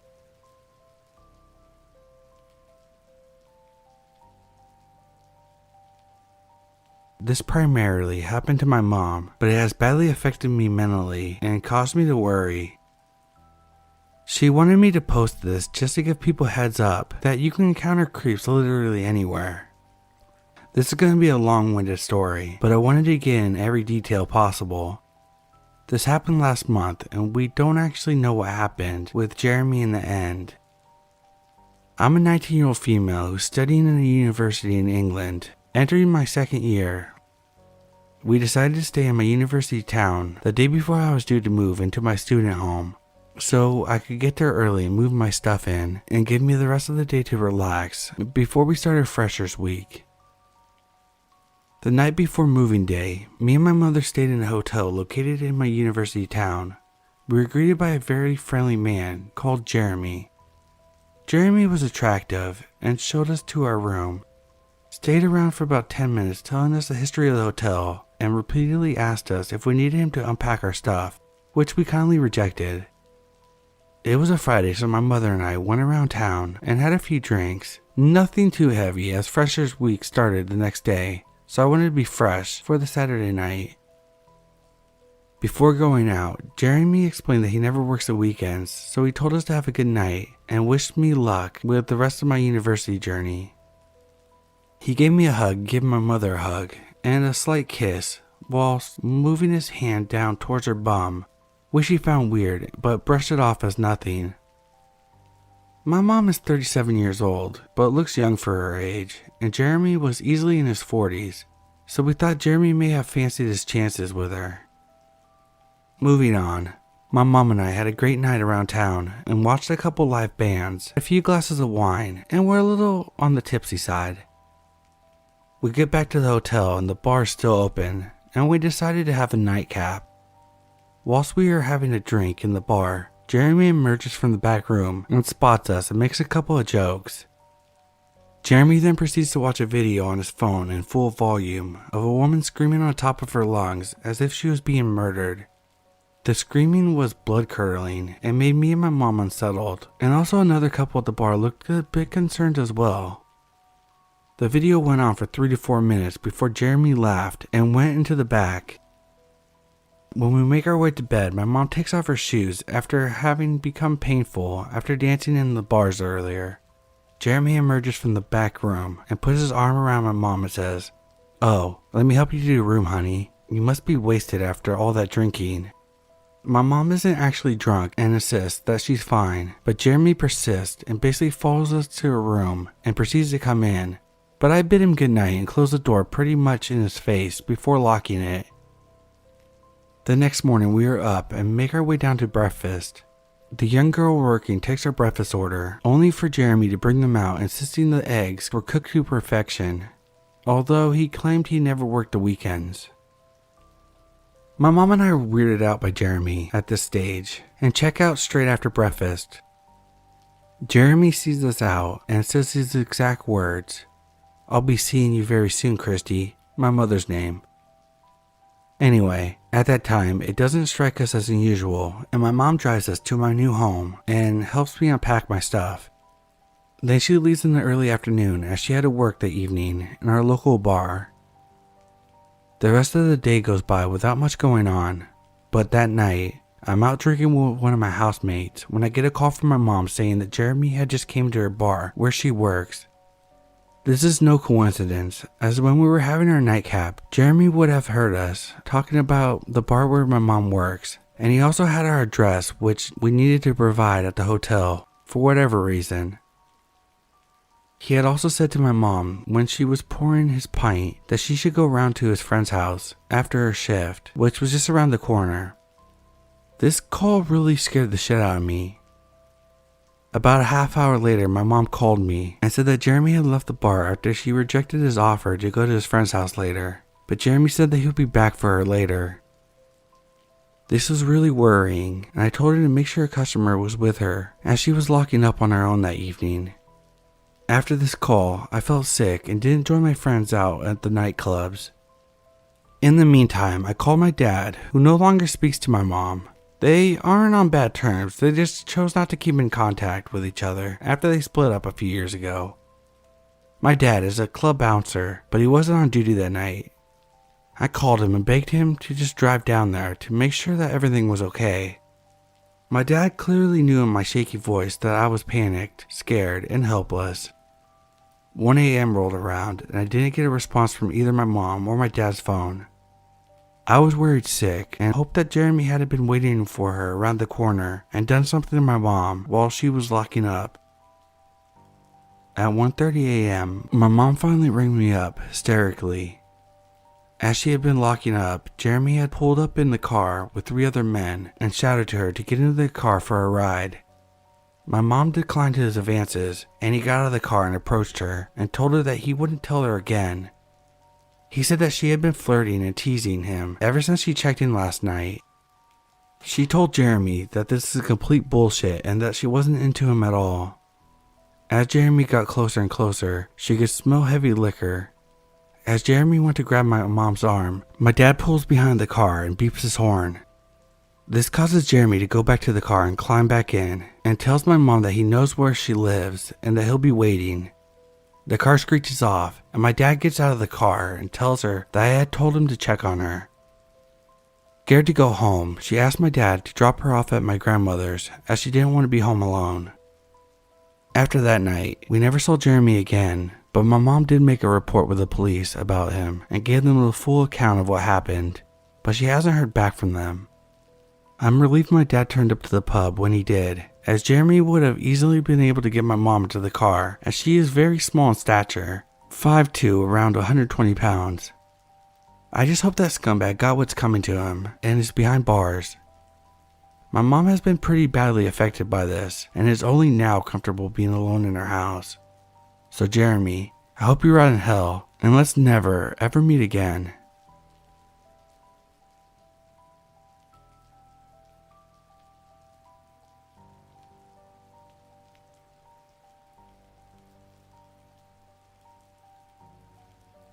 Many years ago, my dad, stepmother, brother, and I went to Mexico on vacation.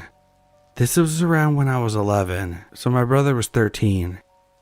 We all had one hotel room, but we all had separate keys, just in case we ever got separated or wanted to go down to the lobby for a snack, etc. As we were at an all-inclusive hotel, so an 11-year-old getting food alone wasn't uncommon.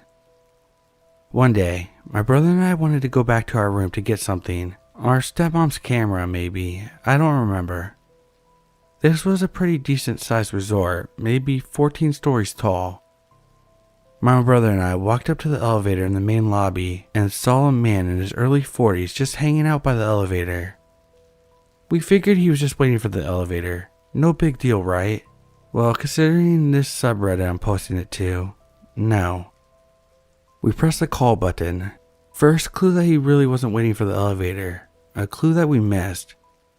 The man got into the elevator with us, and we pressed our floor, 8th maybe, somewhere higher up. The man didn't press anything. Our second clue, which I found odd. My brother nudged me, but I already noticed. My brother and I got off at our floor, but our room was only a few doors down from the elevator. My brother and I were on the same wavelength though. We ran down the hall towards the last door by the emergency exit stairs and hid behind the plant next to the door. Thank God this guy didn't call our bluff.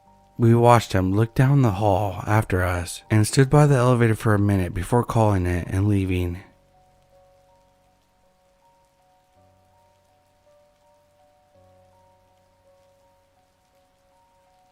The story takes place 3 months ago at a karaoke bar. My boyfriend's older sister Angie and I went out for the first time together. And we went to this bar that hosts a karaoke night every Friday night. She had a guy friend named Paul who met us there and had a crush on her. He bought us drinks the entire night. We were all having a good time. It was 2 a.m. and we were sitting outside because both Paul and Angie smoke, but I don't. But because I didn't want to stay in there alone or anything, I went with her. We found a wooden table with bench-like seats. The two of them sat at one side of the table and I was on the other side by myself, talking amongst them. Some random guy, let's call him Pete, was standing behind me 3 feet away, leaning on a wall. But he was close enough that I could see him if I moved my eyes to the left a bit. Angie is very outgoing, so as we were talking, she ended up asking him some questions. I can't remember exactly what she said because I wasn't paying attention to them, but rather the people who were talking around us. He ended up responding and slowly was approaching my side of the table. Once he got to my side, he sat down beside me. I had already started to get a weird vibe from this guy. I was talking to Angie about something, and when I stopped, Pete started asking where I was from. since it was clear I'm not from England since I don't have a British accent. I told him I was from Canada, and he told me he works for immigration at the airport, to which I said, "Oh, nice," not showing much interest. He asked what I could possibly be doing here, and I replied by telling him that I was visiting my boyfriend. Angie was even talking about how she was here with her brother's girlfriend and other people she was having conversations with. Pete had both his arms resting on the table, one of his hands holding a glass of whatever he was drinking, and then he moved the hand that was closest to me and put it on his lap. Being that I'm a very observant person, I noticed this and was starting to feel very uncomfortable, as Angie and Paul were talking about stuff with the other people who were outside. And because my hand was resting on my lap, he moved over the bench to be closer to me and reached for my hand and held it really, really firm and hard. I quickly pulled away and moved myself over a bit, and then put my hand that he had just held on the table and held onto my drink. He put it back in his lap, and within a few minutes later, he was reaching under the table again, but this time he grabbed my knee and held it. I pushed the hand away again and repeated, "I have a boyfriend." And even Angie was like, "Dude, she has a boyfriend in case you didn't hear the first time, like 3 times, we've said it." So we carry on outside for the next hour, and when it gets to 3 a.m., the bar closes. Angie and I were going to go back home, but she decided she wanted to hang out at Paul's house for a bit and drink a little bit more there. So I agreed. But all of a sudden Pete asked, "Oh, well, can I come with you?" "I'm only here for tonight, and I go back to where I live tomorrow," Angie said. "I mean, it's not my house, but if my friend is fine with it, sure." So Paul allowed him to come along with us to his place. Angie called an Uber to get us to Paul's house, and we waited at the table for the Uber. Pete then said, "We can go back to my hotel room and wait for the Uber. I'm staying right here." So Angie of course agreed, but I didn't really like that idea so much because he kept saying how pretty we look the entire time we're going back to his hotel. And plus, I didn't know how to get to home myself, since I had no idea even where I was, so I just followed along. We get to the room and we wait 10 minutes for the Uber. The whole time Pete is full on staring at us, smirking and shit, for God knows whatever the reason was.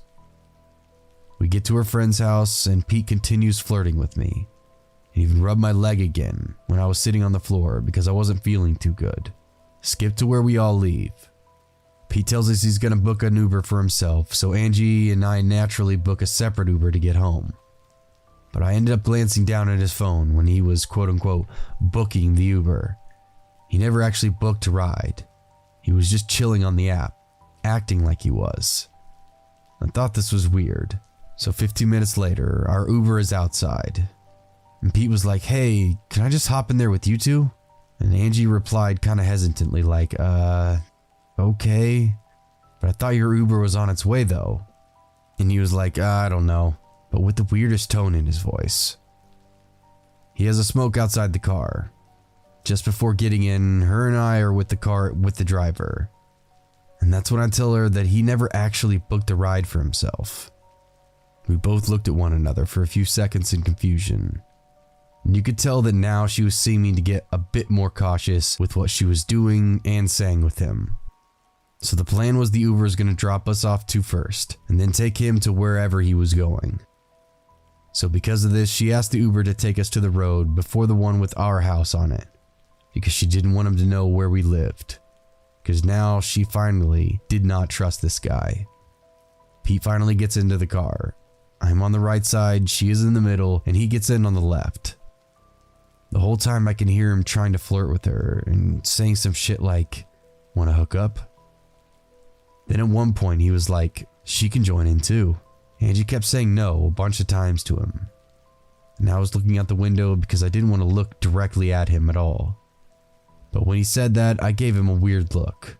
I don't really think he paid any attention to it though.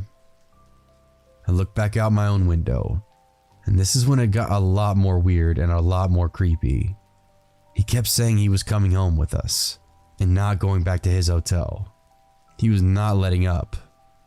Angie told him we were walking home at a certain point because she didn't have the money to pay for the whole ride, which obviously was a lie. And he was like, "That's okay, I'll just follow you home." we can have a good time. So finally, after like 10 minutes of this, she was like, "Can you pull over?" to the driver. And he was very confused by this, probably because he'd never got asked to do this. And she was like, "Please, pull over now." So the Uber driver did. He started to wonder why she was doing this and asked, "What are you doing, babe?" She was like, "I told you, you aren't coming back home with us. Get out." At this time, I was looking directly at him. She was getting angry because he wasn't getting out of the car. So she started raising her voice and was like, "We aren't moving until you get the fuck out of this car. And call yourself a different Uber." He started to get kind of serious now. I was like, "Why? What did I do?" "I'm sorry." She replied, "Leave." To that, he just told her he was only leaving if he gave her number. She refused. He then told us he wasn't leaving the car until she did. She said fine, took his phone, and put in some random number she thought of, and then gave it back to him. He was trying to convince her to let him stay with us. She wasn't having it. Told him bye. He got out of the car finally.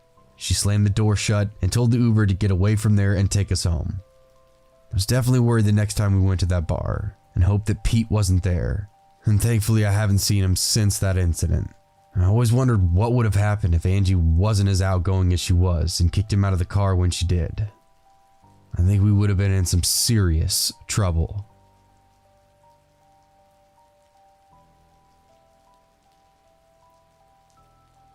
I recently went to Peru for my first time out of the country and had already had sketchy experiences my first couple of days there. My friend and I were staying at a hostel, and she didn't tell me the bathrooms were co-ed until she mentioned running into a guy at the showers. Essentially, it was a large open-air room with the left side for men and the right side for women, but nothing locked. And they were joined by a set of sinks that only had curtains for privacy. I waited until it was late and quiet in the hostel, thinking I could quickly shower.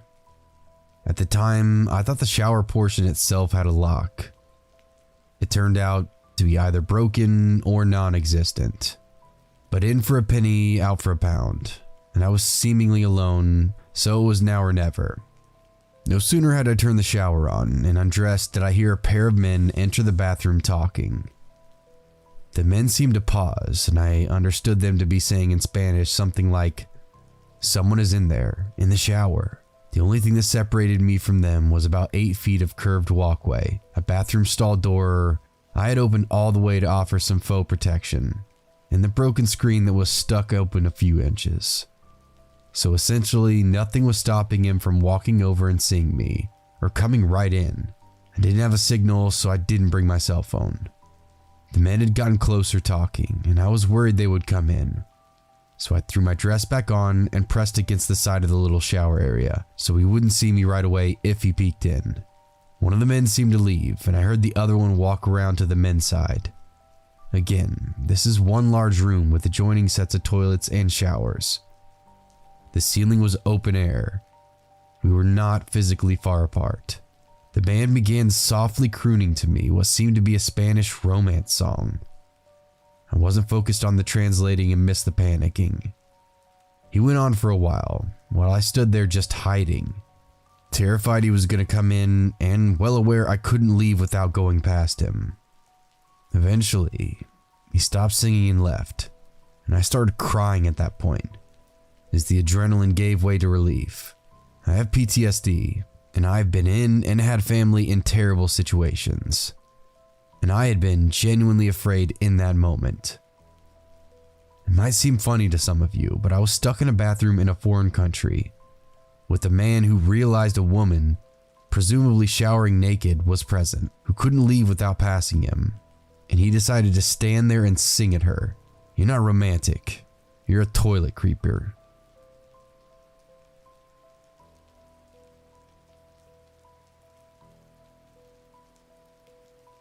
I'm a male, and this happened to me when I was 11, so it would have had to been 2002 in Monterey, California, at a hotel on Mother's Day. This all started in the morning, early afternoon, when I went downstairs to the lobby to watch my cartoons on the big hotel lobby TV, as opposed to the teeny one in our room. My mom was getting ready in her room, and my dad was out buying my mom a Mother's Day gift. As I'm sitting down alone, minding my own business, I feel something brush the back of my hair, and I hear, "Your hair is so pretty." I had longer hair as a kid. I had the skater look. I turn around to see a pretty big guy in his early 40s. He goes and sits down to a chair next to me. He begins to just chat about random things, asking about my mom while he continues to compliment my hair, and he takes off his hat to show me his longer hair, which was rather unkempt. He then starts to ask if I wanted to go around town with him, and saying little cliche things like, "I'll buy you whatever you want. We can go clothes shopping." That's what got me a little nervous after the constant compliments, and now he's trying to entice me with gifts. So when he got called to the desk to retrieve his key, I went back up to the room and told my mom what happened, but she just kind of shrugged it off and asked me to go get a Coke from the vending machine. I went to go get one for her when I ran into the same guy on the third story of the hotel, and he calls out for me.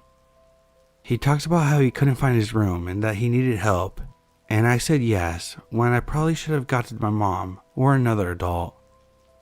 So after a little searching, we found his room, and then he begins to ask me to go into his room to chat, continues to ask me for help to bring his things up to the room, and after declining a few more times, he just asked me if I could open the door for him with his door key. I told him all you have to do is slide your key in the little slot, and then he asked me for a hug. This is when I got a little weirded out, so I just bolted the fuck up the stairs back towards the room, and he just starts hollering back for me, saying he thought we were friends. So, creepy hotel patron, let's not meet.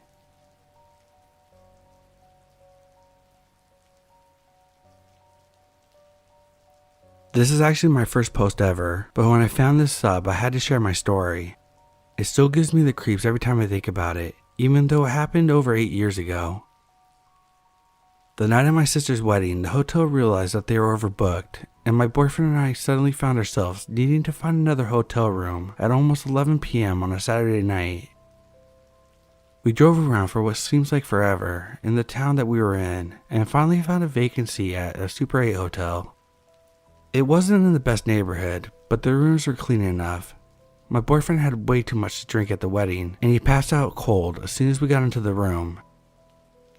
Back then, I used to smoke a little, and had brought some, and proceeded to watch TV and smoke a little pot. At about 12:30 a.m., all of a sudden I hear a huge bang on our hotel room door. I literally almost fell out of bed. It scared me so bad. Someone was on the other side of the door banging, like door shaking, heart-stopping banging on the door. I should also mention that these hotels had the entryways set up on the outside of the hotel, so whoever it was did not have to come into the hotel. They could have just walked out from the street. I tried to wake up my drunk boyfriend, but could not get him awake, no matter what I did. I still to this day do not understand how all this ruckus did not wake him up. The super loud banging on the door continued relentlessly. All of a sudden, the man on the other side of the door started screaming and yelling through the door in another language, something with an island accent, and is wailing at the top of his lungs. The wailing, it was legit the most scary, haunting sound I've ever heard. I can't even begin to describe the sound of his wailing, other than that it was the most gut-wrenching sound. I was too terrified to walk up to the window to look out, and was scared to call the police because of the pot smoke that the room smelled of. I tried to call the front desk, but the phone just rang and rang. This continued for at least 20 to 30 minutes, the whole time with a loud banging, wailing and foreign words being yelled in an angry voice. I thought he was gonna kick in the door or break the window because he was going freaking crazy out there. I was so terrified that I went into the opposite corner of the room and just sat in the corner crying until it finally stopped. No one from any of the rooms came out or anything, so maybe they were all vacant. I have no idea, but it seemed like this lasted forever. When it stopped, I heard the man go down the outside stairs, so I know he left. Still, I did not sleep at all that night. When my boyfriend finally woke up, I told him about the scary wailing man, and we left as soon as he woke up. when I was checking out of the hotel, I asked the lady at the front desk had there been some incident or anything reported by anyone, and she said no. Is this a normal occurrence here? I've never been so happy to leave a hotel in my life. Scary, angry, wailing man. Let's not meet.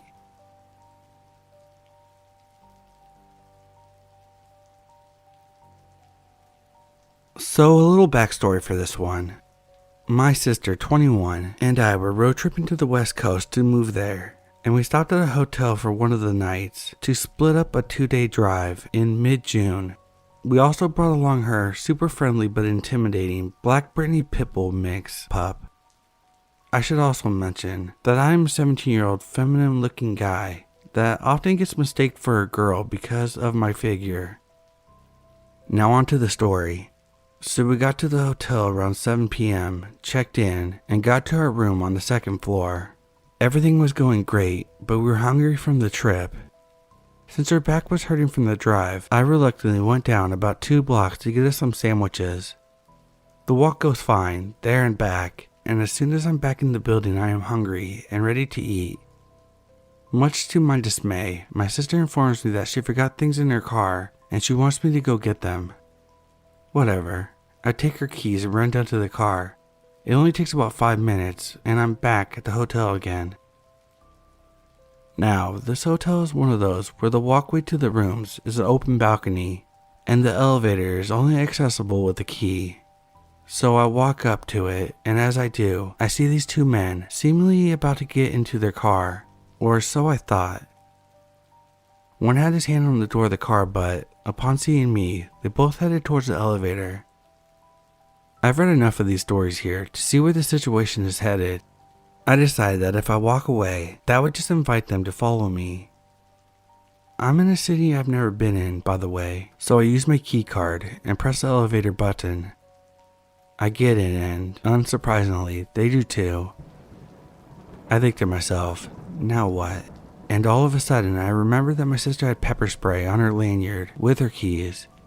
I firmly grasp it with my hand and have my finger resting on the top, ready to spray. Now thankfully, our room is a turn to the right and then a straight shot from the elevator.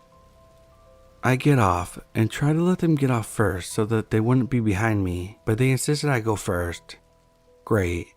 So now, I'm fast walking to our room, keycard in one hand, pepper spray in the other, ready to slam the door when I get in. I open the door and these dudes are right behind me, seriously like 5 inches away, probably ready to grab me. I open the door and say, "Hey, I have your stuff in the car," making sure that they hear me loud and clear, and pushing past the dog into my room. I close the door and see them looking in at my sister, who was sitting on the bed, facing the door. I see them turn to walk past our room to the right, where there is only one other room. I give my sister a look like, "Holy shit, you won't believe these creeps," and lock the door behind me. I think, had they not seen my sister and her dog, they most likely would have followed me into my room and done who knows what to me. My sister also says that she saw them walk past our window and look in because the blinds weren't closed all the way. I think we heard them talking to a woman on the hall and heard them say goodbye, so they probably aren't even staying there. So creepy guys at the hotel, let's not fucking meet again.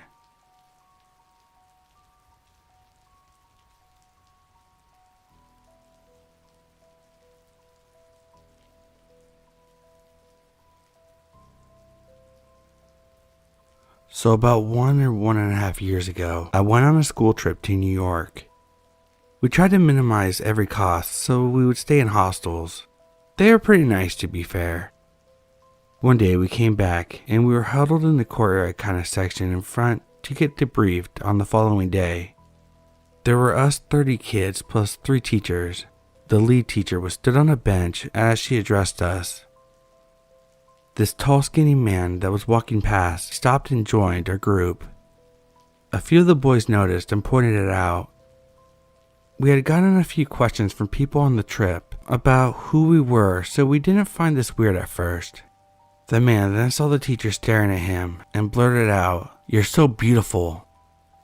She was flattered but a little confused as he remained there as if he joined us. It was super weird. He kept complimenting her. As we filed into the lobby, he followed us. One of the teachers flagged one of the staff down, and they kindly stepped in. "Hi, what room are you in?" Yeah, 3. As he tries to get past him. 3? What floor? What section? I lost my key. He runs past him and continues to follow our group. We were going to the basement to use the kitchen, so it was definitely not a coincidence. It doesn't sound that crazy, but it was just super creepy. On Sunday, my best friend, my boyfriend, and I went camping about 20 miles from where I live. We got there around noon and set up a spot. My boyfriend and I had to sleep in a tent, and my best friend in the car. We were having a wonderful day and a good time, drinking and smoking weed and eating lots of good snacks, just sticking around. It got dark and super cold, so we went to the car to warm up for a bit and listen to some music. My boyfriend had a lot of Jameson and some beers and really wanted to take the flashlights and explore the small mountain next to our site.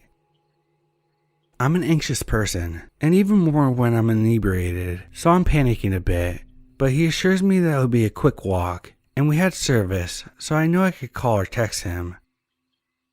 He comes back about 20 minutes later. We got into the tent and he says, "Shit didn't feel right." I asked him what he meant, and he said that he wasn't alone out there. Now, he's had a slew of supernatural experiences throughout his life, so it's not uncommon to hear these things from him. He said we were okay because he talked to him. He just kept repeating, if we respect his lands, he'll respect us. There's so much more in this world and this life than just us, but we're safe. If we respect the land, they will respect us. He basically reiterated the same point in different ways. Then he would smile and try to assure me everything was fine. I told him he was scaring me because I do believe him, but because he was also drunk, it seemed like he was almost in a dreamlike state. We'd lay down to get warm because it was fucking cold. I started hearing footsteps and scratching around the tent, but nothing was there. After a few minutes, my anxiety got the best of me, and we packed up and went home. I'm not sure how much he remembers, and I'm too afraid to ask.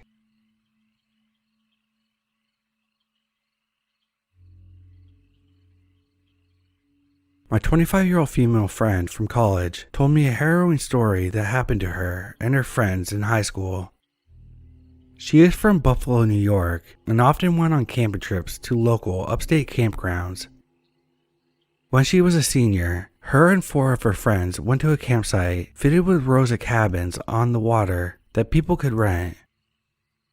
As the sun went down, the girls noticed that their neighbors a few cabins down, a group of guys similar in age, were playing music and grooving around the campfire, drinking beers. One of the guys asked them if they wanted to join. When they got over there and started hanging out with the guys, everything seemed completely normal, and they were having a fun time. As the night progressed, one of the guys started getting blackout drunk and eventually pulled out a revolver that he said belonged to his dad. He started waving it around and playing with it. This obviously freaked everyone out, his own friends included. Eventually, he started pointing the gun to his head and laughing, while his friends were yelling at him to put it away and how it was not funny. The girls at this point were fairly disturbed and told the guys that they should get back to their cabin and said their goodbyes. When they got back to their cabin, they all talked about how freaky that was and expressed concern for the drunk guy. They then moved on to other topics of conversation and forgot about it for the time being. A few hours later, sometime in the middle of the night, they heard a loud bang coming from the direction of the neighbor's cabin. Shortly after this, a barrage of cop cars showed up on the scene. One officer came to my friend's cabin and started asking them questions about the cabin they visited earlier that night. My friends asked the officer what happened. He explained that the kid had shot himself in the head in front of his friends. They were unable to discern if it was suicide or accidental. My friend to this day still has PTSD over this incident and explained that's why she rarely goes camping anymore.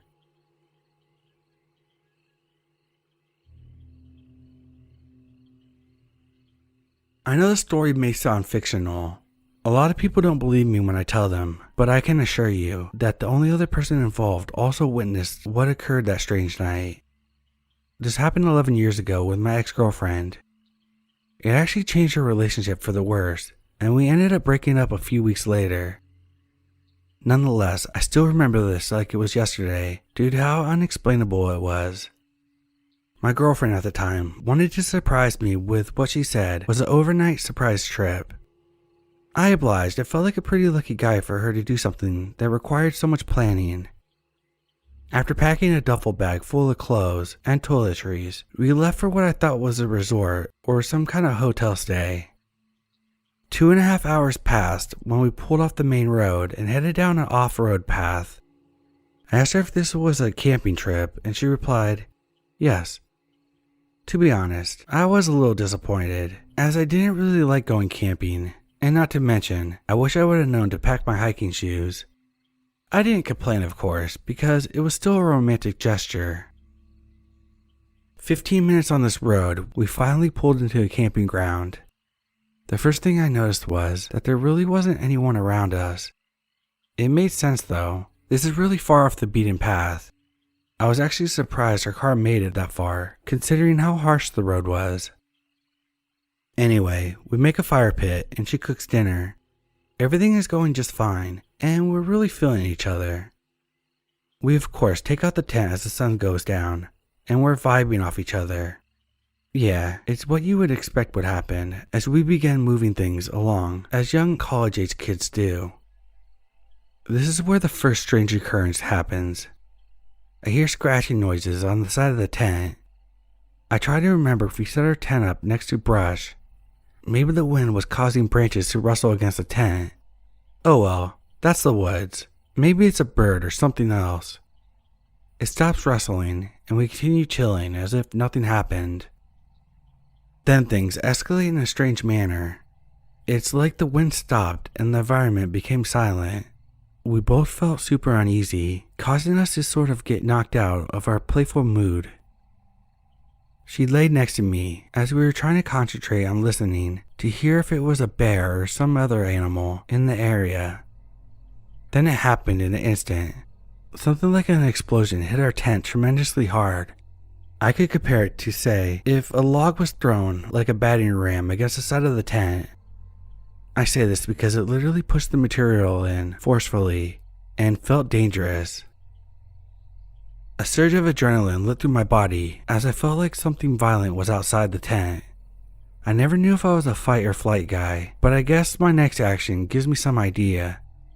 I yelled aloud, "Give me the knife and the flashlight," as I scrambled up to unzip the tent with tools in hand. My first thought was that I was going to confront some psycho that was messing with us with a baseball bat or some kind of battering weapon. I kid you not, I launched myself out of the tent, stood up in a flurry to confront my attacker. A few breaths pass as the cold feeling sets in. I do a 360 scan to nothing but silence and darkness. Maybe it was a branch that fell on the tent. There was absolutely nothing on the ground where the thud was heard and felt.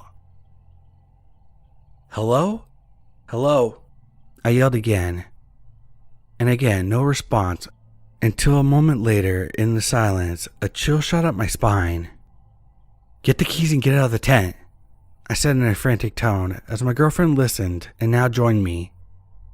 I looked at her car that we arrived in and noticed it was about 30 yards out by the soddy off-road path.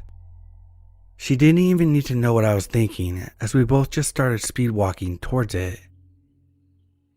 You might think at this point that I'm just overreacting, but truly I cannot describe the terror that washed over me when I looked out into the darkness after investigating the tent. I could feel like something was watching me, and to top it off, it was eerily silent. I know she confirmed my suspicions when she started for the car immediately without question. Our instincts were telling us to get the hell out of there. The walk to the car was unnerving, and it felt like a football field away, but we finally got to the car. With keys in hand, I took the driver's seat.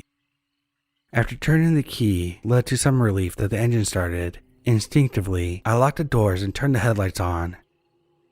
We sat for about 3 seconds trying to rationalize what just happened when my girlfriend started exclaiming, "My laptop is moving. Something is in the tent." She said this because she brought her laptop to serve as a lantern after dark. We, of course, left it in a hurry, as well as other items. I saw what she saw. It was being rustled around 30 yards away. Without further hesitation, I put the car in gear and started down the rough road. As I tried to calmly drive her car down the dirt path, quickly but carefully, the strangest thing happened next. A loud piercing ringing noise from inside the car's cabin. I turned the radio on and off. I checked the windows. I asked my girlfriend if her car ever made such noises, which she replied, no. I asked her again if she could hear it, as maybe it was just me being under stress, and she said, "Yes, I hear it. I don't know what it is," in a confused, panicked tone. Now, I wanted to write this off as a car problem, but if you were in there with me, you would describe it as some kind of bell continuously ringing. It didn't sound like any car noise I had ever heard. My next instinct, as I grew up a pastor's kid, I just remember praying for about 10 minutes or so, as I convinced myself it was something supernatural or demonic. We endured the screech for about 10 grueling minutes, and as to my relief, it ended suddenly. It didn't fade out or just go quiet. The loud ringing literally stopped in an instant. I can't describe the feeling in the car when it stopped. It's so strange to look back and remember that I felt internally that the ordeal was over once the ring stopped. Everything felt normal. The panic, the chills, all of it went away in an instant. We ended up going down a road another 45 minutes and finally stopped at a trucker's diner. We slept in the parking lot, or at least she did. I was still on edge from the adrenaline dump I just went through.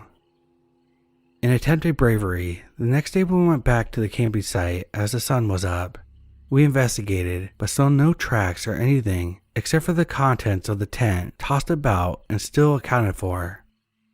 I was hoping they were missing so we could write it off as people screwing with us and plundering our tent, but that didn't seem to be the case. We were packed up and gone in less than 10 minutes as the area still felt weird. Haven't been camping since. I would go again, but next time I want an RV, or at least a relatively known location with others around. This place was in the remote mountains of Payson, Arizona, far from civilization. Edit for people asking why this led to a breakup.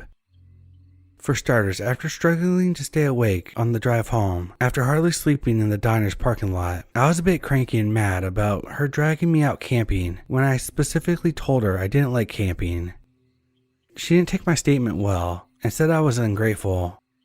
To her credit, she planned a nice gesture, unbeknownst to her, that we were going to get haunted. She also kept saying that she wasn't going to give up on camping and that I should give it another shot. I felt that was insensitive, as I told her repeatedly that I'm not interested in going out again, and that also I wish she would have communicated that was what we were doing ahead of time, so that I could have brought a gun or something, other than a little knife. It probably wasn't right of me to act like the incident was her fault, as it wasn't.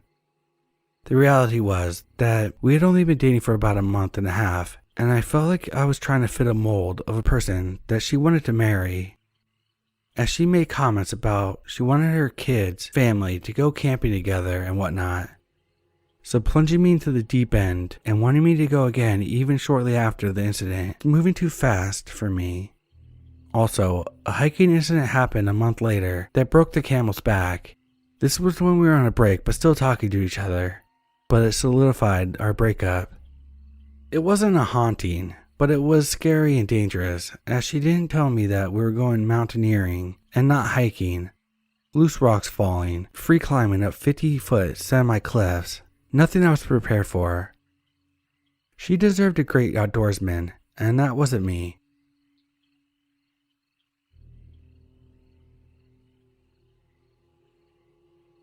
This was about 4 or 5 years ago, back when I lived with my mother in a shed on a farm surrounded by woodland. Our farmland was part of a larger piece of farmland that was split up and sold off. So we did have neighbors, though they were roughly a kilometer away from each other. We loved it because of the privacy. It wasn't like there was nobody nearby that I couldn't go to if I needed help. That, though, is what had me fearlessly walking alone at night between the hours of 7 and 8 p.m. sometimes, fluctuating from earlier to later depending on the day. Sometimes I even went on a walk at 2 a.m. because I was restless and couldn't sleep. Looking back, this was incredibly stupid, and after this incident, I never walked after 6 p.m. ever again, always making sure there was at least some sunlight left when I set out. The route I always took was a road circuit. The first part was in the open, in front of the other farms, including my own. If anything happened, at least one person would have noticed, and reception was pretty good, so I would have been able to call someone. The second half, on the other hand, was concealed by about 200 meters of woods between the farms and the back road, stretching a full 2 kilometers at the back of the farm, and it was during this part of the walk that I had my creepy encounter. It was late at night. I can't remember what time exactly, but it was pitch black with the exception of my torchlight. I was about to approach the turn in the loop that would bring me out into the open again when I heard it. Help, help, help. It was a monotone voice repeatedly asking for help. It didn't seem panicked in the least.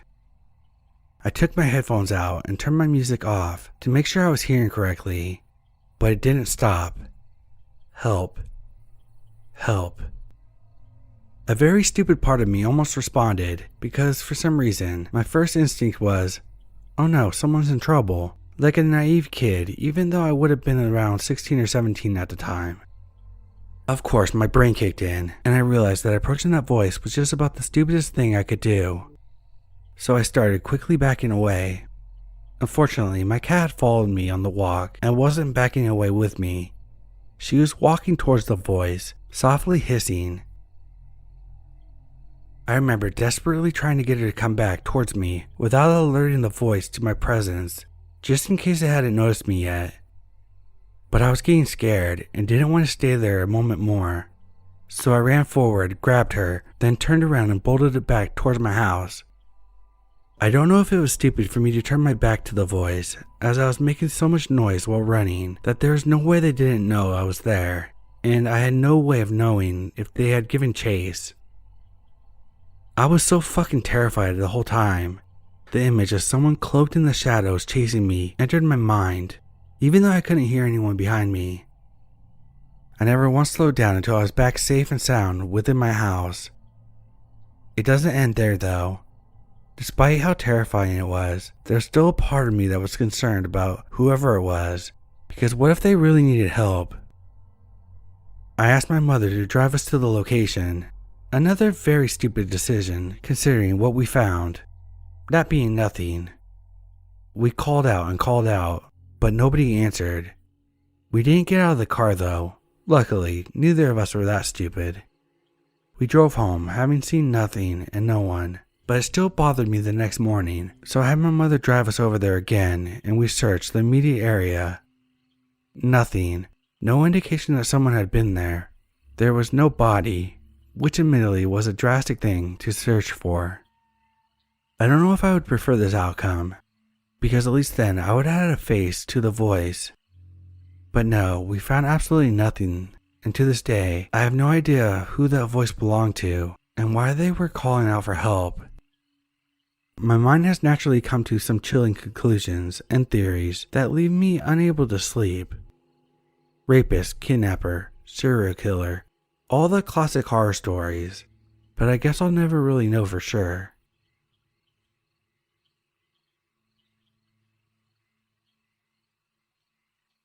This may be more of a near encounter, but it was still unsettling. My partner and I decided we were going to go hiking on a trail in a national forest area yesterday. It was a fairly remote area, and we drove a variety of dirt roads to get there. But we were excited to hike during the beautiful times of the year, with the leaves changing. The trailheads had some small parking area, which was approximately 200 feet before the river crossing and bridge. As we pulled into the parking area, we noticed about 5 people on the other side of the river embankment across the bridge. They were all standing there in a neutral stance, spread legs, arms straight out, either facing the direction or the opposite direction, with their feet nearly touching. It was difficult to tell the distance. There's maybe a slight gap in the road for a car to pass through, but they took up most of the road. They were wearing all black, and it looked like they might have had black masks on too, as we couldn't see any color or features indicative of faces. As we pulled into the parking area, my partner and I pondered what was going on over there. We stared at them for about 10 seconds, and we discovered that they were completely motionless, like statues. At this point, both of our guts were raising alarms, and we decided to hightail it out of there. As we drove away, they continued to stand there motionless. Thankfully, no one followed us. We're still trying to figure out what happened there. Was it a hunting group? If so, why weren't they wearing orange? Was it a teenage group playing a prank? Was it just our overactive imaginations? Just as a friendly reminder, there is a problem of people disappearing in national parks and forests, so be sure to stay safe and vigilant.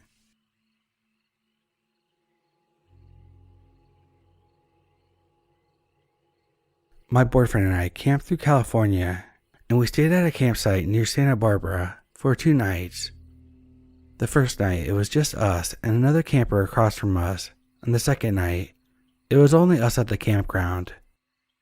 There wasn't much near the campground, and it was like a 30 minutes drive into Santa Barbara. It had started raining around 2 a.m., which woke me up a little bit, and I was just laying there trying to go back to sleep. I was almost asleep when I heard what sounded like a car crash. I lay there for a second and then decided to ask my boyfriend if he was awake. He answered, so I asked him if he heard what I heard. He said yes, and he decided to check it out to make sure they were okay. We get out of the tent and grab our flashlights and start walking where we thought we heard the wreck happen, when a person hops back in their truck, turns their lights on, and frantically leaves the campground. This freaks my boyfriend and I out because the person was driving the wrong way through the campground without headlights on towards our campsite, and we were the only ones there. The camp was lined with large rocks, and that's what he ran into. The fact that he was creeping right past the campground like that makes me and my boyfriend believe that he had bad intentions. We didn't sleep much for the rest of the night.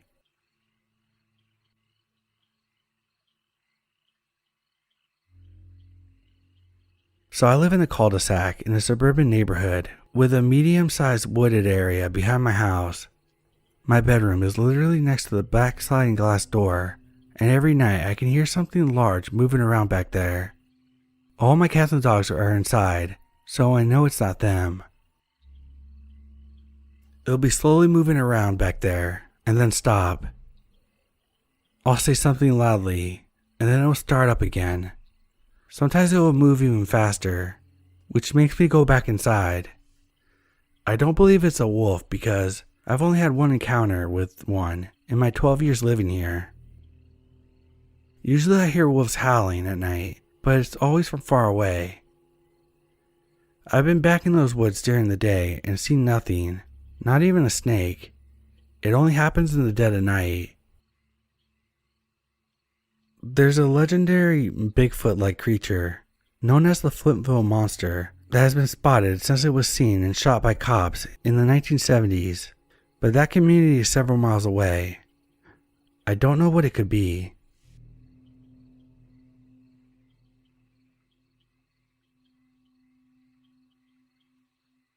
This happened to a group of friends and I on a camping expedition for a reward program.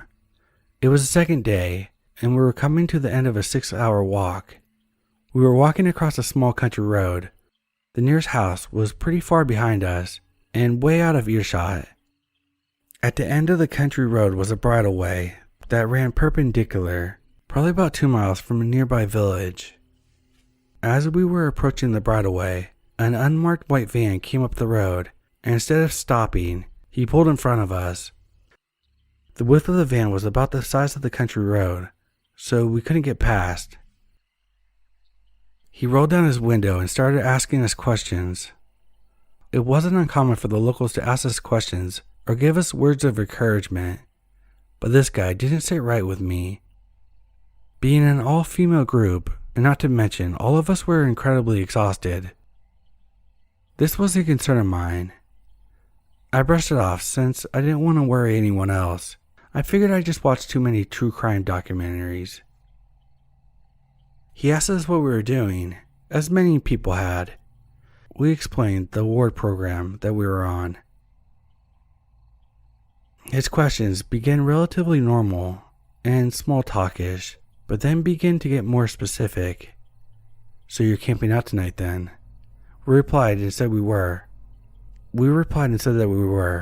Ready for him to drive off so we could continue our route.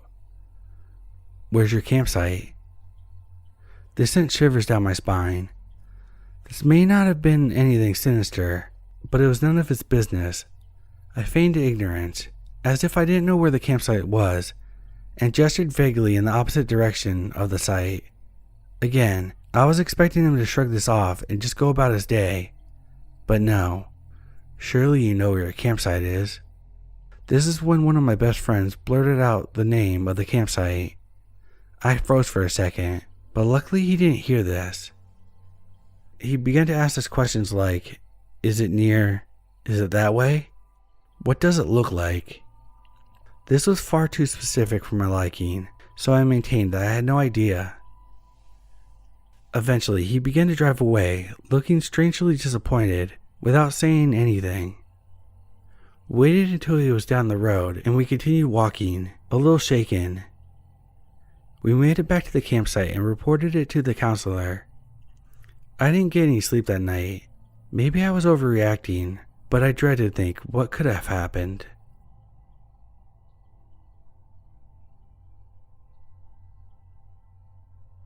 It finally started raining here, so I took my 14-year-old son out mushroom hunting over the weekend. It was later than we normally would go, and the sun goes down much earlier. But we were taking a trail to the river and back in the hopes of finding turkey tails or chanterelle mushrooms.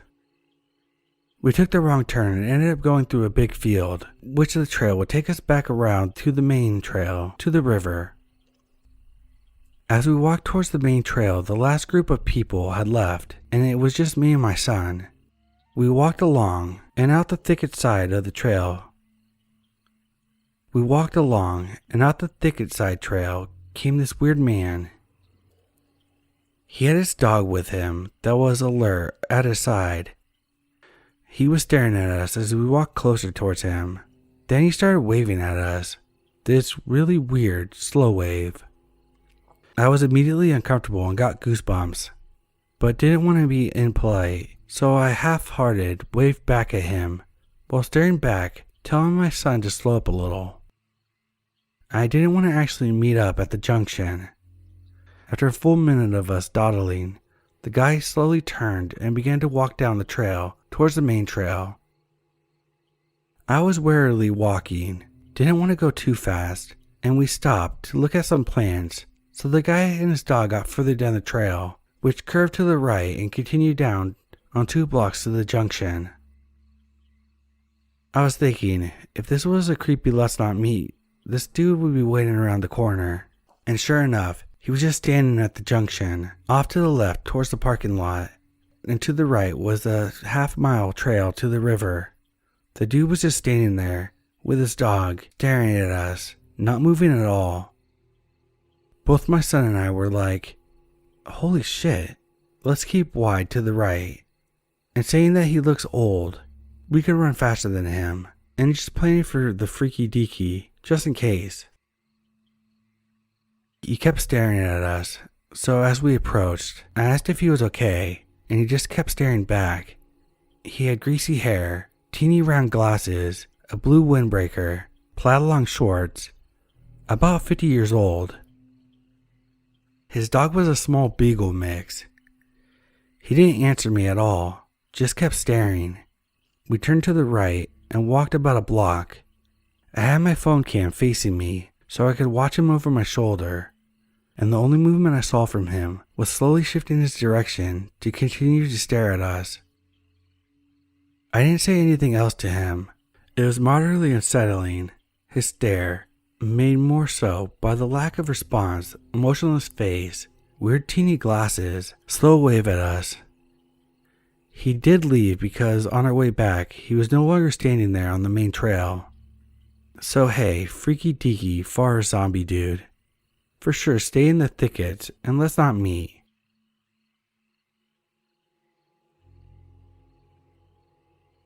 This happened to me today.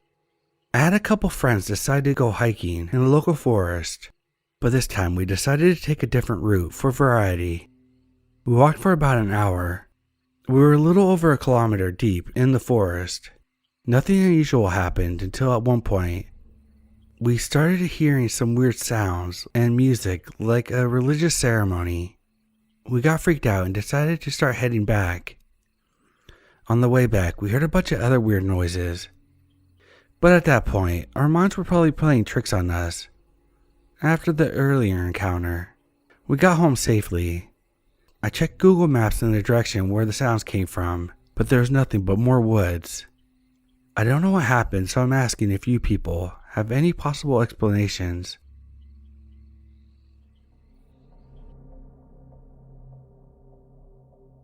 So near where I live, but far out in the sticks, there's a glorified gravel path in the woods called Roop Hill.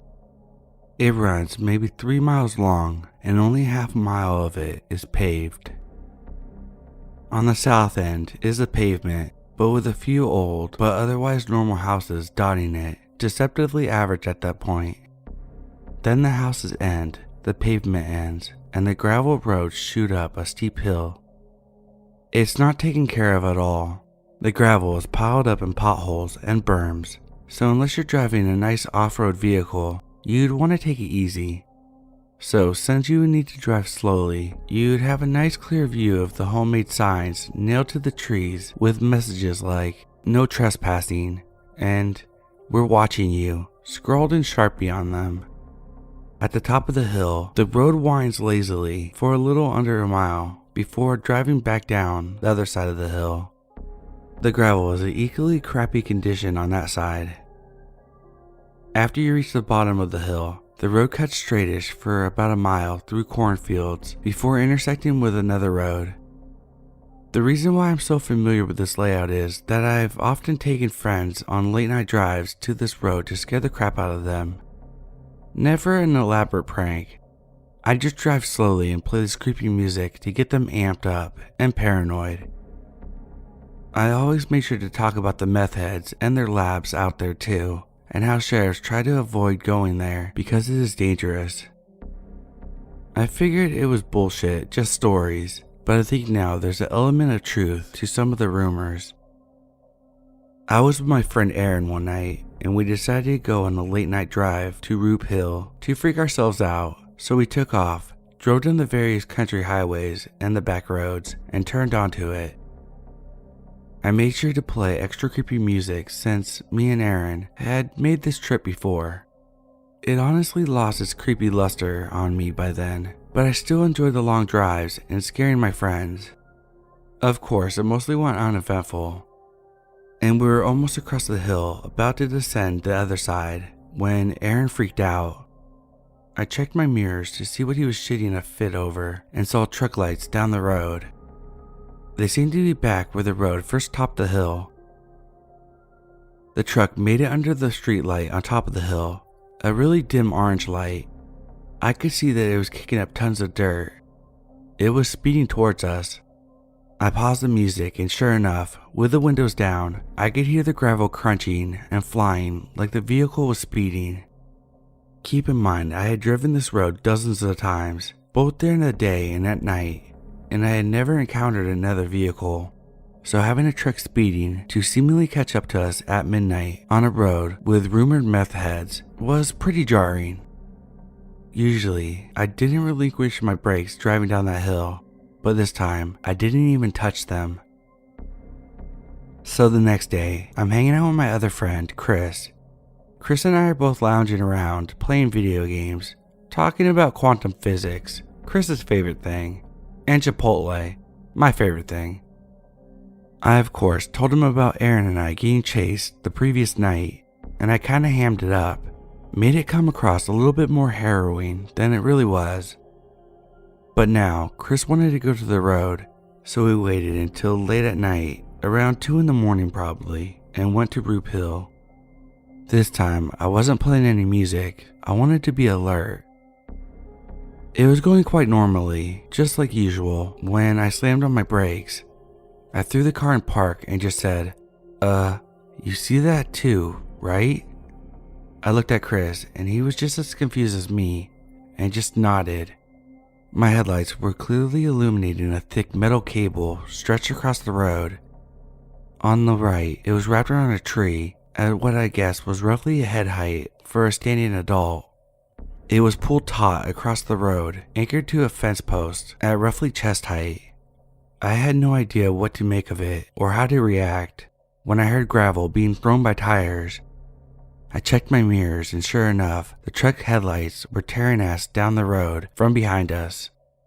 I started freaking out, my breathing and heart rate were out of control, and I began sweating. Chris just swore under his breath quietly. I threw it in drive, pulled it as far right as I could, and my low seating car slid just under the cable with a loud metal on metal scraping noise. I cringed as I heard it scrape, but I wasn't about to sit there and get deliverance. So again, I flew down the hill, and this is the creepy cherry on the sundae for me personally, because Chris didn't see it. As we left the tree line and entered the cornfields, I glanced to my right past Chris and briefly caught a glimpse of somebody standing about 3 or 4 feet back in the corn. I just felt my stomach scrunch up, and I floored the accelerator. I glanced at my rearview mirror, and I could see a man standing in the road behind us, illuminated by the moon and my taillights. He had a long object slung over his shoulders. I couldn't tell if it was a cane or maybe a rifle, but I didn't want to stay and find out.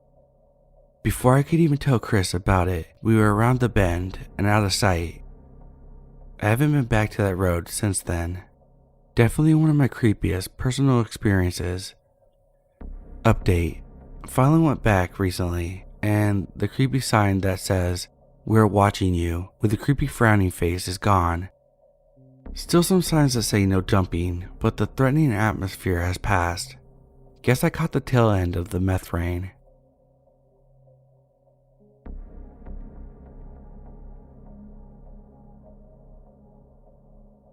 A few nights ago this happened to me, and I keep thinking about it.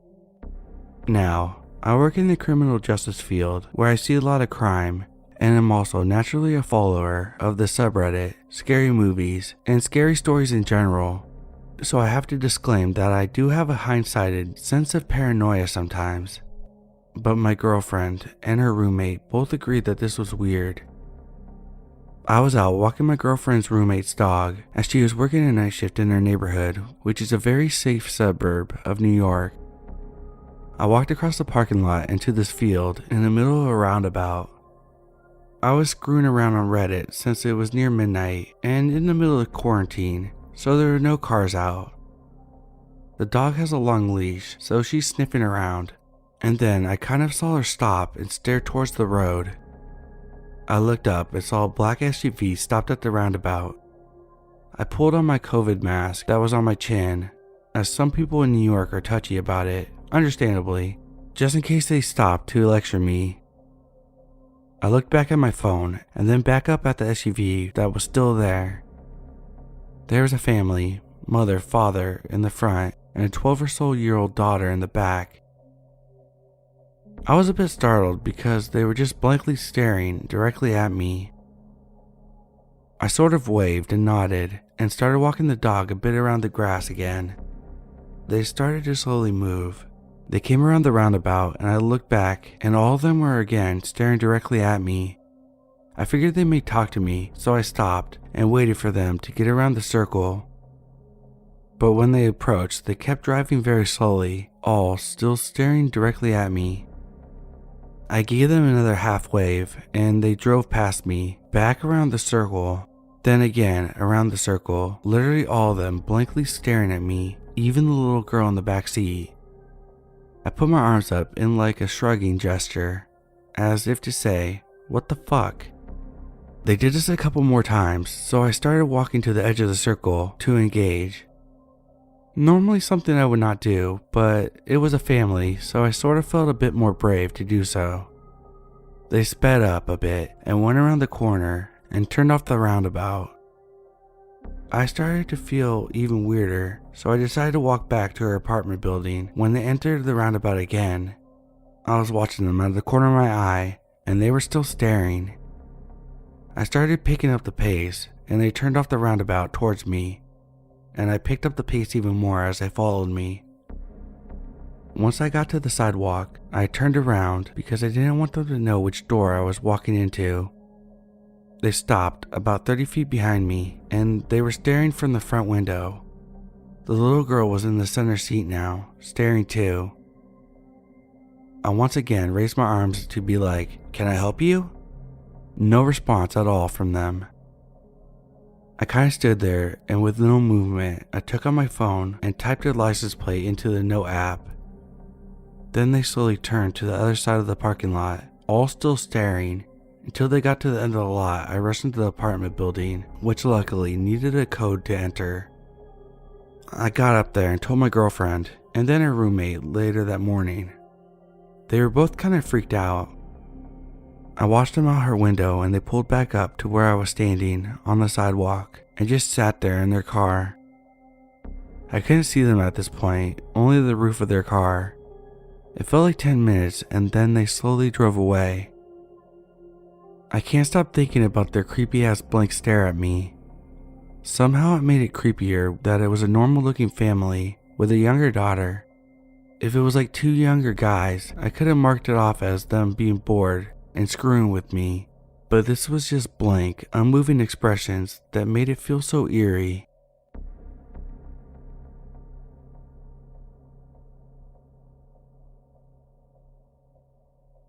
I'm a guy. This was probably 9 or 10 years ago. I was in my mid-30s, out of town with some coworkers at an IT conference for the week. It was a nice town, as these things go. At least, the main street was anyways. One night, one of the companies sponsoring the conference had an open bar night at a club. Of course, I drank too much, and after the rest of my coworkers left to go back to the hotel, I stayed and kept drinking. The bar closed, and on my way back, someone else from the conference decided to take it out on himself to make sure I got to the hotel safely. I didn't want to, and quite frankly, I was asked him about it. We got back to the hotel, and I decided what I really needed was a cigarette. So when the guy left, I went to a different exit to find a store that was open at 2 a.m. to get a pack of smokes. Back then, I used to smoke when I was drinking. Not anymore. I walked up and down the main street trying to find a place that was open, but everything was closed. I ran into a couple that I assumed were locals and asked if they knew of any stores that were open at this hour so I could get some smokes. They said, "Sure, follow us." They started leading me off the main street, and after a couple of blocks, my drunken brain started to realize we were quickly getting into a more dangerous part of town. So I started asking them how far it was. "It's right over here," they kept saying. Then we get to this construction site, and I was really scared. "It's right down here," they said. I looked to where they were pointing, and it was a dark alleyway. I said, "Okay, I'm right behind you," and bolted in the other direction in a full sprint. I rounded a corner, slipped on some gravel and wiped out, tore multiple holes in my jeans. My palms were covered with gravel and bleeding.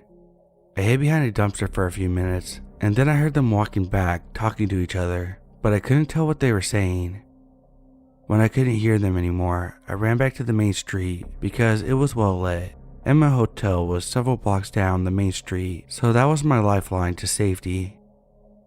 On my way back, I hear them at the next block or two shouting, "Where did that guy go?" I started hearing additional voices with them, but I couldn't make out what they were saying. But they were unquestionably talking to the original two. I hurried to the hotel and got to my room and quickly passed out, still pretty drunk but sobered a bit from all the adrenaline. I'm quite sure I narrowly avoided getting robbed or worse in that dark alley, and they were looking for me for a while after I ran off. That guy who tried to get me safely back to the hotel deserves some props and an apology for me bugging out on him like that afterwards. Unfortunately, I didn't see him for the rest of the conference, but I probably would have been too embarrassed to say anything to him back then.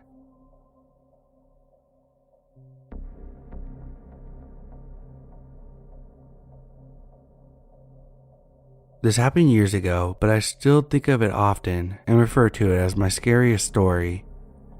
I was 20 and just got in my first car, Ford Mustang convertible. My favorite thing in the world was to drive late at night on abandoned roads. I decided to take my car for a drive, and bear with me when I describe the roads to you because it does have bearing, I promise. I live in the Denver metro area in Colorado at the time, and my favorite roads were mountain roads. This time, however, I wanted to stay in range of cell service. I had been talking to my new beau, so I drove down to Golden to follow Highway 93 along the Front Range up to Broomfield or Boulder. It's usually a pretty good and solitary drive at night, and it was around 1 a.m., so I knew that I'd have the road to myself. All was going well. I had passed the roadwork and cop at the 72nd St. Juncture and decided to get off the road in Broomfield that would take me east, perpendicular to Highway 93, down a looping, hilly street until I reached Indiana Street. Indiana parallels Highway 93 until it ends against a road further south, closer to where my home was. As I'm turning onto Indiana, I see the first cars I've seen since the cop at 72nd and Highway 93. There was a large diesel pickup in front of me and a red hatchback in front of them, also turning south onto Indiana. The hatchback, however, was going frustratingly slow. Indiana Street is a very hilly road. Speed limits are 50 to 55, and there's only 2 lanes, north and south. The truck, deciding after a while of tooling behind this hatchback at 25 miles per hour to cross the double yellow line and go around the hatchback. They sped off into the distance, risking the low visibility of the hills, going back over and disappeared out of sight. The hatchback hadn't changed speed, but I decided to hang out behind them because the night was fine. I was in no rush, and I was scared of crossing the double yellow lines. Death Proof is my favorite car movie, but the images of the head-on collisions never go away from me. I was confused at this point about the motives of the hatchback driver, but it didn't seem too horrible to stay a car length behind them and wait, going 25 miles per hour up the hill still. I checked my phone, only to find it was dead, and as I recently bought this car, I didn't have a charger with me for the cigarette port. This made me even more uneasy when the hatchback slammed on their brakes and came to a complete stop. I couldn't see an animal or anything that warranted it. I was freaked out enough to overcome my fears. I crossed the double yellow line and sped past them, but they sped up too. Thinking it was a mistake, I sped up more, reaching the actual speed limit of 50 to 55. They matched me, and I was swiveling my head, trying to see the other driver's side window and looking out for incoming headlights at each hilltop. I sped up even more, this time reaching 65, and still nothing gives. They're matching my speed and keeping me from getting over in front of them. I slowed down, backing off, but they slowed down too. Finally, scared out of my mind, I punched the gas, bringing me up to 80, and slipped back over the double yellow. They tried to match my speed, but I had been significantly ahead of them for long enough to get over. Although I was scared of scraping my bumpers, they were so close. I didn't know what I expected, but when they started bumping the back of my car with theirs, I was in full freak mode. I knew that 72nd was coming up, that if I took a right on it, I could get back on Highway 93 and the safety of the cop. So I turned my blinker on far before the juncture to let this crazy person know that I intended to get back out of their way for good. They didn't back off. If I slowed down, the pressure against my back bumper merely increased. They were still barreling along at a white knuckle speed of 65 to 70, and we passed 72nd without me being able to turn off on Indiana. The next road coming up was Layden Gulch Road, and to my surprise, they started backing off. I flicked my blinker on without thinking, wanting to get away from them ASAP. But of course they followed me onto the road, continuing to press out of my back bumper until we were going 60 in a 45 with no real street lamps and a lot of curves. I couldn't remember if this road went all the way to 93, but I was praying it did when I started seeing some cones and signs of road work along the side of the road. Suddenly I saw a road closed sign moved off to the left of the road. It had been in the middle earlier that day, and instinctively I slowed down, thinking about cartoon characters flying off the edge of a cliff where a bridge used to be. Luckily, the hatchback slowed down too.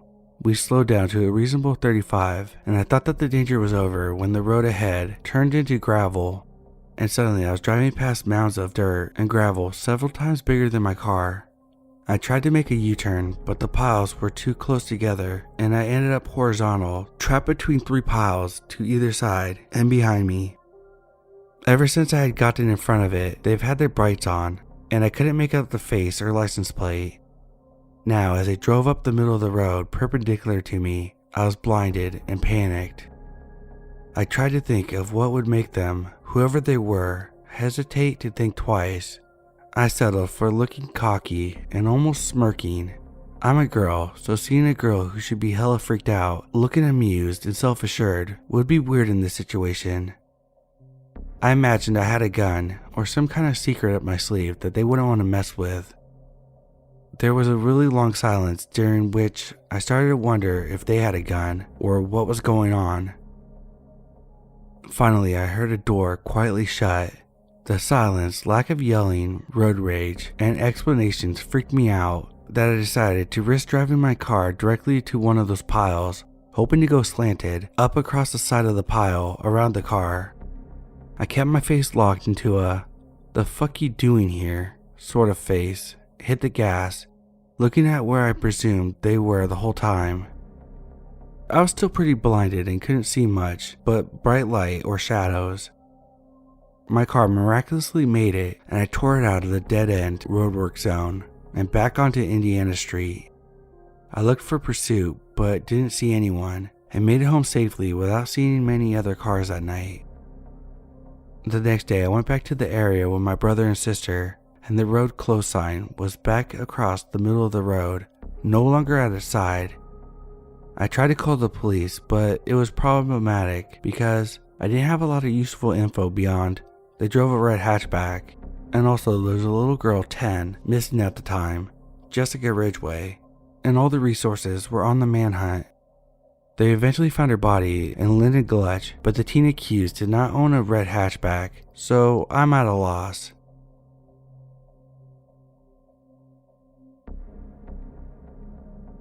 So this happened in 2012 when I was 15, about to turn 16. I used to sneak out a lot as a teenager and meet up with my friends who lived in the neighborhood nearby, maybe a 15 to 20 minute walk at best. We did this multiple times a week, just bullshitting around. Well, there was this one night I was walking through my neighborhood, which is pretty nice, upper middle class I would guess now. But I remember hearing crying in the distance of what sounded like a baby crying, which honestly startled me. I was thinking about how odd it was to hear in the dead of night, outside, and that loud. But being as freaked out as I was, I remember hiding in a nearby bush next to someone's house and waiting, listening as I heard the sound get closer. I remember looking down the road and seeing a big white van driving slowly down the road without any lights on. I was watching them come to multiple stops as they made their way down the road before parking on the street and turning the sound off. They just sat there for about 5 minutes before I finally got the nerve to jolt, running all the way home and getting caught by my parents. I always found it weird as shit as to why anyone would mimic the sound of a crying baby in the middle of the night like that.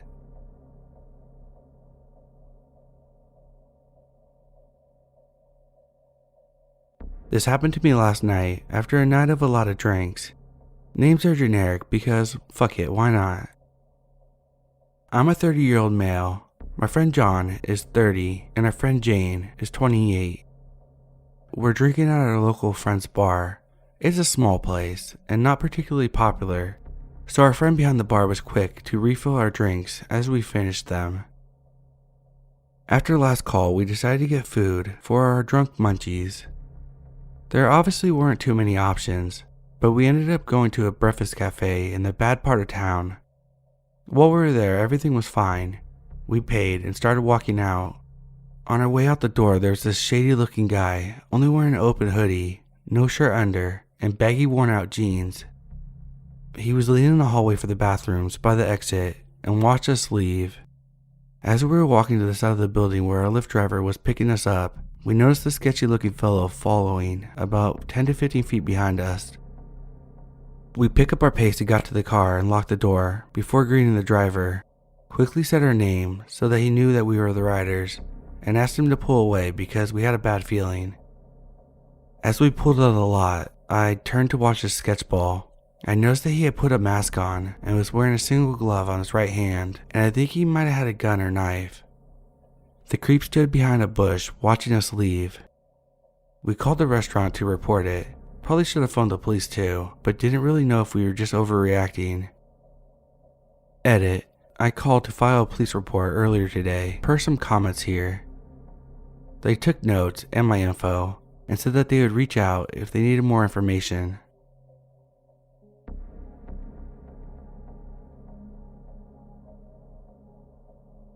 I was leaving the bar tonight around 12:30 a.m., going to the parking lot they share with a few other businesses. I felt I should grab my pepper spray and keys from my purse for some reason, but it wasn't too far from where my friends were standing, and I didn't need my keys to open my car. This might be where it all started. I walked the 15 yards to my car. Again, don't need the keys to my car to open my door, as long as they are on my person.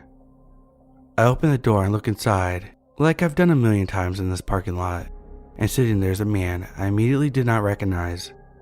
Immediately, I freeze and ask, "Hello? Who the hell are you?" Meanwhile, I take in that he's sitting on my passenger seat, going through my glove box, holding my registration. He says, "Are you?" and says a name similar to mine. I try to think how I can get out of there fast because my mind goes to the idea that he could pull a weapon out at any point. I say, "No, but I'll go get her," and I turn around to run back to the bar to tell my friends and the bartender. They check it out 30 seconds later and the guy took off before anyone could see him.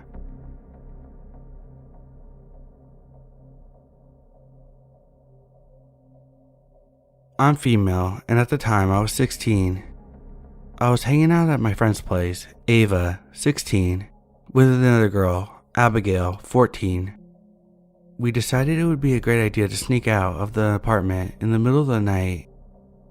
For some background, it was a suburban Eastern European neighborhood, so the idea wasn't that bright, as you have probably figured. Cut to the chase. At around 1:15 a.m., we first decided to go out. The plan was to keep walking in a straight line until we got to the town's river. Pretty easy, right?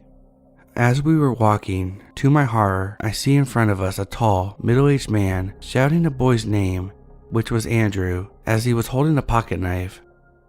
I knew straight off that it was bad news. Terrified, I whispered to my friend very closely, "We need to back off. Can't explain now, just go backwards, slowly."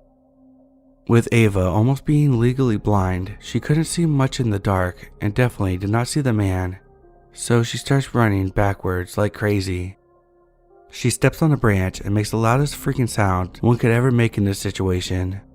The middle-aged man turns around, looks me straight in the eyes, so I say fuck it and start running too. We get back to the apartment safe and sound. A couple drinks later, my other friend Abigail decides she wants to sneak out too. And me being the rebellious teen I was, I followed her out without a second thought. At this time, it was about 3 a.m. We were hanging out in the park smoking and talking about boys when suddenly, lo and behold, at that park entrance, the middle-aged man. I tell her, "Okay, this is not good. We need to go back now." So we quietly leave the park and, thank God, he didn't start chasing us. Worse, he got into a white van. It was obvious that the van was following us from a distance, but that wasn't the problem, as we were close to Ava's house, right? So I thought, until Abigail turns to me and whispers, "Don't let it show, but I think we're lost." And then it hits me, we lost our direction. We start turning down random corners, desperately looking for the place, until we ran into Ava's dad, who had woken up to the horror of 2 missing kids. I think it was obvious that we all got a pretty bad lecture and then were sent off to sleep. Looking back on it, as much as I hated her dad for that, I could say that someone was probably looking out for us up there.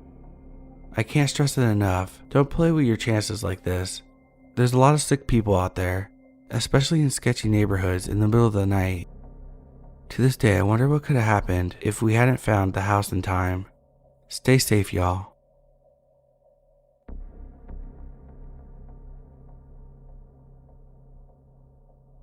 I live in a neighborhood next to a busy intersection, and my neighborhood is guarded by a nice tree line that unfortunately removes all the privacy in the fall and winter from the constant traffic. Every other night for the past 2 months, I go out to smoke around 7 to 9 p.m. I'm standing there and smoking a cigarette on my front porch. This small car pulls to the side of the road in the pitch dark and watches me smoke under the porch and doesn't leave until I go inside. This has happened 3 times already, but I think last night my heart sunk to my testicles because I realized it's the same car, same spot. This time I stared back in the fucking dark under the very dim light and they drove off. What the fuck? How did they see me so clearly? I'm not sure why this car is fixated on me when I go outside to smoke under the dim porch light, but it's starting to bother me.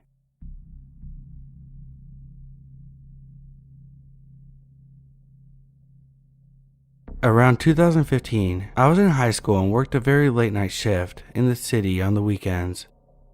One night, the subway I was on got delayed, and after 30 minutes of sitting in the cars, the conductor told everyone to leave because the trains weren't going to run for that night. Everyone on the train either called a cab or walked a 30-minute walk to the bridge in one of the most dangerous neighborhoods in New York City. I was 16 and alone and extremely exhausted after working on my feet for 10 hours. I tried to call a cab, and they said it would take up to 20 minutes to come and get me, but by the time it comes, I could have already arrived at my destination. So I decided to walk the bridge, and I felt somewhat safe because other people were walking a few feet ahead of me. There were people from the train as well. At first, I didn't know which direction to walk in, as it was dark and there are no signs. I start walking in the opposite direction, and this middle-aged man who spoke in broken English calls for me and motions me to the right direction. I immediately thank him and he walks with me from that point. He begins asking me questions like, "Why are you walking around so late? Do you live with anyone at home? How old are you?" I'm hesitant to answer these questions, and at this point, I'm super creeped out. Luckily, this girl around my age was walking behind me and the guy, and stopped us so she could ask if I knew the guy. I said that I didn't, and the guy immediately took my arm and refused to let me go. She was with her boyfriend, and her boyfriend threatened to fight him if he didn't leave me alone. After the boyfriend threatened him, the guy ran off immediately without hesitation. The couple walked with me until we finally got off the bridge and I arrived in a safe neighborhood. From there, I thanked them so many times and told her that I was grateful for her. I still think about this encounter to this day, and I honestly don't know what would have happened if that girl hadn't been there to save me. I'm so grateful that she did.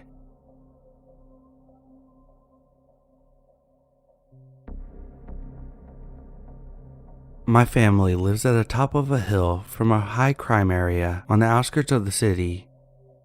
People who live at the bottom of the hill often come up to our little neighborhood to use the courts and the church and the middle school. Sometimes we see them wandering back down the hill after dark, and sometimes kids cut through our yard to avoid having to walk down the sharp curve that cars sometimes take too fast.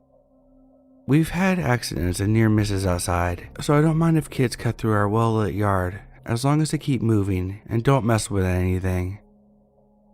I kept the lights on until it's time for bed, and then I switch over to motion sensors. Recent events led me to install cameras and signs indicating that the property is monitored. Around 3 last night, I was home alone and drifting out to sleep when the security camera behind the house pinged. It detected movement. Usually it's a groundhog or some small rodent. I brought up the camera on my cell phone. The enhanced vision displayed a shape in the bottom of the right corner, leaning or pressing against the side of the house, rocking back and forth. I could also make out steam rising from him, which was a telltale sign of taking a standing piss against my foundation.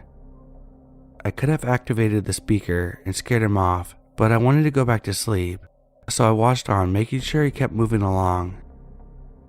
He didn't. He kept close to the wall as he moved along, suggesting he knew that there was a light sensor covering the center of the yard. He stopped at the dining room window, pulled out a small light, and cased the room with it. That was when I chose to turn on the speaker and address him directly. I pressed the microphone icon on the phone and said, "You are being watched." It was loud enough to fill the side of the yard. It didn't seem to bother him, and if the speaker wasn't mounted right outside the bedroom window, I might have thought I muted it. I added, "You are being recorded, guy with a flashlight looking into my house." He turned towards the camera, still hiding his face under his hood, and said, "This right here is your weak spot." He waved the light into my dining room window again to illustrate. "I'ma prove it to you someday if you don't get it fixed." After that, he flashes the light on the camera, blinding it until he hopped the garden fence at the edge of the yard and vanished. I shared the video with the police, who found it amusing, at least the excuse. I got a sense that one of them seemed to recognize his voice. However, they gave me no promises or assurances. Looking at the yard, I tried to figure out why the dining room might be the weak spot. I think I'll take the morning to figure it out.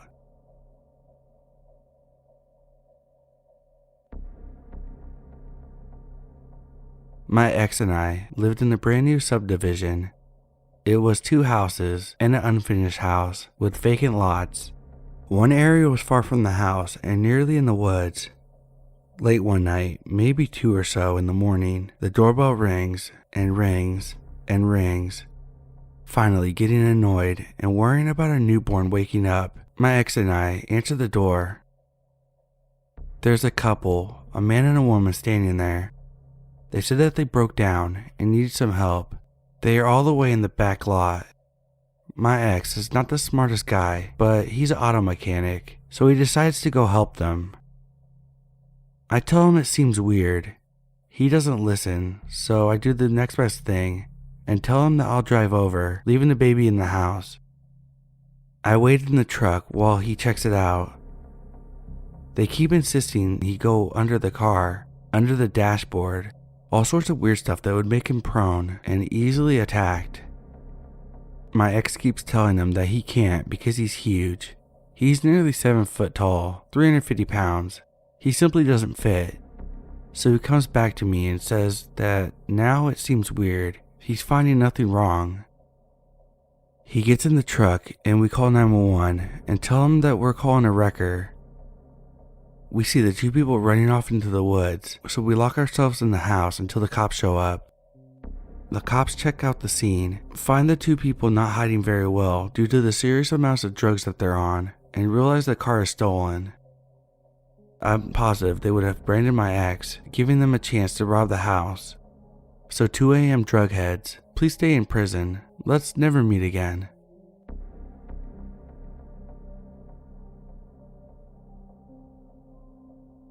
Back in 2015, when I was in my 2nd semester of college as a freshman, I had a habit of pacing around to keep my thoughts coming. I had this habit since childhood, and it often seemed that I couldn't stay focused on anything that required creative thought without it. Considering my intended major required literature and creative writing courses, it was something I found myself doing constantly, especially when I was trying to think up ideas for essays and narrative assignments in class. To be clear, my pacing isn't just walking. It needs to be done along a predictable, short route so I can mentally clock out of reality and focus solely on my thoughts while I run on autopilot. I often put in my headphones to prevent distractions that take me back into reality, because if it happens mid-thought pattern, I'll lose at least half of the ideas that I was exploring. Weird, I know, but I want to clarify this now, because I've had a lot of people ask me why I don't just go for a long walk around the neighborhood instead of me walking around in circles in the backyard like I normally do. It was getting late one evening, and I had a lengthy essay due the day after next. I had a good portion of it already done, but I still had a bit to go. My roommate had come back into the dorm, and considering the time, it was perfectly understandable that she wanted to sleep. She generally didn't mind my pacing, but I preferred that I didn't do it when she was trying to rest. Also understandable. And with her turning off the lights in the room, it would be a little difficult for me anyway. I still wanted to keep going on this assignment though, so I decided to find somewhere else on campus outside the room to pace in, and figured I'd note down ideas in an app on my phone as needed for later. There was nowhere in the dorm complex that was suitable, so I started walking around. The university was well known for the large campus, so I figured I'd find a good place eventually. I walked for a bit until I found myself at one of the more historic buildings, which had a nice courtyard in front of it. Part of the courtyard included wide pedestrian paths that met at the center at a nice roundabout with a fountain in the middle. A little further from it was another small roundabout with a grass island in the center. Circular paths like that are ideal for my pacing, because I don't have to stop and turn around repeatedly, and I ended up choosing to walk around the one with the grass island, so I wouldn't disturb anyone that wanted to hang out by the fountain. Some people are a bit unnerved by my pacing, so I worried it might freak out a stranger who saw me on a late night walk. There was an occasional passerby, but for the most part this place was empty at this time of night. I figured I could just go in circles for a bit without disturbing anyone. I put in my headphones. Yes, both of them. And yes, I'm aware it was a poor decision, given the circumstances, but I was exhausted and just wanted to get this brainstorming session over with so I could go to sleep. I started to walk in circles with my music playing as my mind drifted. I don't know how long I was pacing before the encounter, but it wasn't long. As I was rounding once more, I was met by a headlight from a car driving slowly up the path to the roundabout. I was a little confused by this, as I was sure that this path was meant for pedestrian traffic only, but since it was deserted, save for me, I assumed that the driver just needed an easy way to turn around, and didn't think it was a big deal since the risk of accidentally hitting someone was next to zero. The vehicle moved past me while I moved closer to the center to keep from being in its way, and kept my eyes on it while I walked. I expected the car to just go around and then back down the path where it came from, since that was the only path on the roundabout that led back to the street. But instead, it came to a stop on the side of the roundabout opposite the street. While initially I started to assume then that they needed to look at their GPS or make a phone call before continuing, there was no denying the uneasy feeling I got about the situation. Instead of continuing my route, which would have taken me right alongside the vehicle, I decided to take one of the paths towards the building and just wait for them to move on. While I walked, I noticed an empty parking lot on the side of the building. The path didn't go there, but it was easy to walk over the grass patch dividing the two areas. I started to pace in the lot for a bit and quickly forgot about returning to the roundabout as I got lost in my thoughts again. I was pulled back into reality by the shine of the semi-distant headlights. It was the same car as before, or at least looked eerily similar. Luckily, I was facing the entrance to the lot as it turned in, and said entrance was a decent distance from me. I started to hear quiet alarm bells in the back of my mind, even though the rational side tried to assume that it must have been a different car and an odd coincidence, and perhaps I was just paranoid. Regardless of my mental attempts to explain it away, I felt it was better to be safe than sorry. I ended up walking around the other side of the building to get back to the little roundabout I was at before.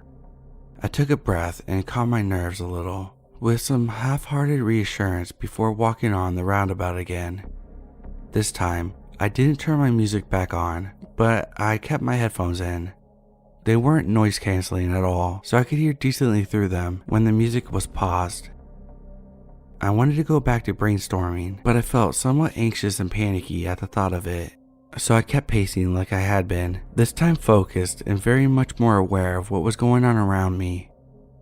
I thought that maybe once 10 or 15 minutes had gone by without incident, I'd be able to calm down and get the last of this done. Barely 5 minutes passed when I heard the obvious sound of rubber tires coming up the path again.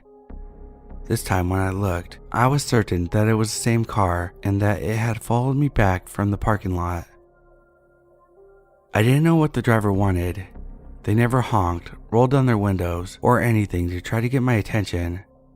But I realized at this point that as a 19-year-old girl alone at night in a more secluded area of the campus, I've been extremely lucky so far, and that luck wouldn't last forever. This time, I sped walked through the grass. There's a pedestrian-only arch bridge that goes over a busy major street that runs through campus. Most of the dorms like mine are on one side of the bridge, while lecture halls and class buildings are on the other. And while I normally hated the bridge because of how steep it was closer than the nearest street crossing right then and didn't have a wait time to cross it. Also, there's no chance of a vehicle following me up. I felt much more at ease from the top of it, and from there I saw the car drive off, seemingly calling it a night. I walked back to my dorm, and by the time I reached my door, the adrenaline had worn off and I was just exhausted. I went in quietly not to wake up my roommate, laid back into bed without changing into my pajamas, and fell asleep. I never contacted campus police about the matter or anything, because I didn't have any helpful information other than 4-door car that could have been black or dark blue for all I know, and it didn't seem like I'd be believed anyway. I never saw that vehicle again or heard anything that was related to it in any way, so over time, it slipped my mind altogether. I still don't know what that driver planned or why they didn't just get out of the car and come after me on foot at that point. Maybe it was the first time they were trying this, and they were nervous about making a scene and getting caught. Maybe it was just some college-age assholes messing with me because they thought it was fun to scare people like that. Whatever it was, I'm glad I didn't have to find out the hard way, and I never paced in public areas after dark on that campus ever again.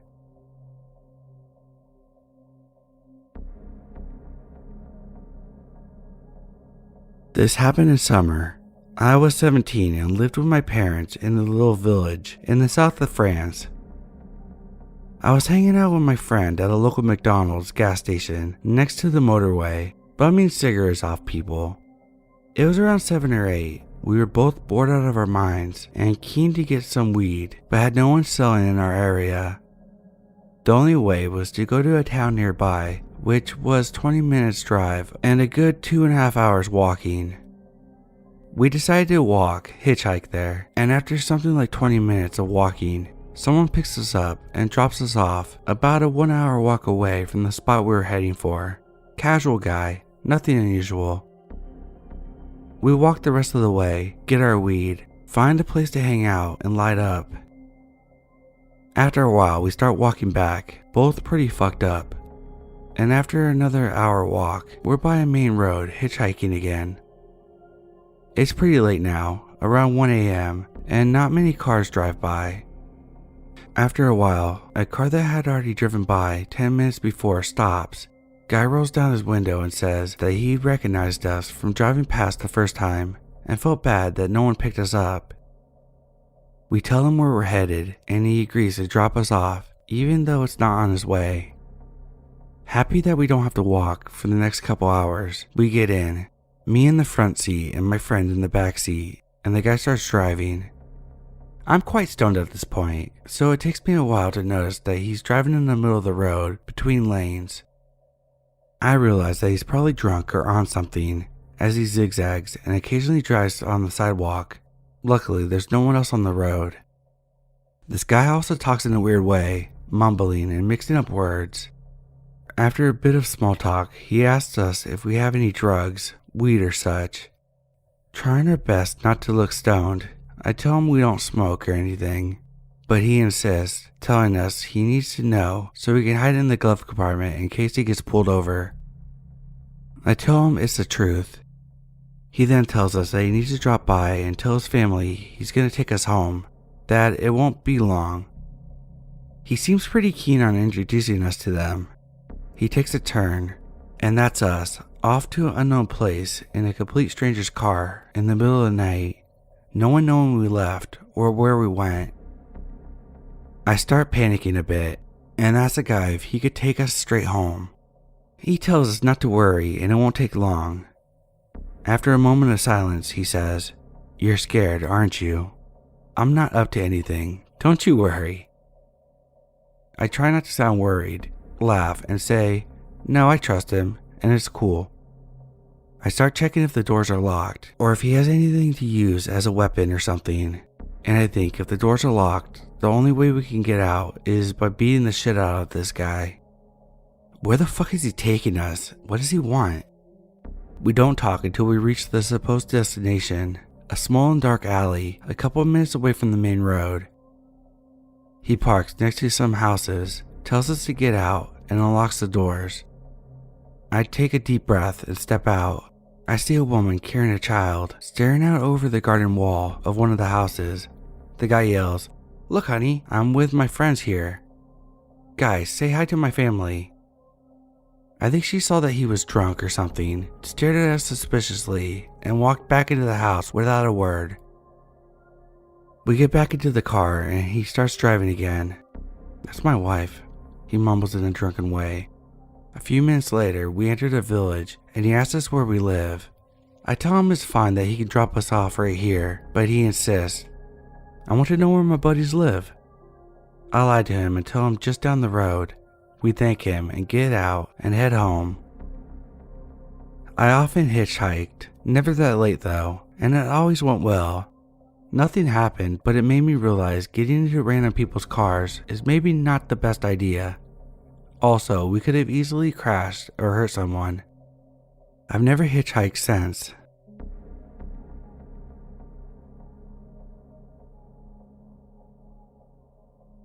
I've told this story to nearly anyone that I've been somewhat close to, but I've never shared it anywhere online.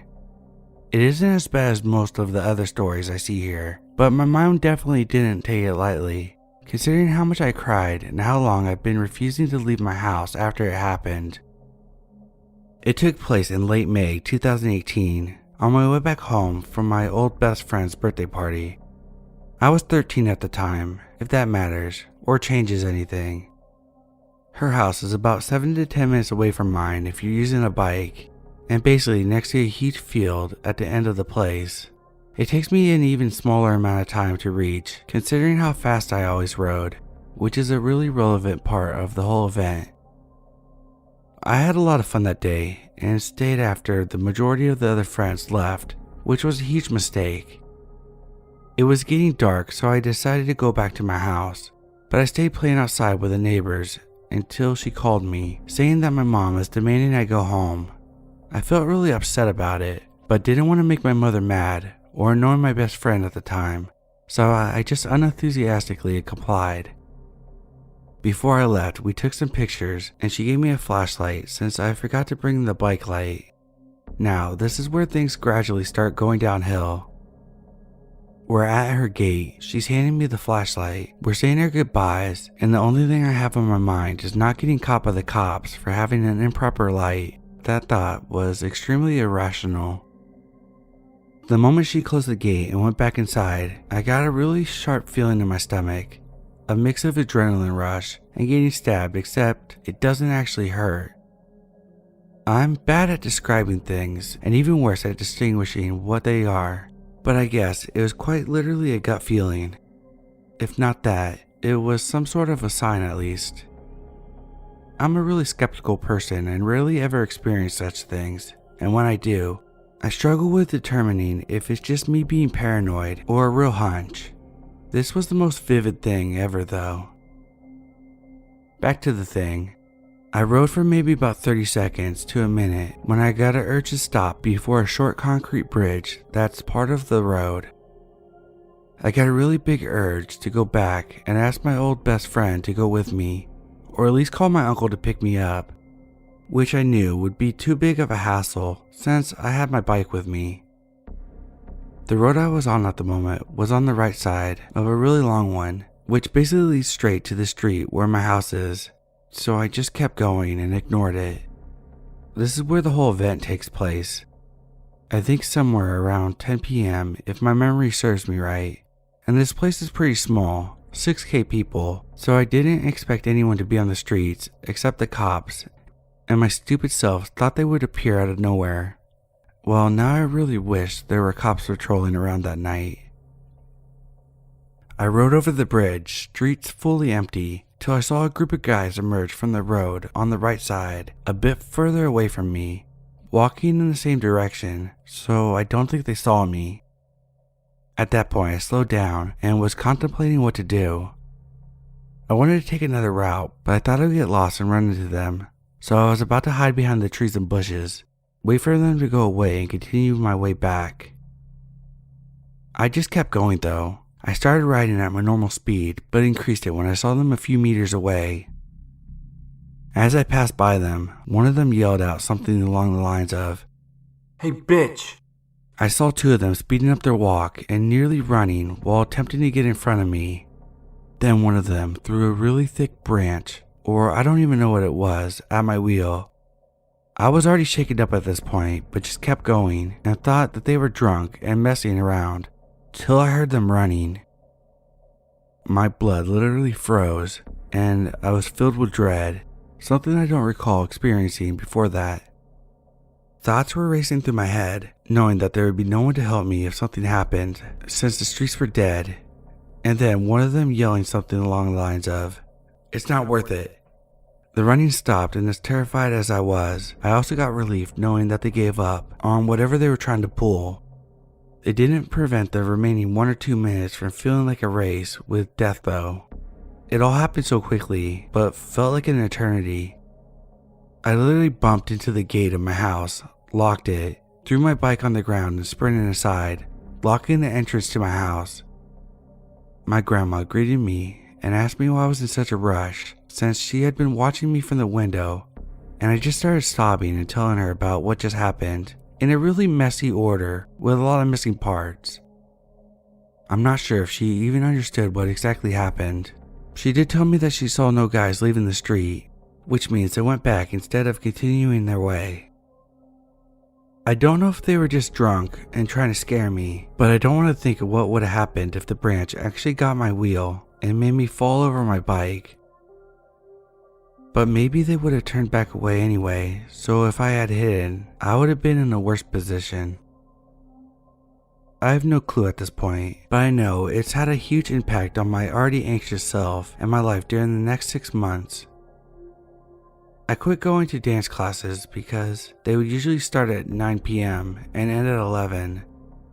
I stopped leaving the house except for school, and any time I walked back alone, I was straight up sprinting to my house, regardless of it being 1 p.m. or 7 p.m. I don't remember the last time I left my house at night without being in a car.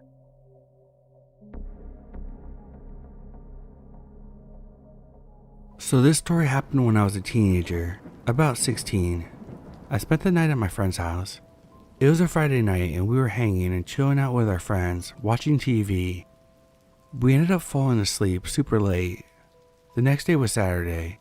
Saturday morning is an older woman's cleaning day since there's not much to do until later that night. My friend's mom woke us up super early, telling us that we needed to help clean. I was over at this house so often that I wasn't considered a guest. So she told us to get dressed and eat something before we would go to the store. After we got dressed, my friend's mom sent us to Walmart that was in another city, gave us some cash for the bus to get cleaning supplies from Walmart. I hated the bus. I would rather walk everywhere because I know that there's a lot of weird stuff that happens on buses. We got to the bus stop and didn't wait long till the bus came and we got on. The bus took us to a downtown bus station where we would transfer to another bus. There, we waited for like 10 minutes to get on the bus. As we get on the bus, we see this disgruntled man just shooting daggers at us. I told my friend, and I was like, why is this old guy staring at us? We laughed and just ignored it. While we boarded the bus, we noticed that he also boarded the bus and sat a few seats behind us, where the seats turned to face in. The whole 15-minute bus ride, we kept feeling him stare at us.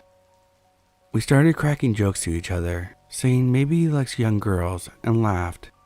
We kept making jokes about him to lighten the mood and deflect that we felt uncomfortable with his stares. Towards the end of the ride, he moved closer to us, to where we noticed, and our eyes started bugging out as if we said to each other, "Did you see that?" He was too close for comfort. This old man had a Bill Cosby-like sweater with the stripes, hair on the side of his head, bald on top, salt and pepper mustache, dirty khaki pants, and dirty scratched up brown boots. Once the bus stopped at the store, we rushed to get off the bus and ran into the store. The man also got off. Walking through the store, gathering the supplies we needed, we noticed this man was following us through the store. Towards the end of our shopping trip, we were in the checkout for a while and hadn't seen the man leave or pass us since we last saw him in the aisle where the mops are. We started talking about how weird it was that he kept on us. We then started joking about him being a kidnapper, just to get the eerie feeling of being stalked out of our minds. We stopped at Subway and grabbed sandwiches to eat while we waited for the bus to go back to our house. Walking towards the exit, the man standing by the exit, we passed him like we didn't see him. We sat at the bus stop waiting for the bus that was coming in like 10 minutes. This man comes out and stands on the other side of the small plastic structure that covers the bus stop for when it rains. His phone rings. We're already feeling some kind of way because this whole situation is creepy. But the icing on the cake is when he answered his phone. This man answered in Spanish and said, "I'm here with two pretty girls, come get me," and smiled at us after he hung up. I grabbed my friend and shouted, "Shit, I forgot something in the store. Your mom's gonna be pissed if we forget it." Running back, I walked to the service desk and tell them that the man outside has been following us since we got off the bus and that he followed us through the store. They called management and the police. The man was gone by the time anyone went outside. My mom's friend had to come and pick us up from the store since that happened. After that happened, I never rode the bus again and would rather walk, bike, run, or catch a ride from a friend.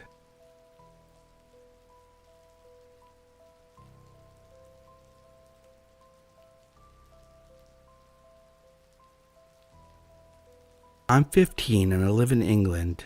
I'm part of an organization consisting of groups of bands based in the Leeds area, which is ran by a guy named Johnny, that all learn to perform and cover songs at local pubs, maybe once a month.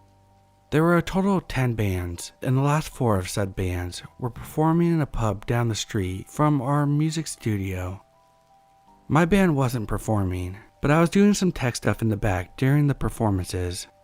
Me and some of my friends who were also in these bands helped Johnny with moving the equipment to the gigs and setting up and removing, as he's in his 50s and it would take him 10 times longer to do it by himself.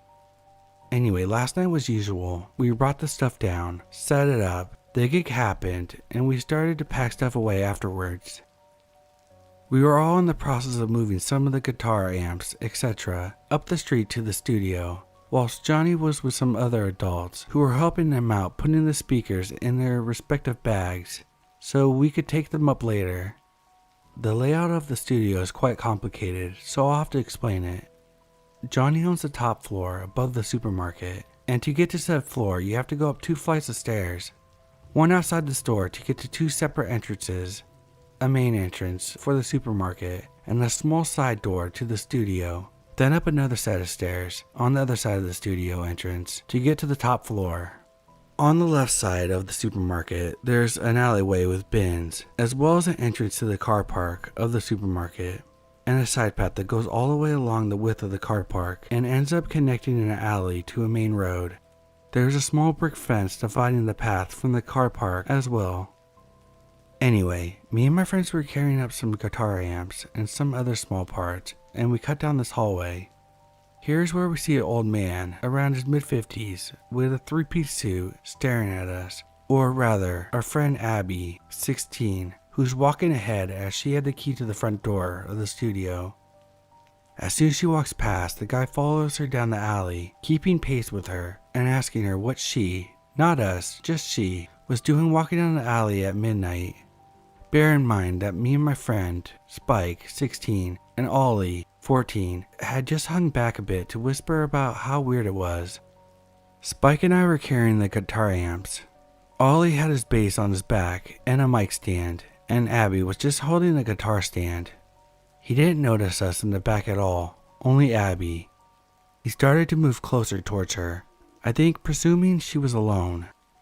She then turned around and asked why we were so far behind. He turns to face us, eyes widened, as he takes a few steps back and makes a comment about how he didn't see us over there. He then walks into the car park and he meanders down the side path, still visible over the fence. As we go up the first stairs, we look back to see him stopped, turning and staring at Abby, grinning almost ear to ear while standing bolt upright, all without saying a word. Then he turns and wanders down the path. Our initial thoughts were that he was just a drunk creep, but after we were done packing, we were all walking home and started to dissect everything. We realized how dangerous it could have potentially been. Here's what we think. He sees a small, innocent-looking 16-year-old girl walking by herself down an alleyway at midnight with very little to defend herself. Seems like an easy target, right? He makes a conversation, which starts innocent enough. Then he gets closer, maybe getting ready to take her. According to Abby, he asked if she needed help carrying the stand and said that he was more than willing, which in my eyes could have been a way to disarm her so she couldn't fight back. She turned around, thank God, and noticed that we were in the back. He then realizes he couldn't possibly fight with 3 teenagers carrying stuff that could do a lot more damage to him in a fight than one guitar stand, and backs off. When you put it that way, it definitely seems like something bad was planned. I don't want to imagine what would have happened if we weren't there, but then again, maybe we were taking it in the wrong way, overthinking it. Maybe he was just drunk. I don't know, but it definitely seemed like he had bad intentions from our viewpoint. What do you think?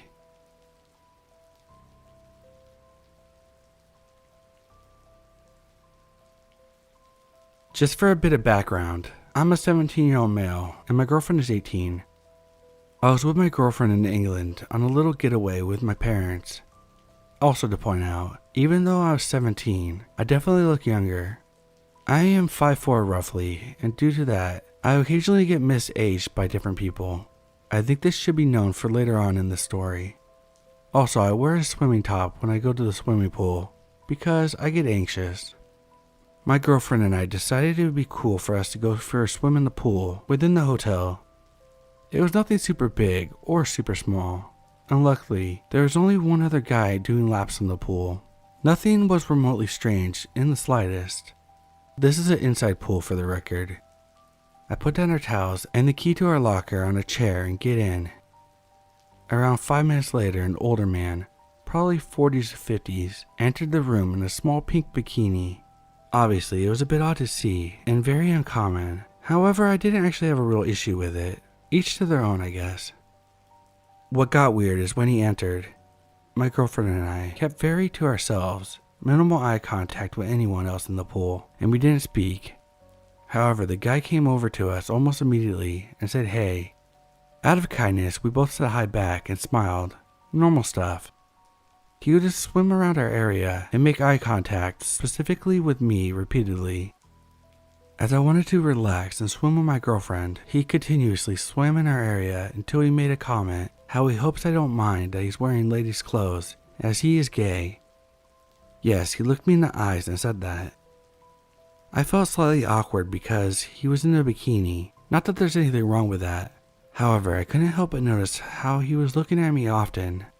I was growing more and more uncomfortable. However, I did not want to be a nuisance and make my girlfriend get out of the pool because of it. Nothing much had really happened while in the pool itself. From that point on, we didn't move much around, pretty much hovering in the same spot talking, while being slightly nervous. He went and spoke to the other guy swimming for a while, but kept peeking at me while he was doing so. To be honest, the other guy just wanted to swim and didn't care what he was talking about. However, after the chat, he then got out. As the guy got out of the pool, he went and lay down on the chair next to the one that we laid our towel on. I don't know if he chose that one because he could clearly see it was ours and had 2 towels on there. It could be excused as a coincidence. However, once my girlfriend walked away and I grabbed my towel, he decided to ask in a specific tone about why I was wearing a swimming top. This gave me incredible vibes of him flirting in a way, asking me why I wouldn't take my shirt off when I swam. I was stumped and answered with, because sunburn. Keep in mind, we are in an inside pool. I also just said that it felt comfortable because I realized that we were inside and I probably looked beyond stupid. He smiled at me and said, "Oh, okay," or something along those lines. He then looked at me and said, "I think you would look a lot better without one." This made my heart race and I was ready to go. I was shocked that he even had the guts to say that to me, so I just laughed it off and said bye. I feel like it was incredibly inappropriate to even ask a child why he's wearing swimming tops, let alone already having made it known that you are gay and you like wearing ladies' clothes, and then you state that I would look better topless. Sir, I've been mistaken as a 12-year-old in the last year. I have a deeper voice, and if you know my age, I'm sure you could realize that I'm truly 17, but initially a lot of people think I'm a lot younger than my age. I managed to escape and got dry and changed in the changing rooms without him coming in at all. I'm really interested in hearing some opinions about how you feel about the situation, if you think it's completely normal or if it seemed like he had weird intent.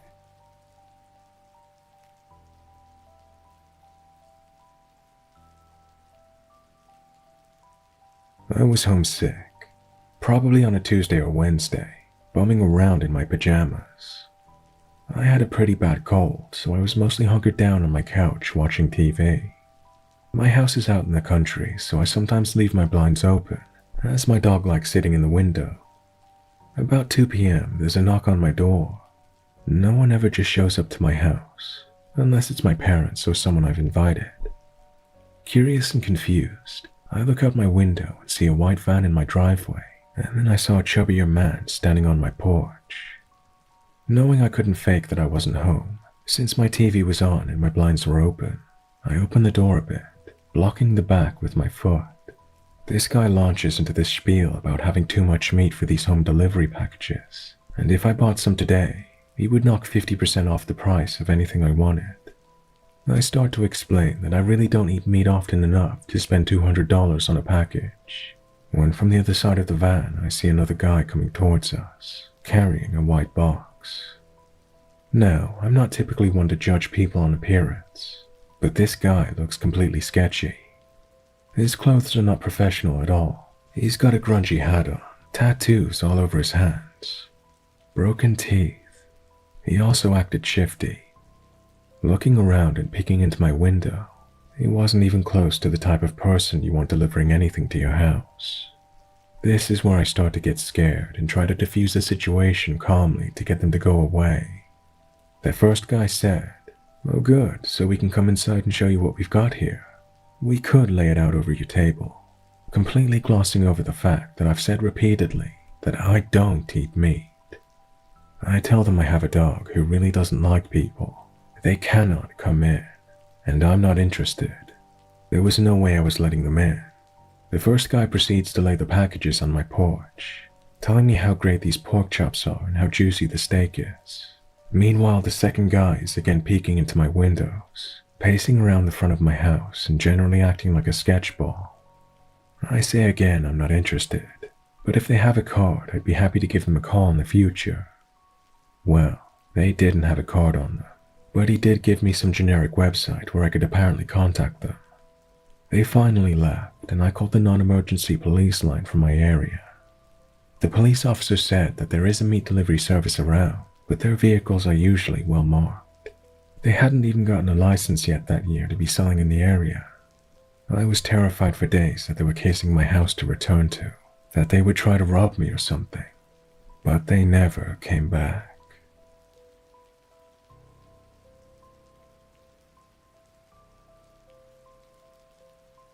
For a bit of context, I'm a 16-year-old female. A while back, I decided to stop by a gas station on my way home from school to grab some snacks. While inside, I walked up and down the aisles looking for something that caught my eye, when I saw a guy who looked to be in his 50s looking at me over the shelves. Thinking nothing of it, I went back to searching for something to eat while the guy wandered around a bit. He then paid and left. Eventually I found what I was looking for and went up to the cash register to pay. As the lady scanned the stuff I set on the counter, we got to talking. "Did you see that old guy who was just in here?" she said. I think so," I replied. "Well, when he came up here, he looked at you and said stuff like, 'That girl's really cute. Oh, if only I were younger. The things I would do,' she told me." I was super embarrassed at this point, and I said, "Oh, that's really weird." "Yeah, just thought I'd let you know. Be careful when you leave," she said to me. I hurried back to my car and felt like I was being watched now, so I ended up taking a 5-minute detour to my house.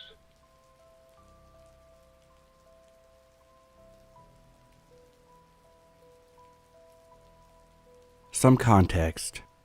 We live in a town on a river. We also use weed.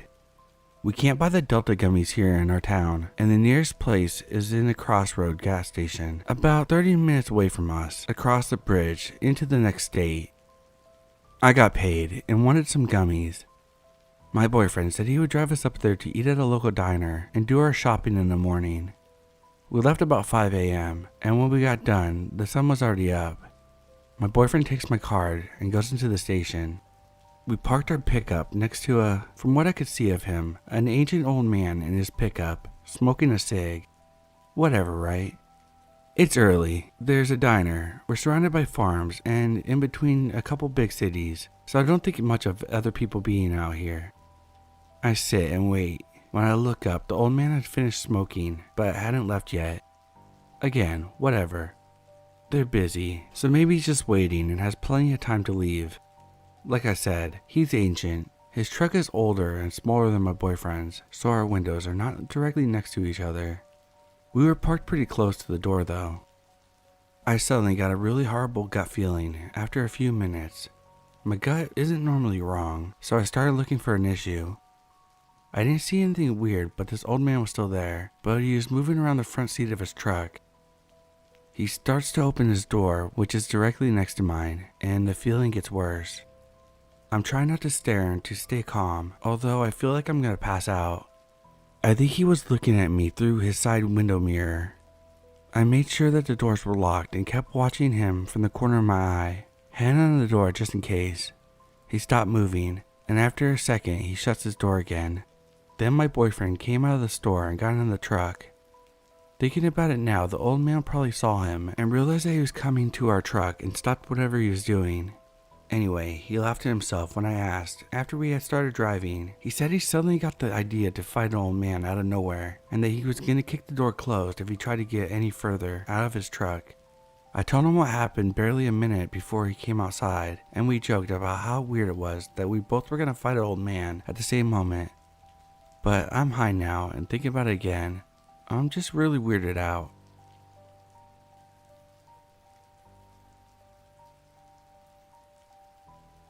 I was driving my husband and his cousin to work since they both worked at the same place, when I heard a pop noise and soon realized that the front tire was flat. I pulled over on the side of the highway and we got out to check the damage. I got the spare and necessary tools out of the trunk and his cousin proceeded to change the tire. Well, while he was doing this, an old guy in a beat up truck pulled over to see if we needed any help. The cousin had it under control, so we were just watching him.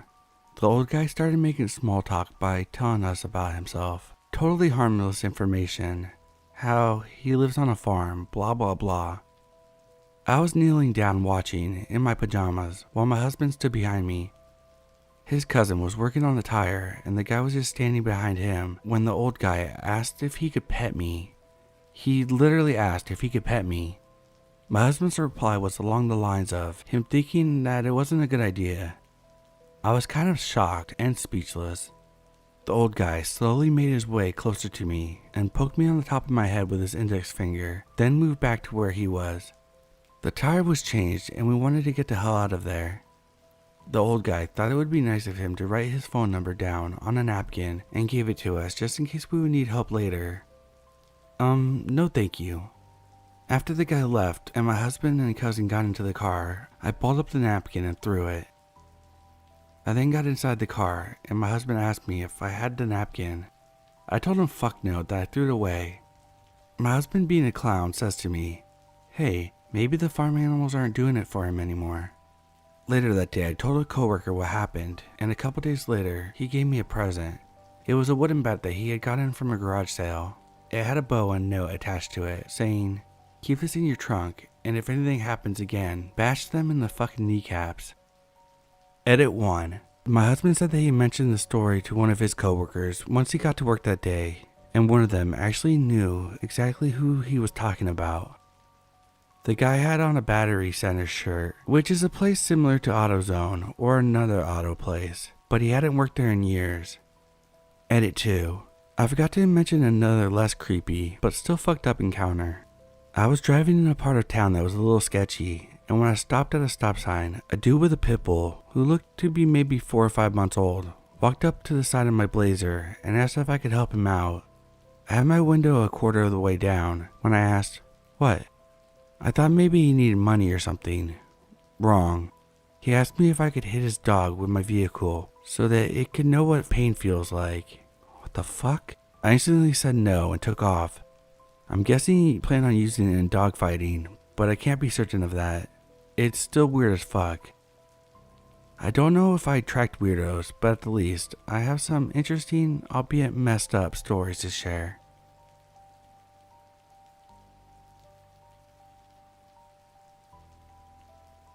This may not be the most terrifying thing ever, of course, and I'm new here, so I'm not quite sure if this fits, but here we go. I'm a young teen who goes for walks a lot. I've happened to notice a very creepy man with unusual behaviors. This happens a lot, I know, but it still freaks me out. Anyway, every time I pass his house, he always stares. He drops whatever he's doing and just looks at me, and he opens the curtains or looks over and just stares. I had a friend around the area who also said he stared at them and acted really creepy, but staring isn't the worst part.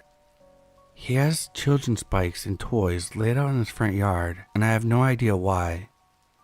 I told my girlfriends about him to try to gain confidence to confront him because it makes me so uncomfortable, but I fear that if I aggravate him, something bad might happen. I started taking different routes to avoid this guy, but he sometimes talks to the neighbors and actually saw me get the mail, so now he knows where I live. Again, I know this is not the worst thing to ever happen to anyone, and it's not that serious, but it still freaks me out, and I'd love to hear anyone's thoughts on what to do. It could also be my anxiety acting up. Who knows?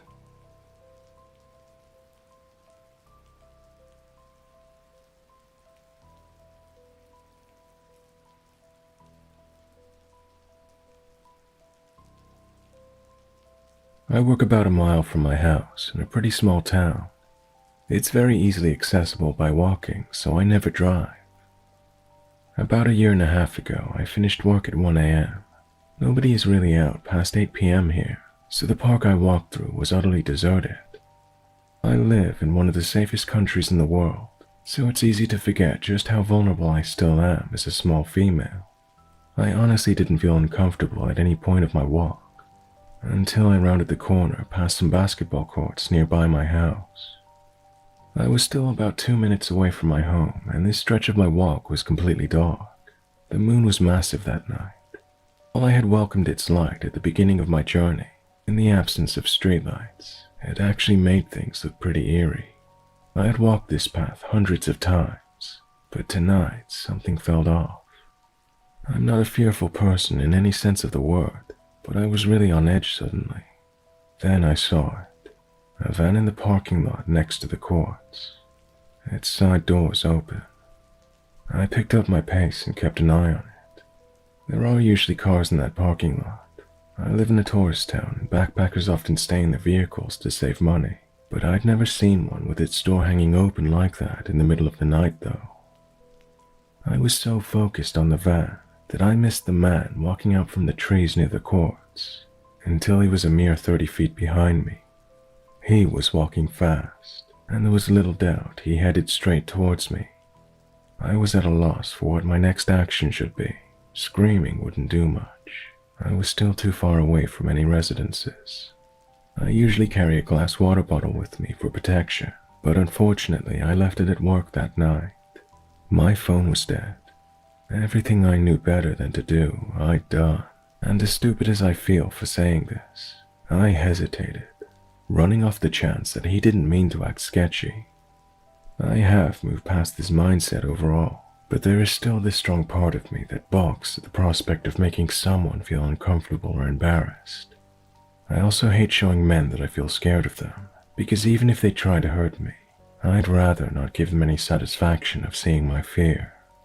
I also knew I couldn't outrun him. I also overthink everything. I saw a small dark blur darting across the library parking lot at the back of the courts. It didn't even register to me what it was. The whole situation was so surreal. The guy was behind me now, and judging by his footsteps, he had not veered course. I quickened my pace, filled out my keys in my purse, and slipped them in between my fingers. I heard a slight jingling noise, and everything suddenly made sense. The blur was Apollo, the large black cat that often walked me home on the stretch after the park. Tonight, he was doing that weird cat run, the one where they get really low to the ground with their ears back. I had an impression that he was angry, but he was moving too fast for me to see his face properly as he rushed past me. I kept walking, but the heavy footsteps were retreating now. I didn't dare look back. I kept moving forward quickly. Apollo was suddenly by my side, still staying low to the ground, and stopped every few feet to look behind him and his. Then he would do that weird cat run to catch up with me. He walked the whole way home with me, as he had done so many times, but I'd never seen him act like that. As we neared my gate, he visibly relaxed and flopped on his back. I coaxed him inside the gate before giving him some massive hugs and head bumps. I stopped walking home by myself at night, but I still saw my sweet little cat friend often. I never saw him behave that way again, though. Apollo moved away 3 months ago. I still miss my little buddy and often think about how strange that night was. I wish I turned around to see him chase the guy off. I've heard so many stories about dogs protecting people, but rarely about cats. My own little girl would never do anything like what Apollo did.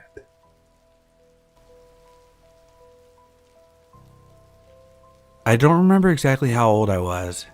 I remember definitely being in elementary school, probably about 5th grade. My mom and I loved to go to Disneyland. We live about an hour's drive away and had annual passes. One of my mom's favorite rides was the Tower of Terror, which I was very much afraid of because of the drops. Right in front of the ride is this little area for fast passes. For anyone who isn't familiar, they're just small machines you can get passes for, and you can skip the line according to the time that's on your ticket. I would wait there while my mom went on the ride. There was always a worker there, plus many other in viewing distance, and I had one of those flip phones in case I got lost. As I'm sitting there, I hear a worker behind me talking to a man, asking him to move out of the fast pass area, since they were closing them off for the day. The man walked out and sat next to me. He was about 18 to 20. He asked beforehand if I would mind if he sat next to me, which I said no, since I didn't think anything of it. There is also plenty of space between us. Now, I was a very friendly kid, so naturally, I was going to start a conversation with him while I waited. When I turned, he was already looking at me. He stuck out his hand, offering to shake hands with me, and gave me his name, which he said was Light. Now that I'm older and have watched Death Note, I'm sure it was a reference to the show. I introduced myself to him, and we began to talk. As the conversation went on, he scooted closer to me. Again, I didn't think much of it, because we were pretty far apart before. I figured he just wanted to be able to hear me better.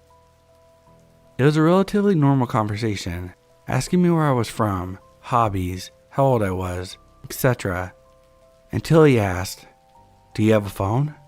What's your phone number?" Luckily, I had my phone in my bag, so I just said I'm too young for one. He follows his question up with, "Are you ticklish?" Remember, I'm a teeny 5th grade girl, and he had just told me he was 19. I froze and felt the adrenaline rushing through my body as he proceeds to grab me and squeeze very high up on my thighs and the side of my stomach. This lasted for 5 seconds until I saw my mom, which prompted me to get up and run to her. I walk up though, and she looks really mad and annoyed. She was looking past me, and from behind me I hear, "Hi, I'm Light." He shook my mom's hand. I was wondering if I could spend the rest of the day with you guys. My mom said no and he walked away. I began bawling my eyes out to her.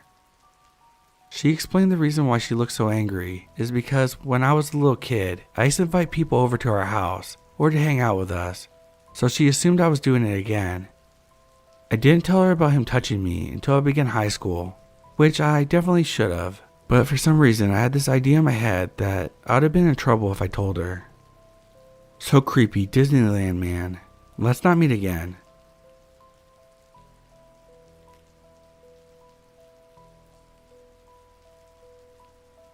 Hi. First of all, sorry for my English. It's not my mother tongue. Anyway, I was around 13 years old by the time my brothers were at elementary school. As my mom or dad couldn't take them, I had to. While waiting, I had nothing to help me pass the time. No phone, no nothing. So I was just sitting there waiting against the school fences. While I was waiting, there was just a few other people standing outside of the building. A man. I knew his face as it was not the first time I'd come here. He came up to me and smiled at me. I smiled back and said hi just to be polite. By this time I was really naive, and my parents never told me about pedophilia or being careful with strangers. He then began to speak to me about random things, and I assumed he was one of the other kids' fathers, as I saw him pretty often. Little by little he started asking me where I live, what I like to do, and why I was here. He then told me that he works at Disneyland and he could take me with him if I want. And then I could also take my little brothers if I wanted to as well. In this moment, I definitely felt something wrong. I was afraid of my father's action if I did something without telling him, so I refused and went to grab my brothers as soon as possible. After that, the man tried to speak to me again, but I avoided him as much as I possibly could. So creepy Disneyland guy, let's not meet again.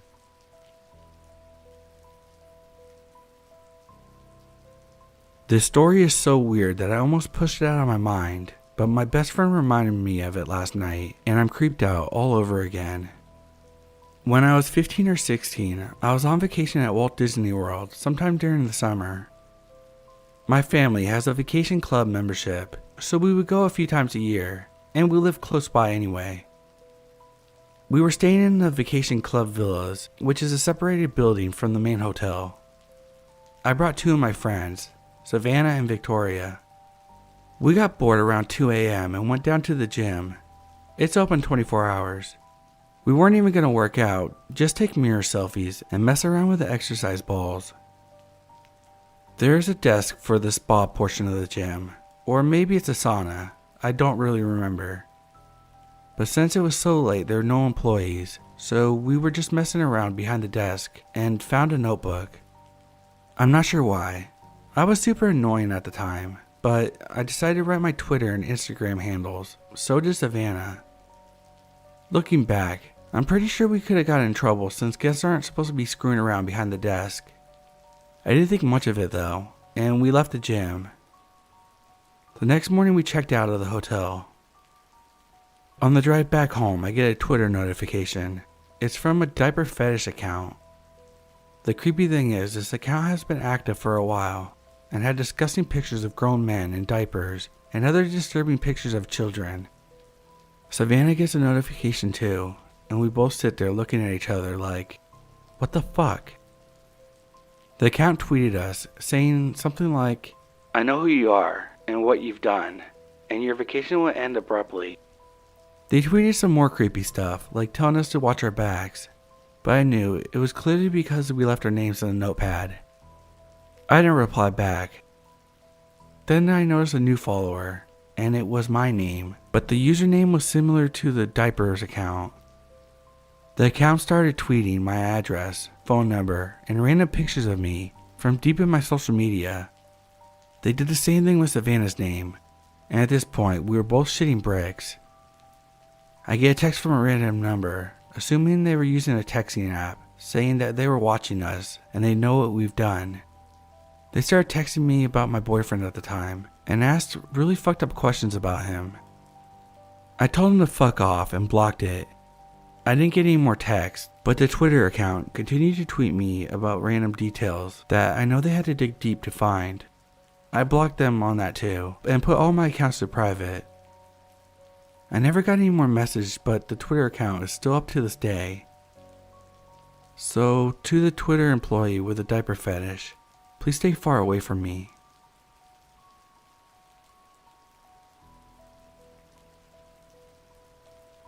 I'd completely forgotten about this until just now. I live in Florida, so my family takes a lot of trips to Disney World. And normally, I actually feel pretty safe there, despite there being a lot of strange people wandering around. It was 10 or 11 on this particular trip, and we were at the Animal Kingdom, specifically in the prehistoric play area for kids. My parents were tired of following us around, so they said they were going to go sit in a shady spot and let me and my younger sister walk over to the sand pit, where you're supposed to be able to excavate dinosaur bones. Normally, they wouldn't just leave us out of their sight like that, but we had a pair of walkie-talkies and the place was only like a 30-second walk away. So anyway, once we got there, I radioed them to tell them that we were there. While we were playing in the sand for about 5 minutes when static came over the radio, and I took it out of my pocket, expecting them to tell us it was time to come back. But the voice that came over the radio waves was not my dad's, and it said, "I see you in Dino Land." Needless to say, we noped so hard out of that sand pit, and our parents met us halfway between where we were and where they were. The really creepy part, though, is when I radioed to tell them that we got into the sand pit, I never said where we actually were, just that we were here. To preface, I was a 16-year-old female. I'm quite petite and generally not intimidating. I went to an amusement park with two of my friends, who we'll call John and Lucas. John is a 6'6" dude, and Lucas is 6'1" and built like a fucking tank. He ended up going into the Marine Corps. Needless to say, my 5'1", 110-pound ass was well protected. We had a fun day at the park. It was getting dark, and most of the kids had gone home. We were on our way out when John and Lucas needed to use the restroom. The restrooms were those shitty little shacks, and the one that the guys chose was in a desolate corner. I didn't need to go, so I waited outside. John and Lucas had been in there for maybe about 30 seconds when a stench hit me. I heard footsteps and turned to see this tall, bulky man in a tattered hoodie. The smell was like a mix of severe body odor and urine. I figured he was homeless. I have a huge passion of working with the homeless population, so I smiled at him and tried to ignore the odor. "Hey girlie." I was turned off by that, but decided not to let that deter me. I was pretty naive at this time. "Hi, do you need anything?" His eyes lit up, but not in a good way. He looked like a kid who had just gotten a mischievous idea. "My car broke down. I live out of it, and I don't have any money to pay for anything. Can you come help me?" A few red flags came up with that. 1. Why wouldn't he ask one of the many security guards or employees right by the general parking lot? 2. And most importantly, what the fuck is he doing in a parking lot that costs $20 and at an amusement park that costs $45? I thought about offering him some money, but I already was pretty short on cash as it is. "Sorry sir, I don't know anything about cars." He stepped way too close to me so that he was looming over me. He grabbed my arm, hard. It fucking hurt. I don't know why I didn't scream, but I just froze. I was like a deer in headlights, just staring at him in fear. Before he could do anything, I heard the most relieving thing ever. "What the fuck do you think you're doing?" It was John and Lucas, who had always been a bit temperamental and overprotective. They stormed towards the guy. John backed him up, raising to full height. The guy immediately let go and backed up. "Hey guys, she was just offering to help me with my car." John and Lucas just looked at me. All I could do was shake my head. Lucas grabbed the guy by the hoodie and pulled him close. You lay a finger on her, or anyone else, I'll find you and fucking gut you. I noticed that Lucas had pulled out one of his pocket knives. This dude seemed to notice it too, so he turned and ran, metaphorical tail between his legs. Lucas and John confronted me, reported it to security, got me back to the car, and took me home. I told my mom about the situation and asked if they could stay over. She said yes. I didn't sleep much, but thanks to John and Lucas, I did sleep.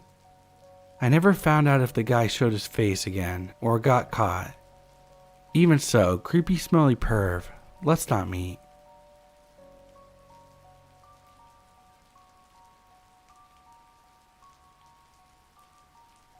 This happened when I was around 11 or 12, during the summer holidays. About me at the time, I was a male about 5 feet tall, out of shape, and very shy. I was traveling with my parents in Europe, and we had been to Barcelona and Paris before, with our next destination being Tarragona in Spain, where an amusement park was called Port Aventura was located. We had scheduled to stay there in one of the hotels for 4 days to visit the park, water park, and the beach club. Now the story I'm about to tell you happened on the 3rd day, in the main park. It was getting late, and most of the areas of the park were closed, except for the Mediterranean area, as a show with the fountains, lights, and fireworks was being held over the lake that night. As it was the week of the park's anniversary, I asked my parents if we could stay and watch the show, but they were way too tired after an entire day of running around the amusement park, and needed to go to the information desk to make sure things that we had bought were properly sent to our hotel room. I begrudgingly obliged. As we were in the information center, I felt the need to go to the bathroom. I asked my mother if I could go, and where the nearest one was.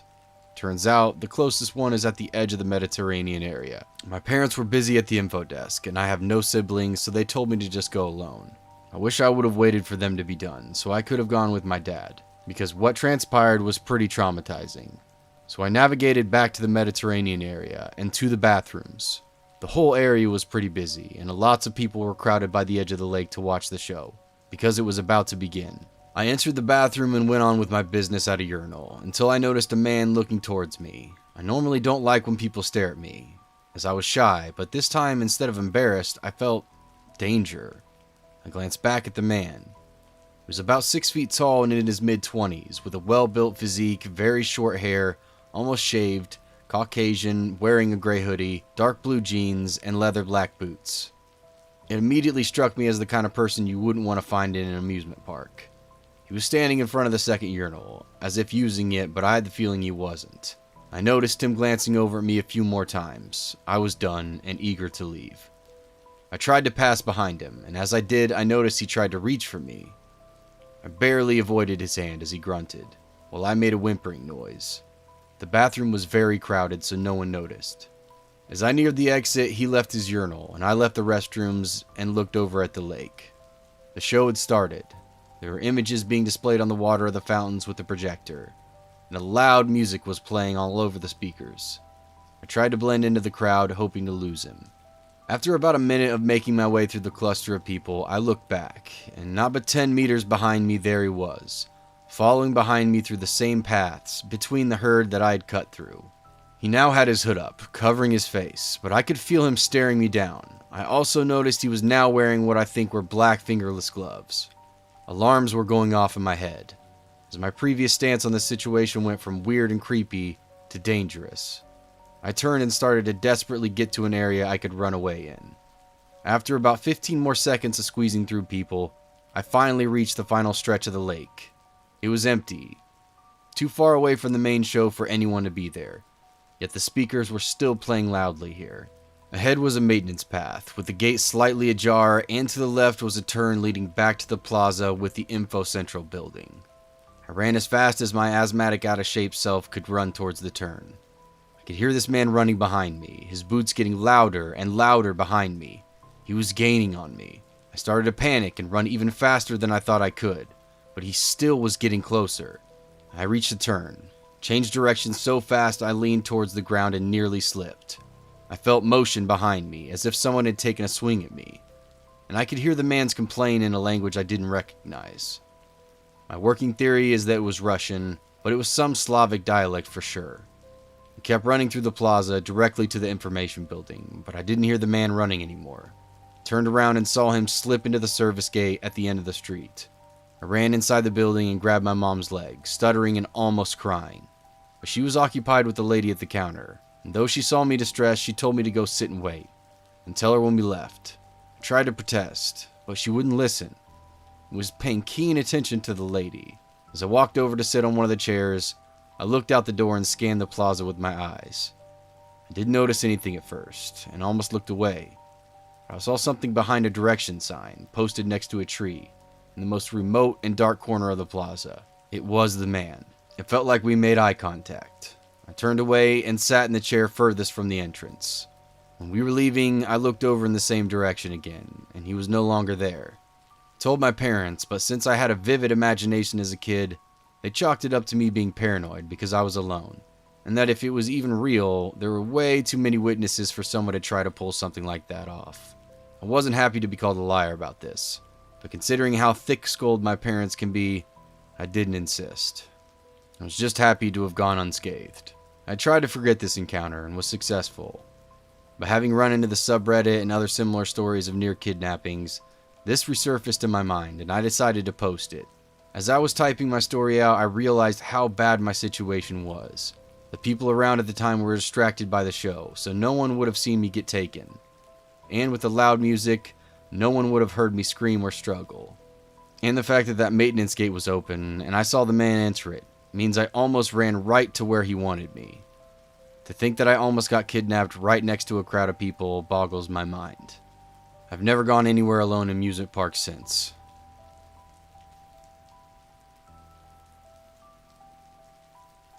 When I was about 11 or 12, I went to an amusement park called Kings Island with my sister, grandma, and mom. Since we knew the area very well and had our phones on us all the time, my mom and grandma would let my sister and I roam on our own to ride whatever we wanted.